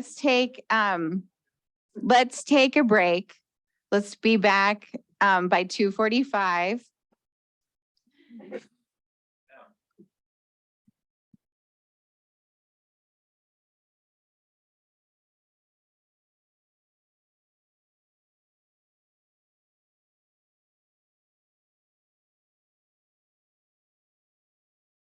And we will resume the meeting with a state library update from Jenny Stapp. Thanks, Jody. I have covered some of this, but I think I'll reiterate it just to make sure we've answered any questions. The first thing I wanted to mention is the cost share formula work, which I have talked about at length, and I know several people have volunteered to help with that. Two things. We decided that with this pending legislative ask, it's not a significant priority. Because if we're so fortunate to have some of these costs covered, then we won't need the cost share formulas in the way that we've relied on them in the past. We are doing some work, however, in anticipation of needing to try to move forward with a single cost share formula. Our accountant, Ashley Kandich, has been working on some different kinds of models. She's compiling the costs that libraries pay through the different cost share formulas, and then applying formulas that are sort of largely based on the formula that we use to award state aid, the per capita per square mile state aid, looking at number of users, title holdings, etc. Obviously, there's different types of libraries involved, so the per capita per square mile formula isn't a perfect model to use. So there's some other models that we can think about, like the shared catalog cost share formula. Ultimately, the goal is to make sure that no single library or group of libraries see a significant cost increase, that all of these services remain affordable for everyone. And Ashley has shared an early draft of her research with Kara and myself. She's not yet ready to present that to the Network Advisory Council. We're anticipating by our next meeting that she'll have something to share with all of us. So it's amazing when you have really smart accountants with fantastic Excel skills, what they can come up with. So I feel like we are making good progress with some of the information we have on hand, despite not having actually met as a group. And obviously, at some point, if it becomes necessary, we'll want a group to consider the inputs and metrics that we're using in a single cost share formula. But preliminarily, it looks like it is somewhat feasible. That's really exciting. We've just had multiple examples today with Dave. And now what you're talking about, what was her name? Ashley? Ashley Kandich. And I just think of the stuff Rebecca comes up with. And I'm like, oh my gosh, when you have the right person to do a job, they create magic. They do, truly, truly. As you've heard, our ARPA funds are nearing the end. Our actual end date to spend our ARPA dollars was September 30th. And we received an extension through December 31st. And then we are going to ask for one small extension to be able to complete the internal wiring project that Tracy's been managing. We wanted to have an extension of those funds to be able to sustain the hotspot program for as long as possible and to keep Dave on as long as possible. The reason we need the extension for the internal wiring project is really supply chain issues. We're hoping that all of the supplies will be available by the end of November. And then our contractor needs time to get everything installed. So we don't anticipate that we'll need a long extension, but I think we're applying for through June 30th to make sure that those dollars are spent out. IMLS has indicated that that shouldn't be a problem. State libraries across the country are facing those kinds of issues. And then we just did some shuffling with our LSTA and ARPA dollars, since we can use those dollars on the same projects. We can shuffle some of those monies around again to be able to make sure that we have funding for the hotspots through June and funding for Dave through June. So dollars are in place there. But with that minor exception for the internal wiring, we'll have the ARPA portion of the dollars spent by the end of December.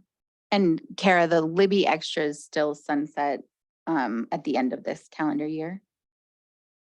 No, those are also covered through the end of this fiscal year. So through Okay, June through 30th. June 30th.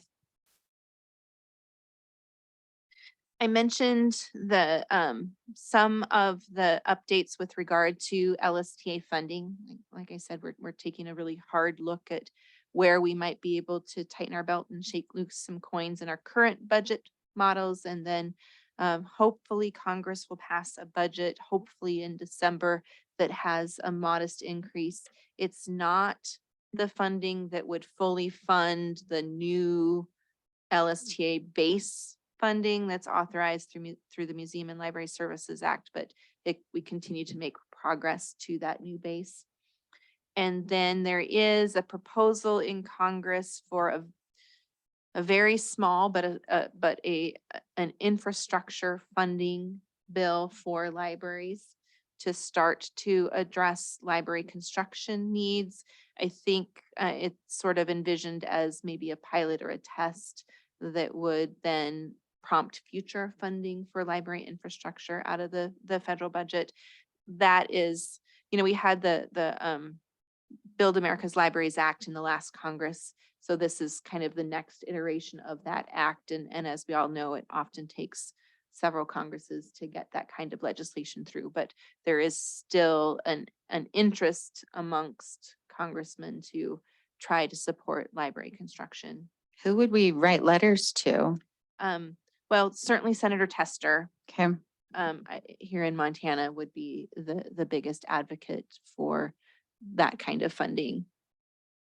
And that would be great. And if you know that he's going to be in your area, inviting him to your library. If you have infrastructure needs, I've tried to get him to come to Clancy. And so that's on my to-do list. Clancy has some very, very serious building needs. I think they're the perfect example of a library that's facing serious challenges. And then in terms of our own budget and legislative requests, the governor's office is supporting the per capita per square mile state aid, as I mentioned. That includes the increase from 40 cents to 50 cents per capita and the addition of tribal college libraries as eligible libraries to receive those funds. We also have one other piece of legislation to support the Montana Spatial Real-Time Network that they're supporting. So those are our two pieces of legislation. We'll probably be carrying a couple of other bills to help us modernize our Land Information Act and our NRES, Natural Resource Information Act. That work is happening under the umbrella of the governor's Red Tape Relief Initiative. They're taking a look at the Montana Code and trying to clean up any code, as the governor said, keep what's working and get rid of the code that's not working. And we have some extraneous responsibilities in code that this will allow us to clean up if that moves forward. We haven't heard yet on any of our other major budget asks that were submitted to the governor's budget office through the executive planning process. And it does include the major funding requests that we talked about earlier.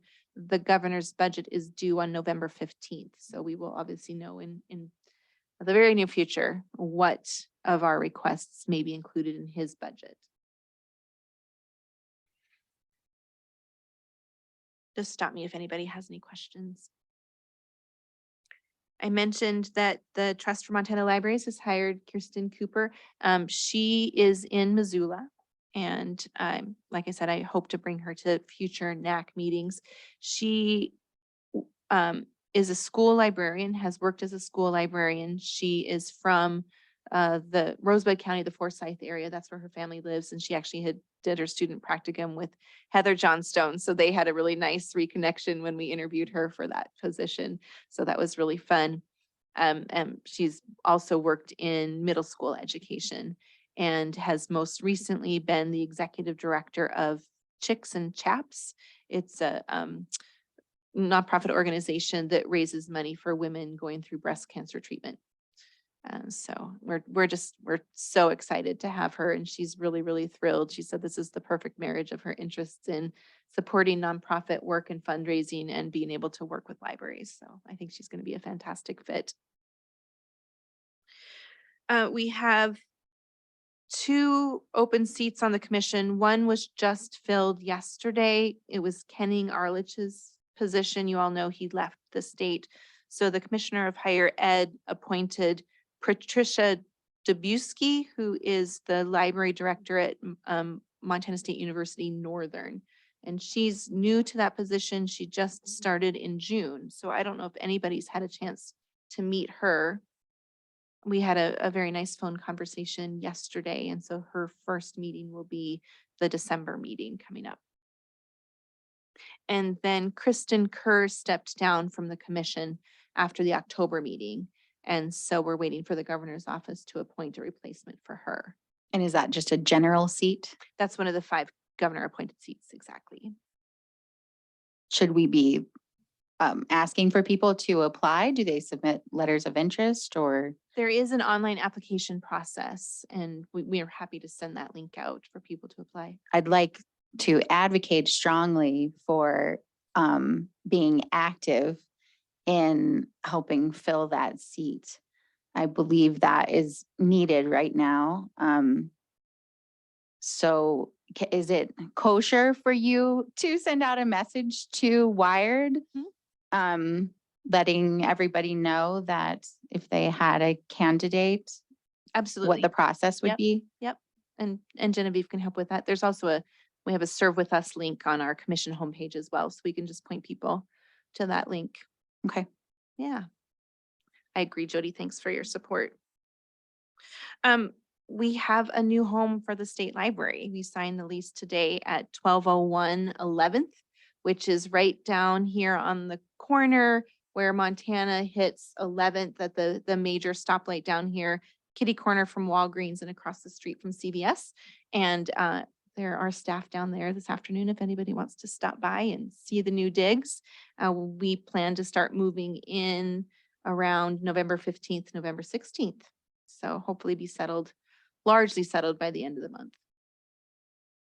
And then you all know that John Kilgar, our grants and contracts administrator, left us a month or so ago to take a position at OCHI. And I'm very happy to announce that we have filled that position. And you all know and love him. Sean Anderson is joining the state library. It's all very new.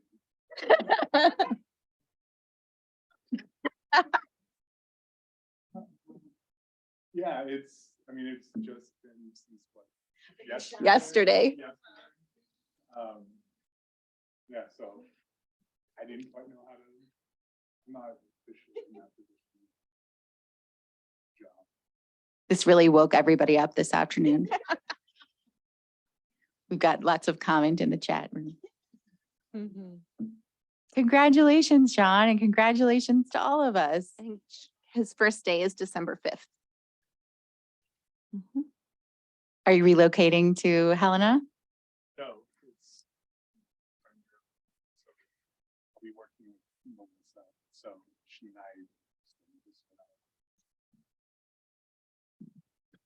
and it's mostly remote. I'll still be needing to come to Helena periodically, but talking to Melissa, there can be enough flexibility to make it comfortable for everybody involved. So will not be relocating. I don't have to uproot everything, which is pretty nice for me personally. Okay, the next vitally important question. Can Sean still serve on the NAC? We are gonna have to think about that. I've been thinking about that question, but I've also been sitting here thinking about all of these contracts that are going to be coming up and how we can scope and scale things. And I believe Sean is going to bring just incredible expertise to how we think about how we provide these services. So I'm very excited. Mhm. Change can be good. Mhm. I really liked John though, too, I have to He was- say. he was great. Yep, absolutely. I think that concludes my report. I'm happy to answer any questions. I did want to have a random comment. I, a couple weeks ago, got a phone call from our First Lady, Susan, about the Dolly Parton Imagination Library. And she was calling all the locations around the state because she would like to take this on as her First Lady's program. And I was, on behalf of libraries, trying to use the opportunity of talking to her to advocate and saying how I thought public libraries were such a great vehicle for Dolly Parton Imagination Library, since we are in almost every county in the state. And I don't know if there's a way to leverage that in any way, but it feels like any in we can get.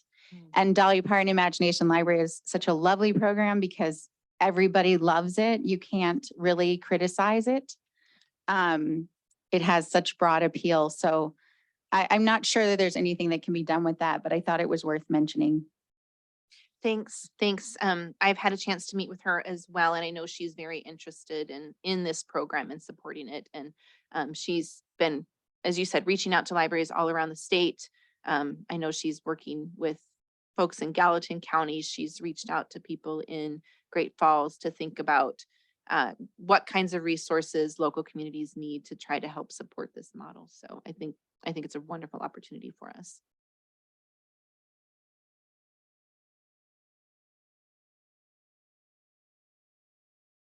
Any questions in the room or online for Jenny?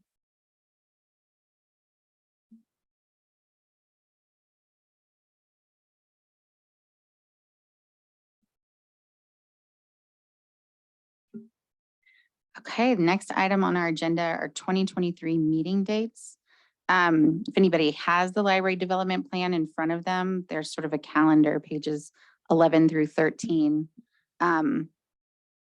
The idea of the NAC is that we meet, is it 5 times a year in person?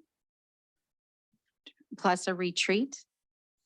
Or is it? I think it's 5 with the retreat. 5 with the retreat? That's what it is. Those meeting months are specifically selected to coincide with when there are, real needs for the state library, or to coincide with important commission meetings. So the next meeting date would be in February. And in 2023, then we would also be looking in April, May, July and November. Last year, we decided to try for the concept of, was it the first Wednesday of the month as a consistent? I don't know if that's the best model. This meeting, we actually shifted due to someone reaching out to me and letting me know that they couldn't make it to the originally scheduled meeting. So that's another model, is that we know we meet those months and we send out polls. Genevieve puts together a poll and asks people when they're available. Does anybody have a strong opinion about which approach works best? I sort of like the first Wednesday, is just knowing that that can be the default and then just adjust as needed. I think that's a little better than trying to sort of figure out the month before every month. Just for me. I mean, I can certainly be flexible with either approach, but my preference is strongly for the first one. Okay, so you like the idea of a set day per, day of the month when in the months we're meeting, but you're also voting for first Wednesday? Yeah, first Wednesday works fine. Yeah, but first Wednesday is probably preferable. But I guess at Thursday, I don't know, day could work other than most Mondays.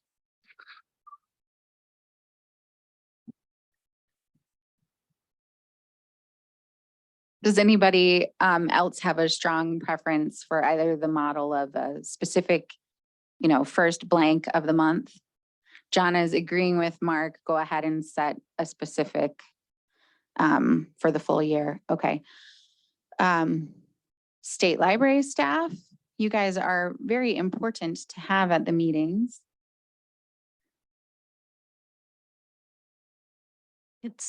It is easier for me personally if I know when the meeting's going to be, and having it be the first Wednesday helps us if there's a commission meeting that month, because then we can present to the commission. And just in terms of planning for vacations and that kind of thing, Mhm. having a set time period is helpful. Lori's commented first Wednesday. Lori, would you like to turn that into a motion? And the motion would be for all 2023 meeting dates?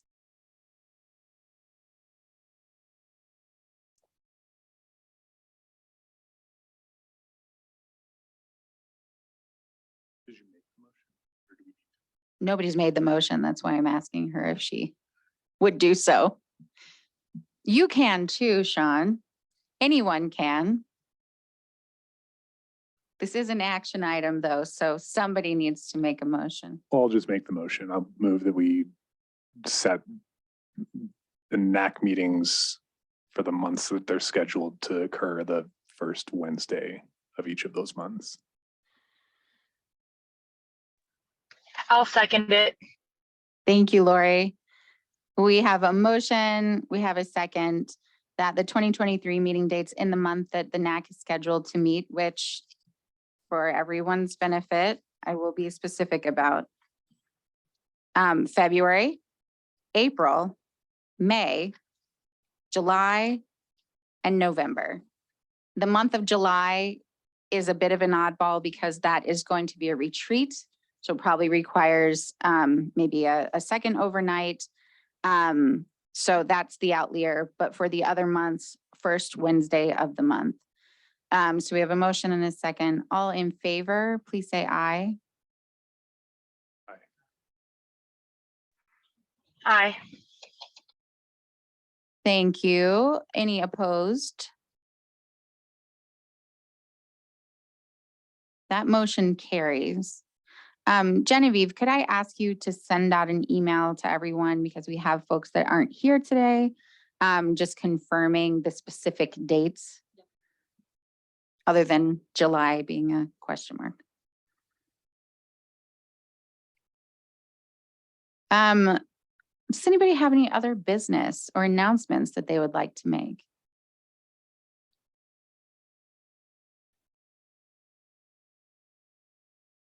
Nobody else is allowed to retire. Jane took care of all this. I asked permission before I did.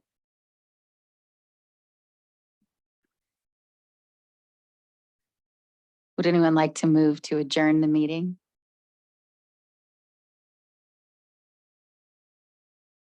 I'll move to adjourn. You don't have to But I do think it, you can just- but we can just have someone say it.